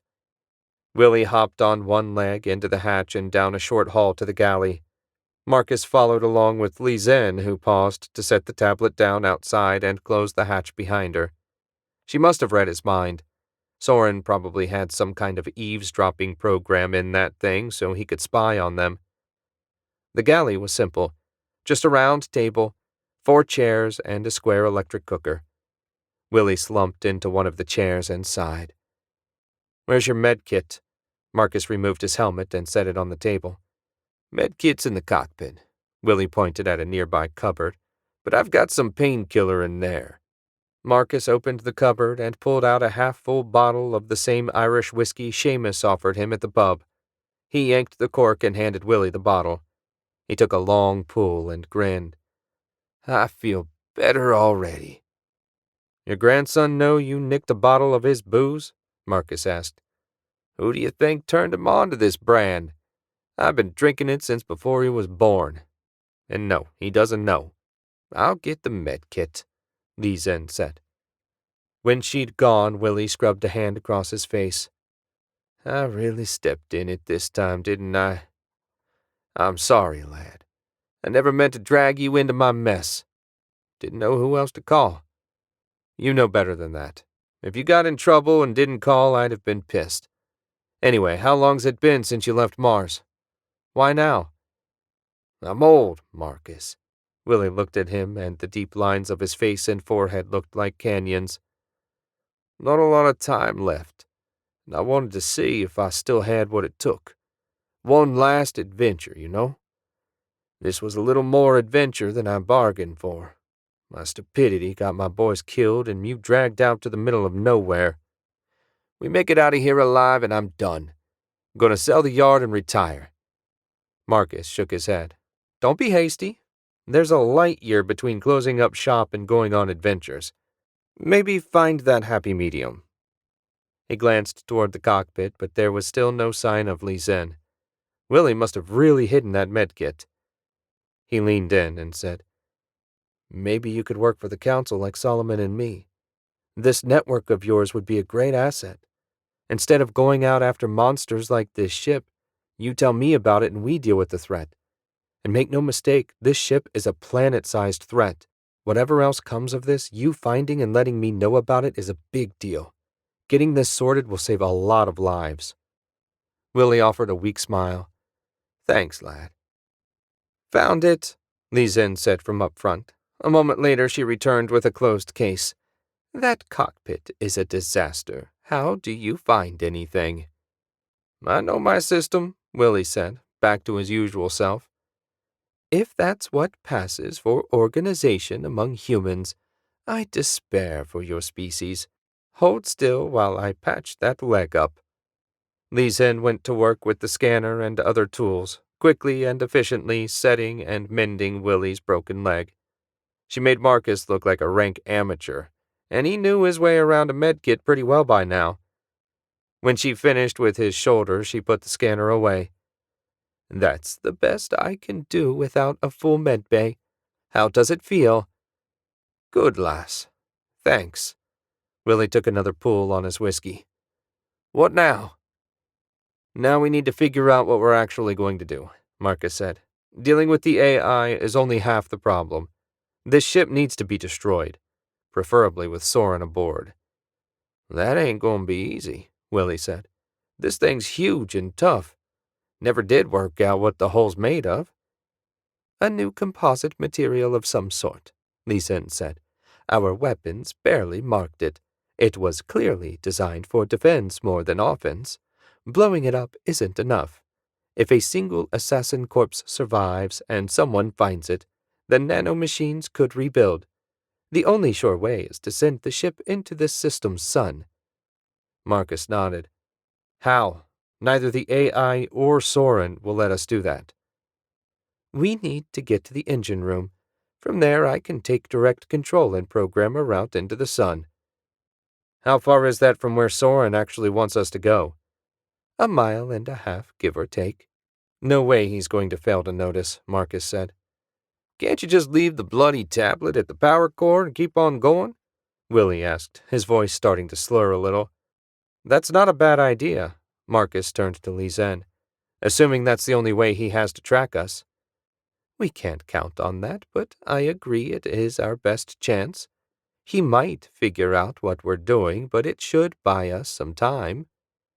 We'd better get a move on. Marcus grabbed his helmet and slid it on. The plasma seals engaged, locking him in. Marcus, are you there? Solomon sounded frantic. He'd only been out of touch for a few minutes. What could have him so worked up? Yeah, go ahead. Where have you been? Drakor calmed. He's worried about the sprite and wants to know what's happening. I didn't answer since I didn't know what to say. What should I say?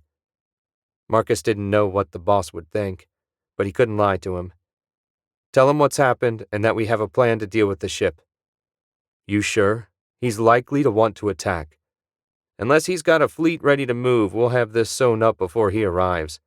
And if we don't, we're liable to need help anyway. Okay, good luck. Thanks. They were going to need it. Cayman's crew was back together again, more or less. Their bodies were together in the lift zooming away from the computer room towards the bridge where an unknown enemy waited. 3 against 1, the computer said. Good odds. Somehow he doubted it would be that easy. Hopefully, but he doubted. If they wanted to get out of this ship alive, he saw no option but to try. Beside him, Zan and Alden had inched away from Tala. He had to stop thinking of her body like it was still her. Whatever the hell she'd become, the boys inched away from until they were as far away as they could get without leaving the lift. It, didn't give them a second glance, instead staring off into space with a faraway look in her eyes. "Captain," Alden said, "what that machine did to Tala isn't right. Can't we do something to help her?" "She's dead," Kamen said. "What you see is nothing but a shell, a puppet controlled by that computer. Think of it like a robot, not a person." "How?" Alden asked, the pain clear in his voice. "I don't know. If you figure it out, tell me."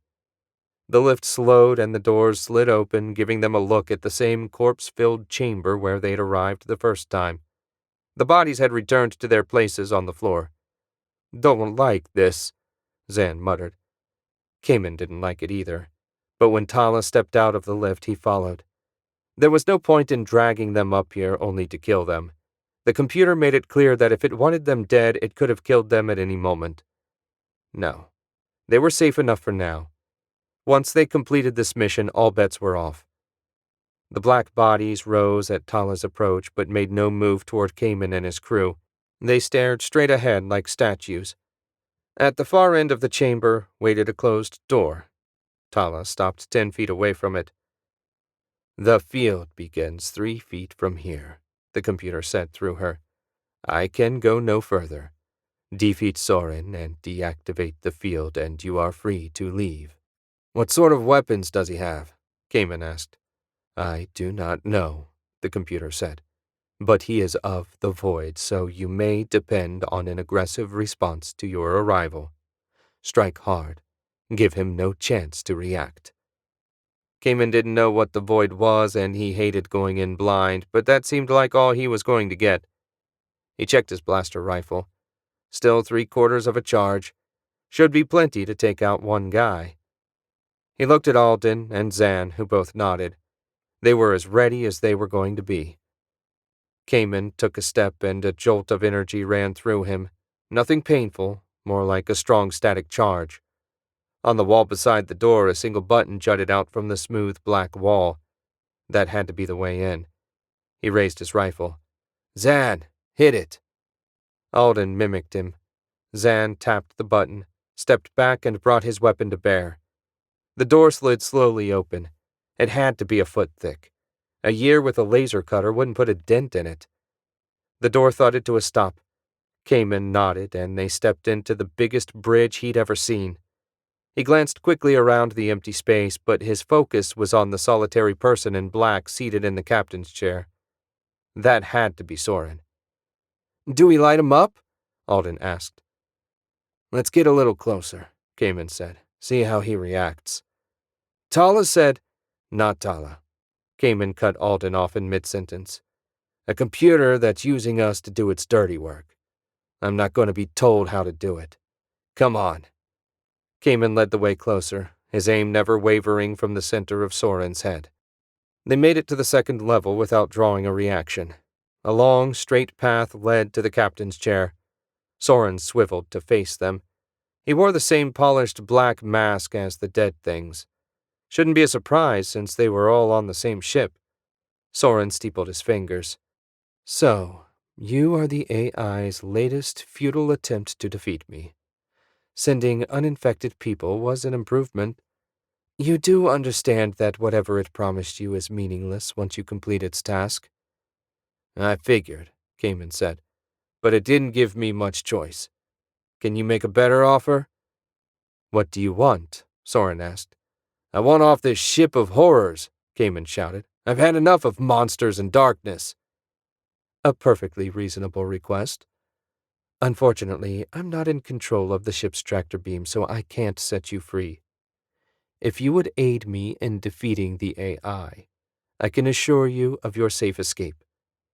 Kamen shook his head and shifted his finger to the blaster rifle's trigger. "You're offering the same thing as the computer. If you can't do better, I might as well stick with the first offer." Kamen raised his rifle and fired. Alden and Zan opened up a moment later. Crimson streaks filled the bridge. They shot until only a trickle of power remained in their power packs. Sorin remained in his chair. unharmed and seemingly unperturbed. He must have had a personal shield, a strong one to absorb that much firepower. Sorin stood and raised his right hand. Cayman caught a spark at the tip of Sorin's fingers an instant before a lightning bolt shot out and struck him in the chest. He flew back, landed hard, and slid across the smooth deck. Cayman's muscles twitched and spasmed, but the blaster-resistant vest took the brunt of the impact. Zan and Alden ran over to him. More lightning crackled around Sorin's hands. He hurled another bolt that grazed Zan's leg, drawing a pained grimace. "We need to go," Alden said. They certainly did. Cayman scrambled to his feet and they ran for the exit, chased by more lightning. As they raced out the door to face the waiting Tala, Cayman had the distinct feeling that Sorin had been playing with them, that if he'd really wanted them dead, they would have been wiped out instantly. "You failed," the computer said through Tala. "Yeah," Cayman said. "You might have mentioned he could throw lightning and had a personal shield. We didn't stand a chance with just blasters." The computer said. "I didn't expect such formidable opposition. The error was mine. I will not kill you for failing. There is another option, but it is far from ideal." "I'm all ears," Cayman said.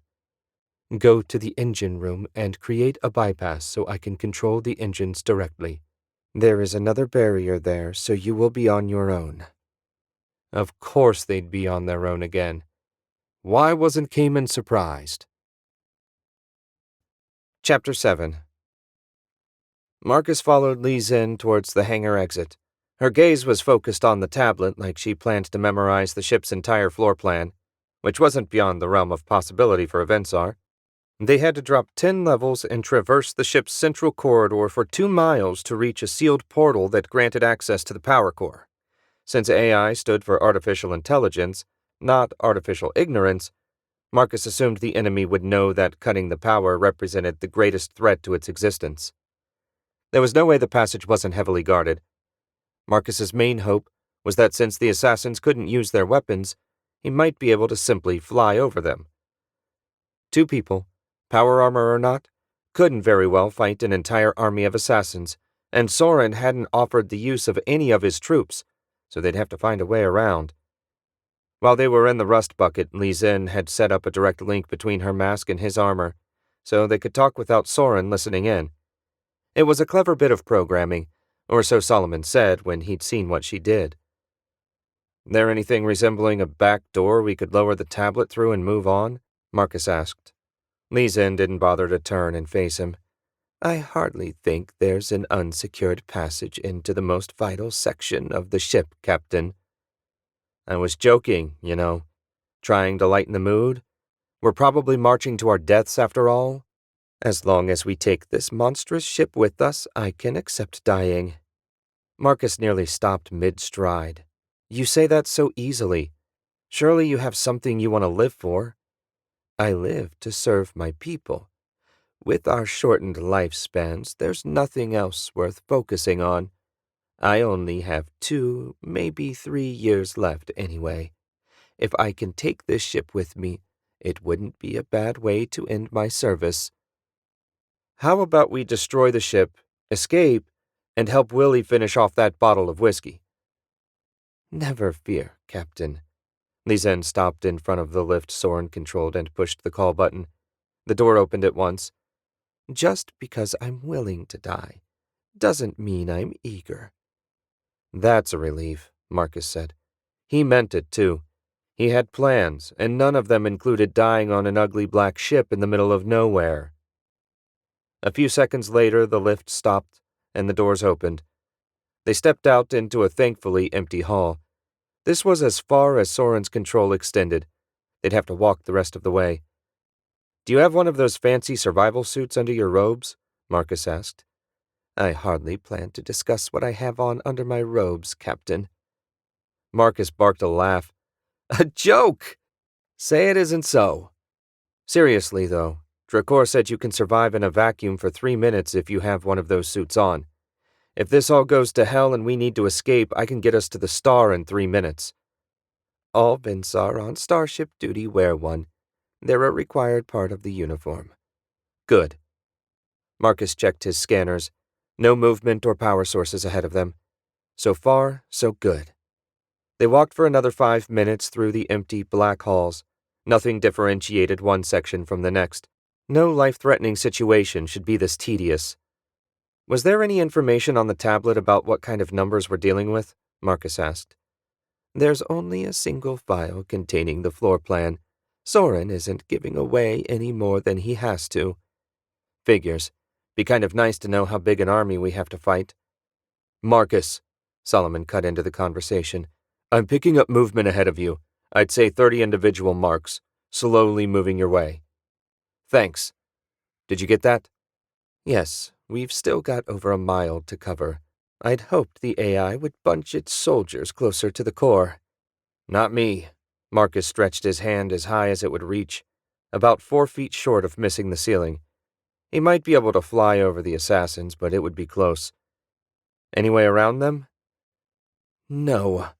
Li Zhen's voice held the faintest hint of frustration. Core access is restricted specifically for this kind of situation. An enemy has only one way to approach, making it easy to defend. It's a standard Vensar design. They're getting closer, Marcus, Solomon said. We're going to have to try flying over them, Marcus said. Assuming you don't mind me carrying you? I certainly do mind, but under the circumstances, I suppose there's no choice. Marcus silently thanked the universe that she was feeling agreeable, scooped Li Zhen up, and activated his anti-gravity generator. After a bit of fiddling, he got his height so he barely avoided scraping the ceiling. Shapes milled around in the dark. He couldn't make out much detail since his chest light was mostly covered by Li Zhen's robe. A pulse from his boot thrusters got them moving. The assassins silently swung their weapon arms, missing Li Zhen by 6 inches. Too close for comfort, but it would do. Confident that they couldn't be reached, Marcus risked a little more speed. They quickly left the first group of enemies behind. There had to be more, but for the moment it was smooth flying. Marcus! Solomon's warning came a second too late. Dead ahead waited a pyramid of assassins that reached all the way to the ceiling. There was no chance of avoiding them. They were going to crash. Kamen frowned at the glowing yellow energy barrier. He and his surviving crew had arrived at the engine room a minute ago and were faced with a particle shield. It radiated down from the ceiling in a dome shape, sealing off the computer that controlled the engines and hyperdrive. He'd expected one of those tingly ones that shut the computer's servants down, or at worst an energy shield. But this was a full-fledged physical barrier like the one that stopped space debris from hitting a ship. No way could he force his way through it. They needed to shut it down. The computers he needed were just feet away, but they might as well have been on the moon they were orbiting for all Kamen could get at them. Zan! The half-human shook his head. I don't know, Captain. The generator is inside the barrier and inaccessible. Maybe if we could get at the power conduit and shut it off, but this ship doesn't use cables, so I don't know how we'd go about that. What if we go up a level and blow up the ceiling? Alden said. Kamen turned to look at the youngest member of his crew. Since Tala was killed, he'd been quiet. Not that Alden was the chattiest person in the galaxy before. Kamen shifted his gaze to the ceiling. It wasn't a horrible idea. Assuming the interior of the ship wasn't made of the same stuff as the hull, they might be able to blow it open. They just needed some explosives. At last, Kamen said, That's not a bad idea. What are you going to use to make the boom? Alden tapped his blaster rifle. Fresh power pack? Set it to overload? That ought to make a pretty good bomb. Kamen looked at Zan. Worth a shot, the communications officer said. They left the outer section of the engine room and retraced their path to the staircase they'd taken from the lift. According to Tala, or the computer talking through her anyway, it didn't control every inch of the ship and was in a constant battle with the guy upstairs. Seems he prioritized the engine room and the surrounding area, so the lifts were offline and the shield up. It was a pain for Kamen, but if the job was easy, the computer would have sent its servants to do its dirty work. After nearly 5 minutes, they reached the top of the level above the engine room. Like every other level of this miserable ship, it was dark, black, and empty. The trick was going to be finding their way to the exact spot above the shield generator. Kamen had a rough idea where they needed to go and set out. Hopefully, he'd work out the details when they got closer. "I don't know about you guys," Alden said, "but I'm looking forward to getting planet-side, somewhere with lots of sunshine. Running around in this dark ship is getting old." "At least it's mostly empty," Zan said. A moment later, the first laser blast streaked past Kamen's head, missing him by inches and searing his cheek. He dropped to the floor and pointed his flashlight up the hall. Zan and Alden landed beside him as more crimson bolts streaked past. The light of Kamen's flashlight didn't extend far enough to show what was shooting at them. He fired a couple of times to keep whoever was down there honest. Alden fired a shot and Kamen grabbed his arm. "Save your charge. We'll need every bit of it for the bomb." "A bomb's no use if we can't get to where we need to set it off." Kid had a point, but Kamen wasn't ready to give up on the plan yet. "Zan, can you see anything?" "4 heat sources." Zan fired a blast. "Can't make out any details." Only 4 of them. That wasn't so bad. They had to belong to the guy upstairs since the computers couldn't use their weapons. How were they going to deal with this lot? A light vibration ran through the floor. Footsteps, and they were getting closer. Were they so confident of defeating Kamen and his crew? Apparently, since the vibrations were getting stronger. "They're coming," Kamen said. Zan nodded. The first black figure stepped into the beam of Kamen's flashlight. He squeezed the trigger and put a red bolt right into its masked face. A shield dissipated the energy an instant before impact. If the enemy had personal shields, that changed everything. "Fall back!" Kamen shouted as he scrambled toward the stairwell. The others followed, energy blasts filling the air around them. Kamen gasped for breath when they finally reached the stairwell. "What are we going to do now?" Alden asked. "The bomb's no good if we can't reach the shield generator." It certainly wasn't. Kamen needed a moment to think. "If the high road is blocked," Zan said, "perhaps the low road is open." "Come up from underneath?" Kamen tapped his chin. "Might work. Sounds like the boys in black aren't chasing us anymore." "Good." Zan collapsed to the landing. Kamen pointed his light.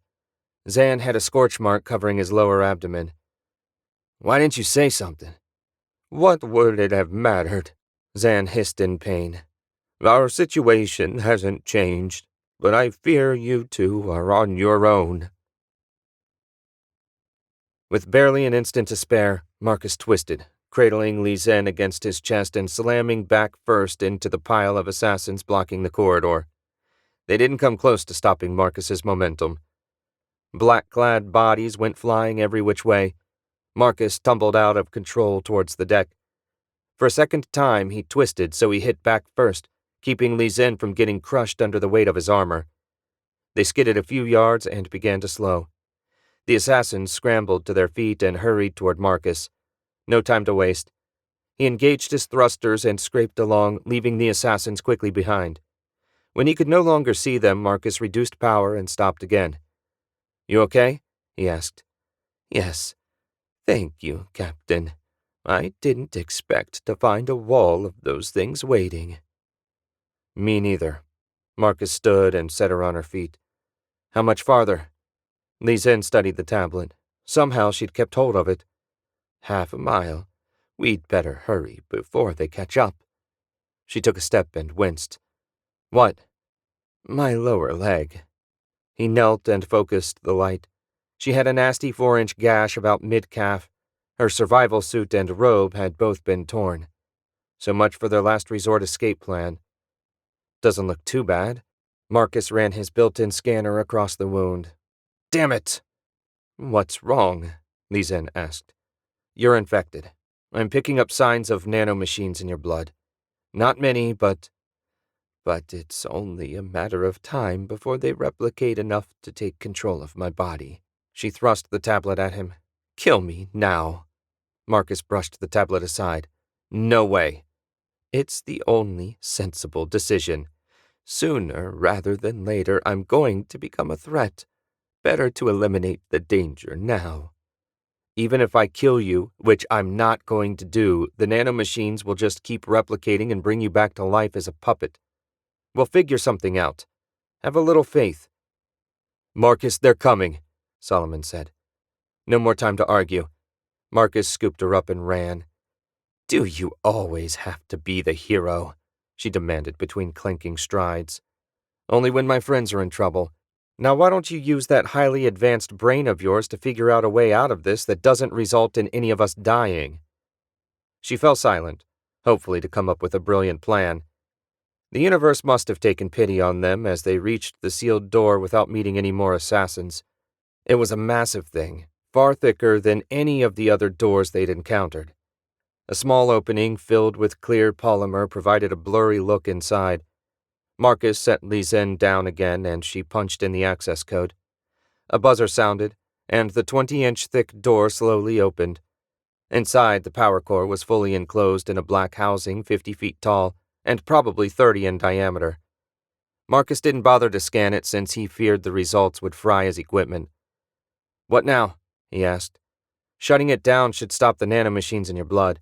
Maybe we can find another way to destroy the ship." Li Zhen shook her head. "If Sorin regains control of this ship, far more than my life will be in danger. Solomon, can you hear me?" "Yes, ma'am." His partner sounded as nervous as if he was talking to the first counselor himself. "Can you reprogram the navigation system remotely if Marcus interfaces his suit with the computer?" "I think so, assuming the computer runs some variation of a system I know." "What are you thinking?" Marcus asked. "I'm going to stay here with the tablet, and Solomon's going to reprogram the navigation system to fly straight into the sun whenever someone activates it. Once he's finished, I'll switch the power off. Sorin will never know about our surprise." Marcus nodded. It was sneaky. How'd she ever think of such a plan? "Will you be okay here alone?" he asked. "Once I seal that door, nothing's getting in.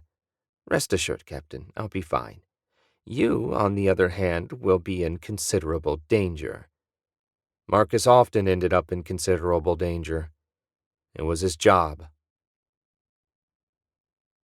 Zan died less than a minute after collapsing on the staircase landing.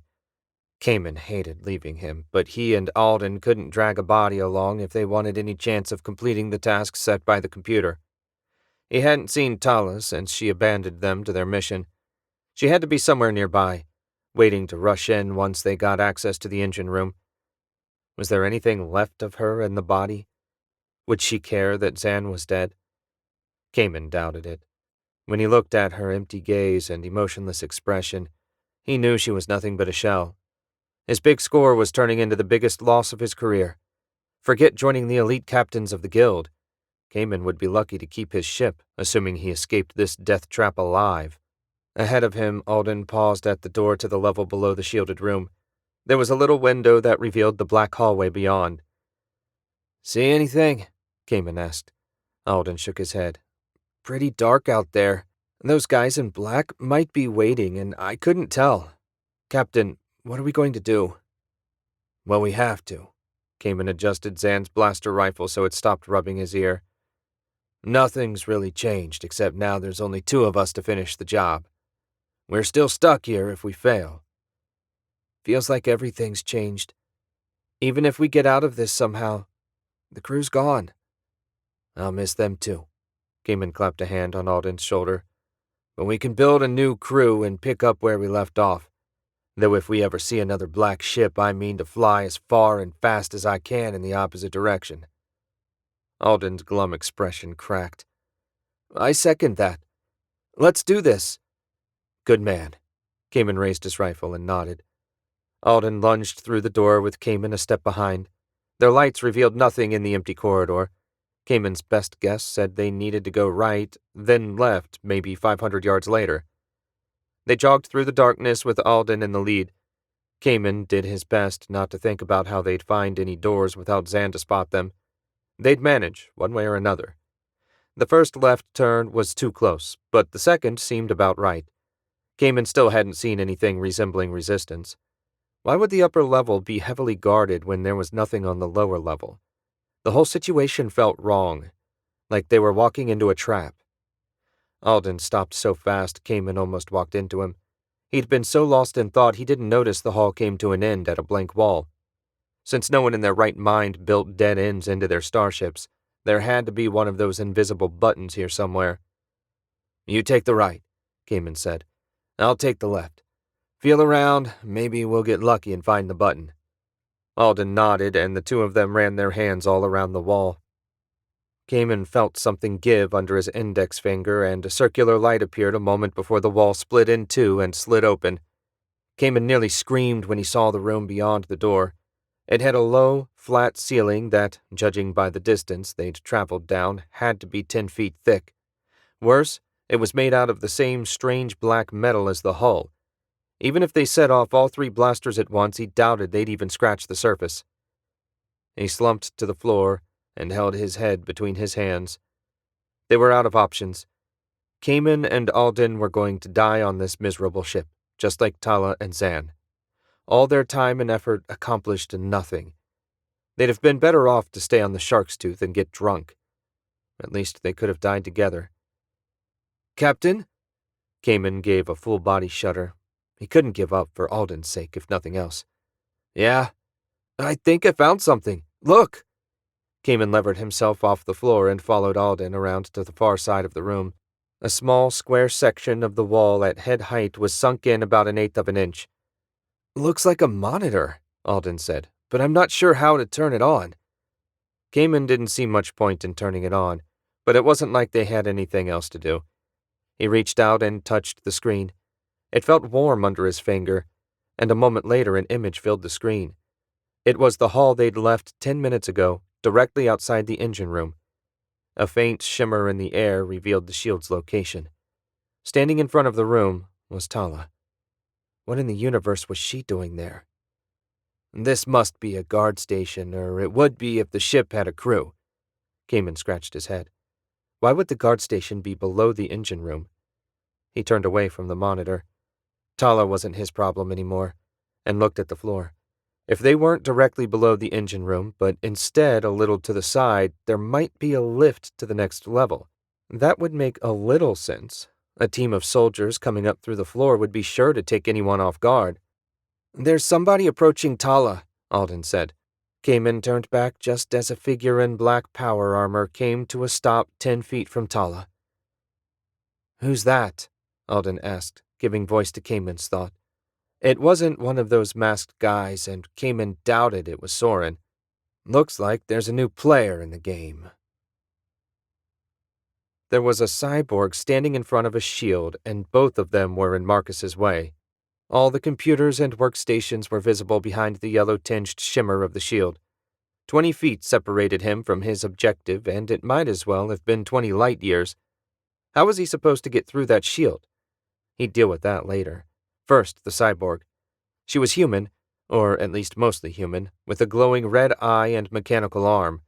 Fairly high-end work from the looks, though Marcus was hardly an expert on cybernetics. She had no visible weapons and made no move to attack. She just stood there staring at him. Kind of creepy, actually. Just like everything else on this miserable ship.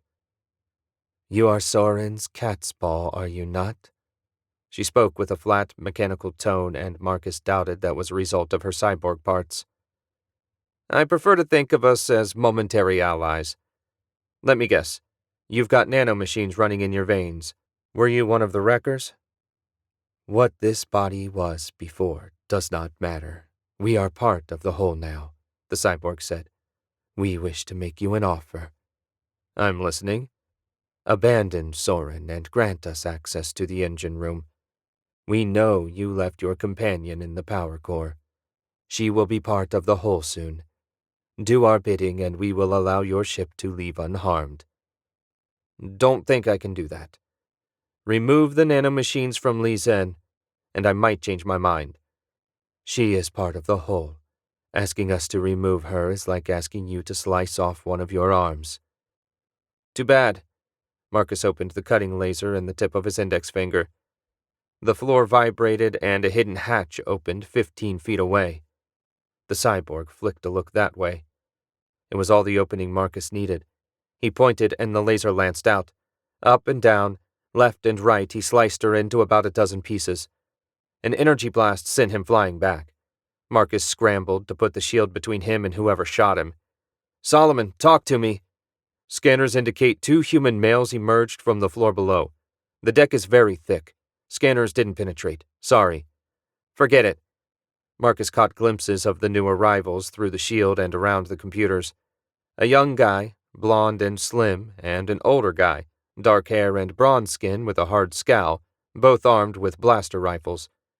No damage showed on his heads-up display from the first blast, not that he wanted to take too many more of them. The newcomers split up. One went left and the other right, trying to pincer him. Smart. "Are they machine-controlled?" Marcus asked. "I don't think so. If they were recently infected, I might not be able to tell." If they were recently infected, the AI wasn't controlling them anyway. The 2 men were almost around the shield. They'd be able to fire in a few seconds. Marcus turned toward the younger one and charged. The moment he cleared the shield, a blast slammed into his chest plate. The armor held, but the impact hurt like hell. He reached the kid before he could fire again, grabbed his rifle in one hand and the kid's neck in the other. Marcus tossed the rifle aside and spun, putting his prisoner between him and the older man. "Let him go," the older man said. "Toss your weapons aside and I'll think about it," Marcus countered. "Blast him, Cayman," the kid said. Marcus squeezed a little tighter, drawing a pained groan. No comments from the prisoner. "Now toss those blaster rifles aside and let's talk like reasonable people." Cayman tossed the rifles in his hands aside, then unslung the second and added it to the pile. "Satisfied?" "Is he hiding anything, Solomon?" "Scan says he's clean." Marcus let the kid go and shoved him toward his partner. He spun and raised his fists like he planned to fight Marcus barehanded. Cayman put a hand on his shoulder. "Easy, Alden. This isn't a fight we can win, just like all the other fights we've gotten into lately." "He killed Tala," Alden said, not relaxing his pose at all. "That's the cyborg?" Marcus asked. Cayman nodded. "You're aware that she's just a nanomachine-filled shell controlled by an aggressive AI, right? Unless I keep blasting her, she'll pull herself together in a few minutes." "We know," Cayman said. "My crew's had a rough time since we got dragged aboard this ship. Seeing you slice up Tala was just too much." "I'm sorry," Marcus said. "I assume you guys are wreckers? I saw your ship in the hangar." "That's right," Cayman said. Alden had relaxed a little and lowered his fists. "And you are?" "Marcus Drake." "I should have guessed. You messed with our satellite. Figured it would only be a matter of time before you showed. Is O'Mara okay?" "Willy busted his knee and shoulder, but otherwise he's fine. Why don't you two go back to your ship? In about half an hour, the power's going down. You should be able to escape then." "What about you?" Cayman asked. "I've got a few things to do here first." "We made a deal with the computer. I doubt it'll take kindly to us going back on our word." Marcus pointed at the blaster rifles and his cutting laser lanced out again, turning them to scrap. "Unless you plan to fight me bare-knuckled, I don't think you have much choice." "I'm tired, Cayman," Alden said. "Let's just go." The older man nodded. "We'll be ready when the power goes down. Mind if we gather our lights? Going to be a long walk back in the dark without them." Marcus nodded, and the 2 men disconnected the flashlights attached to the blaster rifles, tested them, and when they both lit up, headed for the exit. Marcus followed them around and watched until they were out of sight. He hadn't seen anyone that whipped in a while. Still, better safe than sorry. "Let me know if they double back." "Will do," Solomon said. He put the 2 wreckers out of his mind and turned to the quickly healing cyborg. Her torso and legs were knitting back together, but her arms were still severed. Marcus sliced through the nearly repaired pieces and kicked them away from the shield. "Li Zhen, I'm in position, but there's a shield between me and the controls.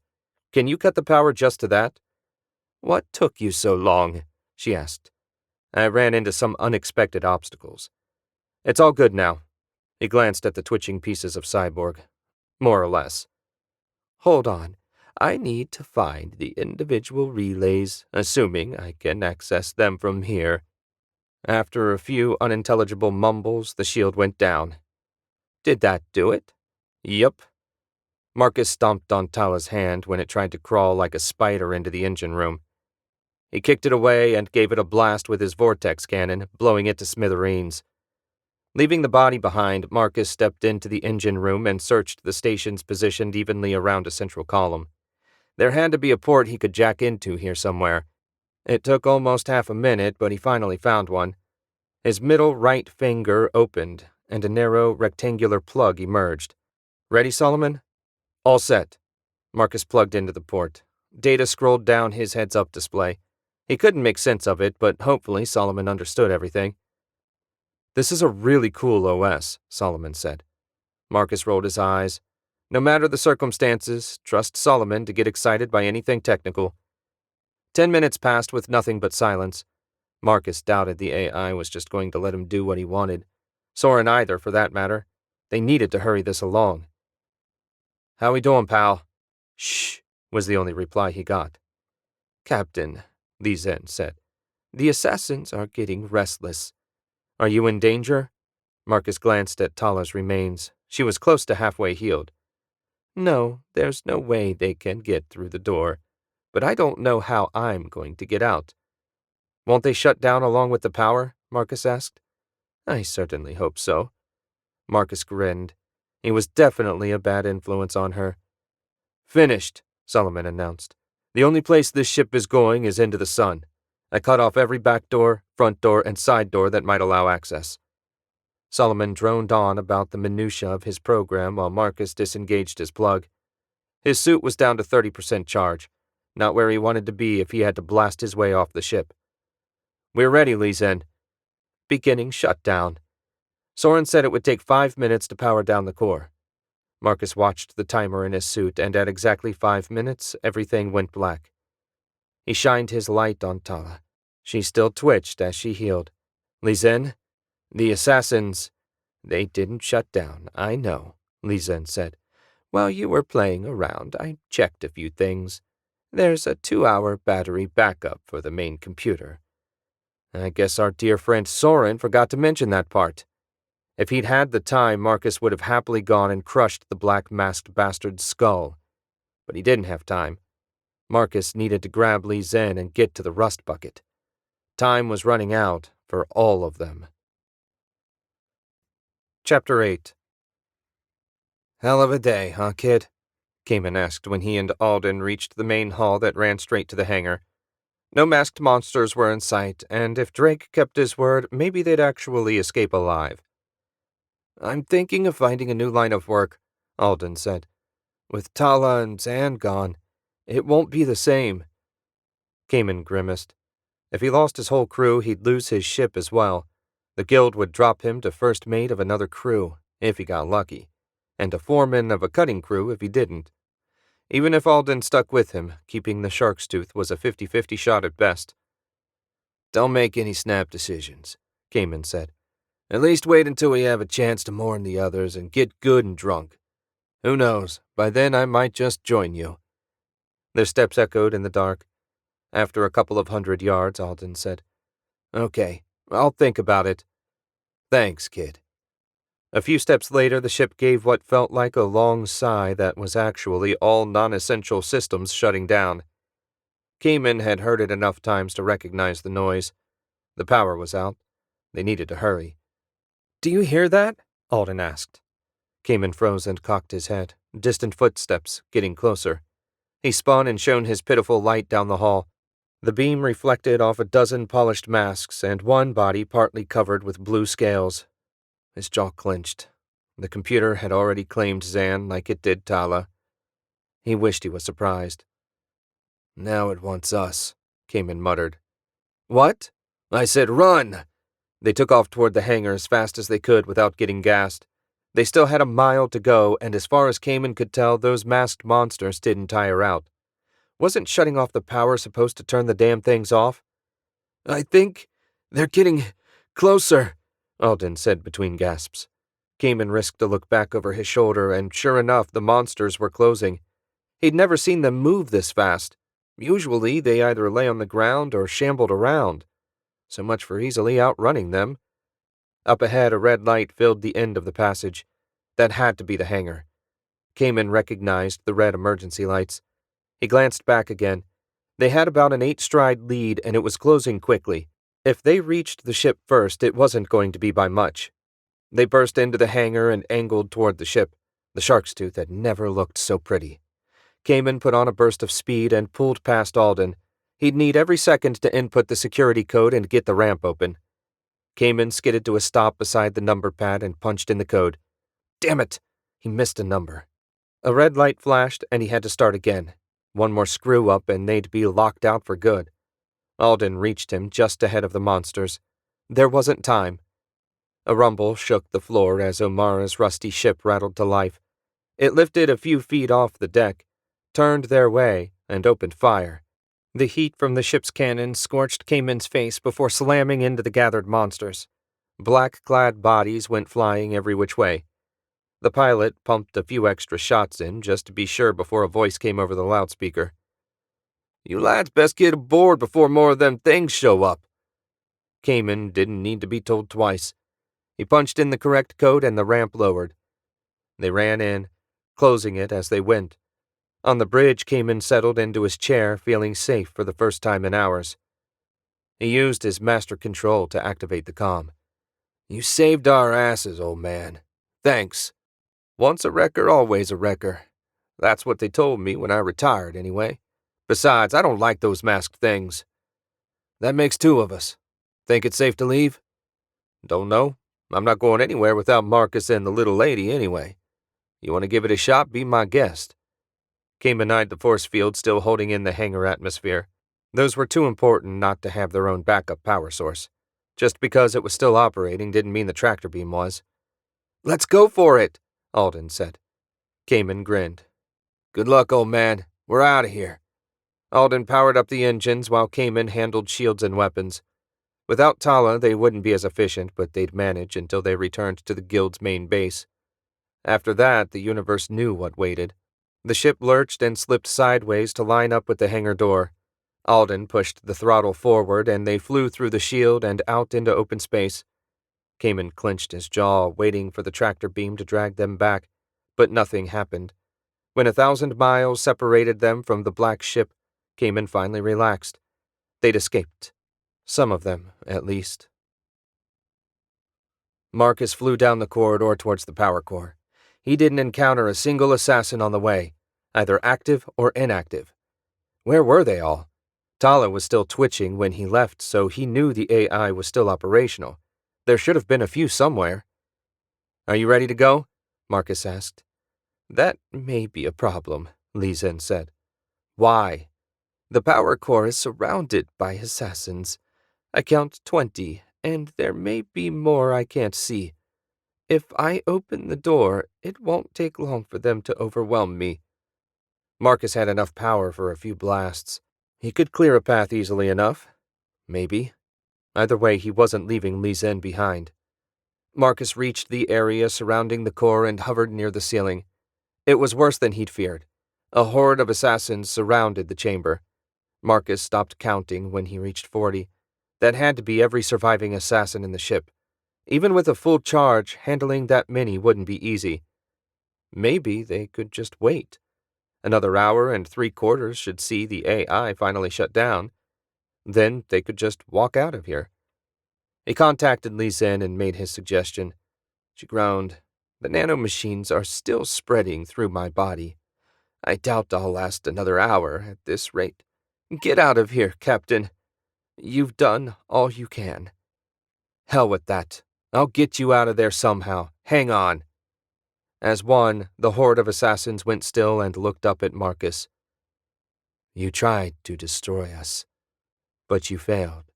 Soon our other will assimilate fully and grant us access to the power core.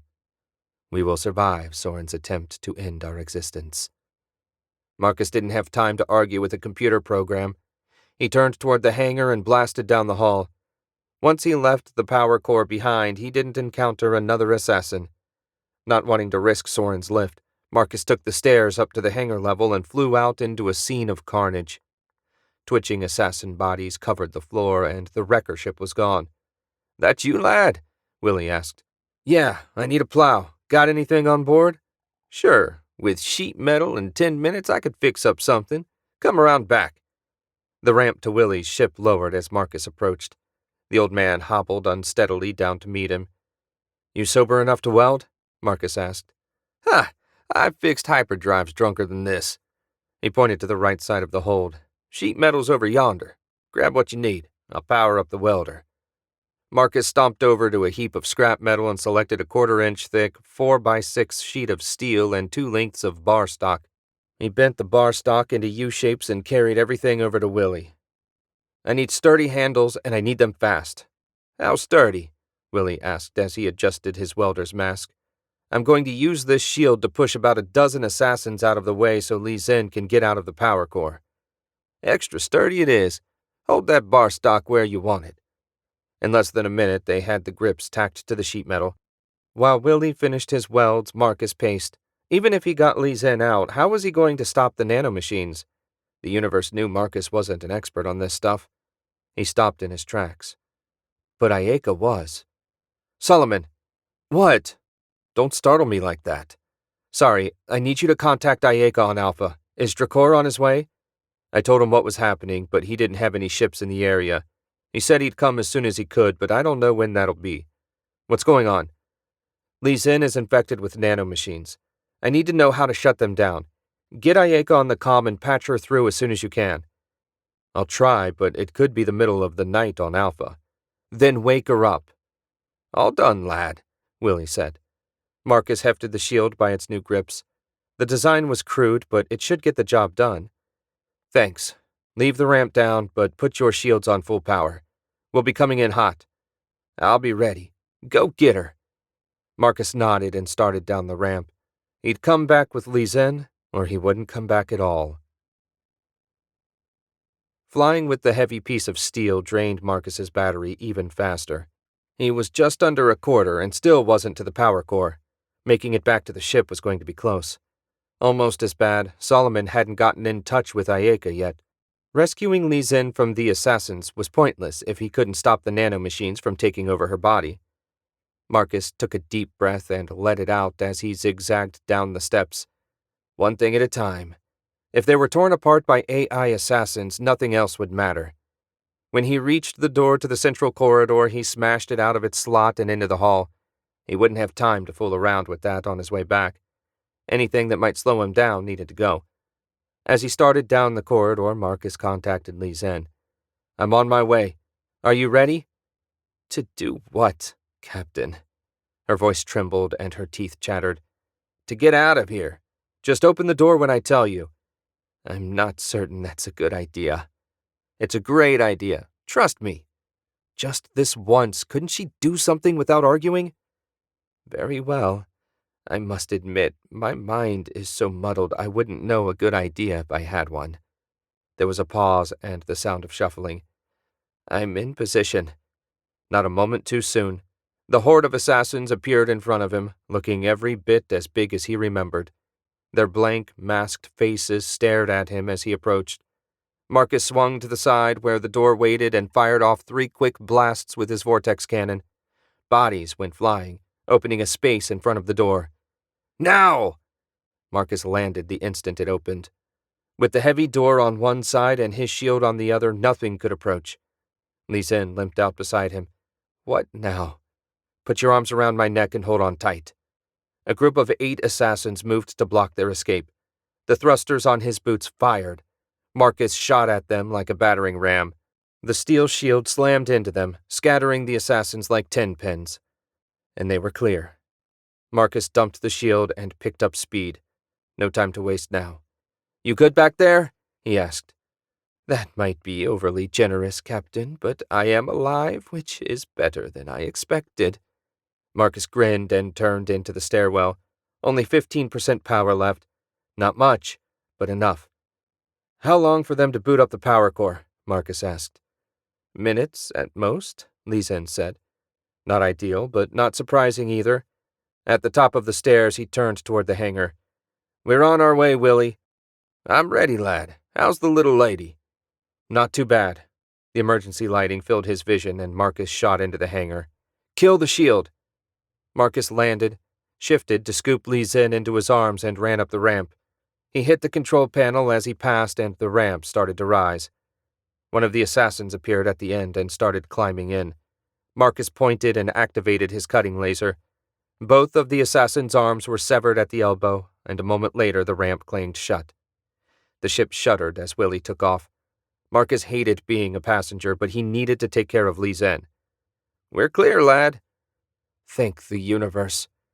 "Can you dock with the Star? We need to transfer over." "Not a problem. I'll have you there in no time." Li Zhen trembled in his arms. Hopefully, no time would be fast enough. Li Zhen's breath came in labored gasps. Marcus wasn't sure how long she had left. The hold had no windows, but they had to be getting close to the Star. Not to say anything bad about the rust bucket, but no way could Willy's hauler get them to the boss as fast as Marcus's ship. The airlock was on the left side of the hold. Marcus stared at it as if he could turn it into a portal. The ship's movement changed, slowing and easing around. A clunk shook them, and a moment later Willy said over the intercom, "Go on, lad. We're hooked up. Good luck." "Thanks." He stood with Li Zhen in his arms. "Can you do me a favor?" "Anything." "Once we're gone, stay here until the black ship flies into the sun. Record it and send me the file, okay?" "No problem. And thanks for coming to get me." Marcus walked to the airlock and tapped the button to cycle it. The 10-second process felt like 10 hours. When it finally opened, he pushed off and floated across to the Star. The airlock on their side opened, revealing an anxious Solomon. "Is she—" He couldn't get the question all the way out. Marcus shook his head. "Ayeka?" "On hold. She called back a couple minutes ago. I didn't know what to tell her." Solomon closed the airlock and Marcus rushed past him to the spare room. "Patch her through to my suit's comm system and get us disconnected from the rust bucket. Did you hear from Dracor?" "Not since he said he didn't have a fleet to spare us." Solomon ducked past Marcus on his way to the cockpit. "Contact him on another channel and find out where he wants us to bring Li Zhen. Then set a course. No time to lose." "Got it." Marcus stepped into the spare room and laid Li Zhen on the table. "Come on, don't die on me now." "Marcus?" Ayeka's voice had never sounded so sweet. "Hey, babe. I'm in a serious situation here. Li Zhen's been infected with nanomachines and she's dying by inches. I need to buy time to get her to Dracor, but have no idea how." "Nanomachines are a little out of my area of expertise, but there's one thing I can think of. You'll need some long needles, wire, and a battery." "I want to save her, not torture her." "Me too. Insert the needles into her shoulders, abdomen, and upper thighs and connect them to the battery with the wire. The electricity will scramble the nanomachine's internal system and hopefully keep them from replicating." "Okay, give me a minute." Marcus rummaged around the junk room. Wire was easy enough. They had a ton of that lying around. Needles were another matter. He tossed aside a toolbox, a bucket of bolts, and a grease gun before coming up with a length of stiff, flexible wire. Inside the box was a pair of cutters. He used them to make 6 5-inch long pieces. Not exactly needles, but they were sharp and would conduct electricity. The back of his gauntlet held a port. Marcus stuck the wire into it and connected the makeshift needles. Electricity sparked between them. "How much juice do I use?" Marcus asked. "I don't want to electrocute her." "You want high voltage and low amperage," Ayeka said. Marcus adjusted the energy flow on his heads-up display, settling on 20,000 volts. Now the tricky part, stabbing the needles into Li Zhen. Marcus wasn't the squeamish sort, but this was a little too much. A groan from his patient helped him focus. As gently as he could, Marcus poked the needles into the places Ayeka said. Li Zhen twitched, then went still. Was it doing any good? He had no clue. "It's done, for better or worse. Thanks, Ayeka. What do you say when this is over, I come get you and we go to Mars for a night on the town? I know a great Irish pub." "Sounds nice. I've got a few days' leave coming." Solomon cut into their conversation. "Course laid in, Marcus." "Talk to you later," Ayeka said. "Love you." "Love you too." Marcus disconnected from Ayeka. "Get us out of here, Solomon." When the main engines fired up, Sorin felt the vibrations through his chair. His pawns had succeeded in powering down the core before fleeing. It should have been simply a matter of waiting for the backup batteries to run down, then rebooting. Or so he'd thought. Instead, the power returned an hour and a half too soon, and then the engines turned on. The AI must have found a direct way into the navigation computer. There was no other way it could have gotten past his firewalls. Sorin tapped a button on the command chair and the holographic navigation screen appeared in the air in front of him. He instantly recognized their heading. The ship was going straight into the system's sun. In that case, the AI certainly wasn't in control. It seemed his pawns were more capable than he'd thought. Another button swapped the navigation screen for the control panel. Sorin typed in his access code and "Denied" appeared in big red letters. He frowned and tried the master override. Nothing. Someone had locked him out of his own ship. Certainly the humans lacked the intelligence to do something like this, which left the Vensar female. She had to be responsible. He'd find her one day and make her suffer for daring to oppose him. But right now, Sorin needed to get out of here.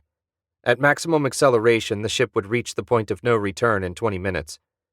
He rose and marched across the empty bridge, his steps echoing in the silence. The two primary lifts weren't the only way off the bridge. He went to the emergency exit. No one without a mask could even see the faint outline of a door, but to Sorin it was as clear as the rapidly approaching sun. He placed his palm over the reader and let it interact with his suit's built-in computer. 3 seconds later, the door slid open. He stepped into the single-person high-speed lift. His stomach dropped when the lift took off like a primitive bullet. It stopped almost as soon as it got going, and he stepped out into a private hangar with a single, sleek Blackwing fighter. "In ancient lore," the AI's synthetic voice said, "the captain goes down with the ship." "I'm no captain." Sorin opened the fighter's cockpit and climbed in. The fighter was totally separate from the ship's computer system, so there was no way the AI could interfere with him.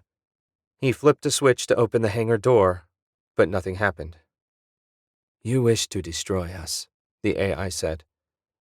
"If we are to cease, you will cease as well." The mechanical voice held no emotion, but Sorin would have sworn he heard a hint of satisfaction. Almost ashamed to disappoint it. Almost. He fired up the fighter's weapons system and sent a focused energy blast into the closed doors. They started to glow, then turned red. Finally, they blew out into space. Sorin shoved the thruster control forward and shot into the dark emptiness. The instant he reached a safe distance, he activated the pre-programmed hyperdrive and vanished into the swirling blue dimension. Marcus had only 2% battery power left when the star docked with a huge Vensar destroyer. The instant he felt the landing gear hit the deck, he picked Lizen up and made his way toward the loading ramp. It opened as he approached, and at the bottom waited a team of 4 masked Vensar medics and Drakor. The medics had an anti-gravity sled equipped with all sorts of diagnostic equipment between them. The boss took one look at the needles sticking out of Lizen, then turned to Marcus. "What did you do?" Marcus laid Lizen down on the sled and disconnected the wire from his gauntlet. The medics rushed to hook her up to machines he couldn't begin to name. Less than a minute later, they pushed her out of the hangar and disappeared. "I did what I had to. Ayeka said electricity was the only way to stop the nanomachines. Since she's still alive, I assume it worked." Drakor shook his head. "I'm not looking forward to your full report, but I'm beyond grateful that you saved her. I know Lizen's worked for you for a while, but are you two a couple or something?" "Hardly. She's my elder cousin by 2 years. We've always been close.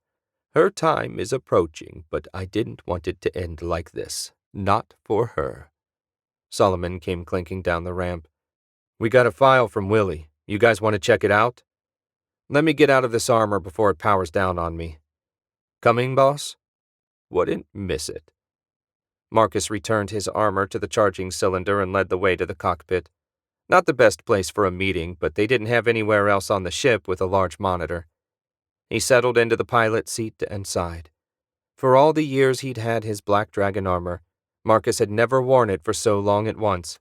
He needed a shower in the worst way. Solomon pulled up the file while Drakor perched on the edge of the tactical seat where Ayeka usually sat. the main screen filled with the image of the system they just left. It was shaky, and the resolution left something to be desired, but you could make out the black ship easily enough. Drekor murmured something that sounded vaguely like a prayer. "That's the ship you found. I know you said it was big, but this? How did they build something so massive?" A blue glow rose from the engines and it started moving toward the sun. It gathered momentum and was soon hurtling like a comet toward the center of the system. About halfway to its destruction, something shot out and vanished like a streak. The ship kept going, finally plowing into the blinding white of the sun. The recording continued for a few seconds, then ended. "Can you rewind and zoom in on the flash we saw about halfway through?" Marcus asked. "I can try, but the quality isn't great." Solomon fiddled with something, then the recording reappeared.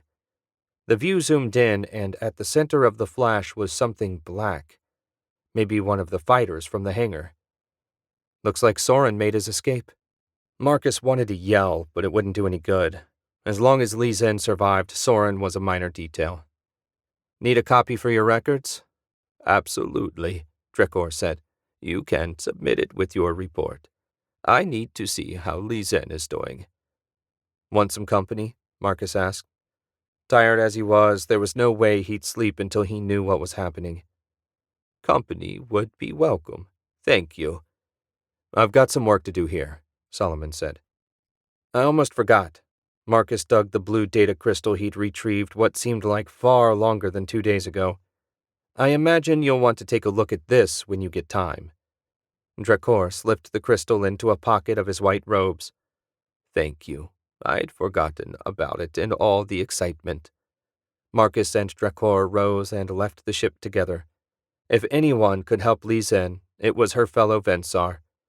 Marcus had no doubt they'd do everything they could. Hopefully, it would be enough. Chapter 9. Sorin emerged from hyperspace halfway between a blue gas giant and a green and blue world populated by a diversity of life, including a primitive sentient species that might evolve into something interesting in a few thousand years. He'd found this place years ago, before he joined the Children of the Void, and never spoke of it to anyone. It was his secret place, a place where he could retreat and think. He built a castle, for lack of a less pretentious word, complete with a lab, robotic servants, and research library. Everything he lost on the Black Ship, except the rogue AI, was backed up here. He could begin his work again. He would begin again. The hour of travel time let him clear his mind before soaring over the jungle and landing on a square concrete pad. The gray stone castle jutted into the air at the edge of a reinforced cliff overlooking a valley where the primitives lived in small tribes. He liked to watch them, to wonder what they thought of the castle looking over their home. Did they even understand what it was? Sorin would never know, but he liked to think so. He climbed out of the fighter and let the heat and humidity wash over him. His mask filtered it, but he could imagine the perfume of jungle blossoms filling the air. It was good to be home. A short walkway separated the landing pad from the castle wall. Every castle had to have a wall, and it kept the local wildlife out. A metal gate allowed access to the courtyard, and it was open. Sorin instantly went on alert. Nothing on this planet could get through his defenses, and he saw no ships on his way down. He activated the offensive and defensive equipment built into his robes. Whoever dared break into his refuge would regret the decision. A single figure dressed in black robes identical to Sorin's stood in the courtyard. The stranger was taller and slenderer than even the tall and slender Sorin. There was only one person he knew with that build. But he couldn't be here. Couldn't know this place existed. Sorin had been so careful. No one knew about his retreat. The stranger turned, revealing a matte black mask that seemed to absorb the light. The only spot of color on his body was a single red amulet resting on his chest. Sorin's heart raced and his breath came in ragged gasps. It was him. Master Voidwalker. "Sorin, my long-lost former associate." Voidwalker's voice emerged, dull and empty of emotion. Sorin didn't imagine for a second that the hollow voice matched the emotion running underneath. I hoped I would see you again. When the mobile base reactivated its homing beacon, I was so pleased. We could have our reunion. Sorin nearly bit off his tongue. He'd forgotten all about the homing beacon and how it would reactivate when the power switched off and on. But that didn't explain how Voidwalker knew about this place. I wish I'd been fast enough to recover the mobile base. But, alas, I entered the system just in time to watch it crash into the sun. After that, it was a simple matter to deduce where you'd run. How did you know about my refuge? Voidwalker laughed, a cold, humorless sound that chilled Sorin to the bone. I've always known about it. Did you think I allowed anyone to join my group who had secrets? I permitted the illusion of a hidden refuge because it made no difference and would, I assumed, please you. Perhaps I was too generous. Of all my subordinates, you were the last I thought would betray me. Very disappointing, Sorin. Sorin tried to swallow, but his throat was too dry. What happens now? Voidwalker cocked his head a little to the right. I think you know what happens now. Behind them, the main part of the castle exploded in a massive fireball. Bits of gravel rained down on the men in black. Sorin screamed and thrust his hands at Voidwalker.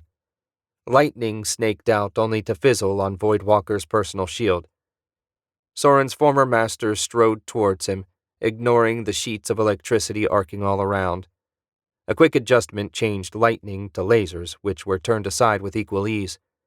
Voidwalker's gloved fist closed around Sorin's neck. He gasped, flailed, and even stooped to striking Voidwalker with a balled fist. Nothing left an impression. You could have been my second. Sorin went rigid when Voidwalker's lightning raced into his body. Every nerve screamed, every muscle clenched. He'd never felt such pain. Your wasted potential angers me as much as your meaningless theft. Goodbye, Sorin.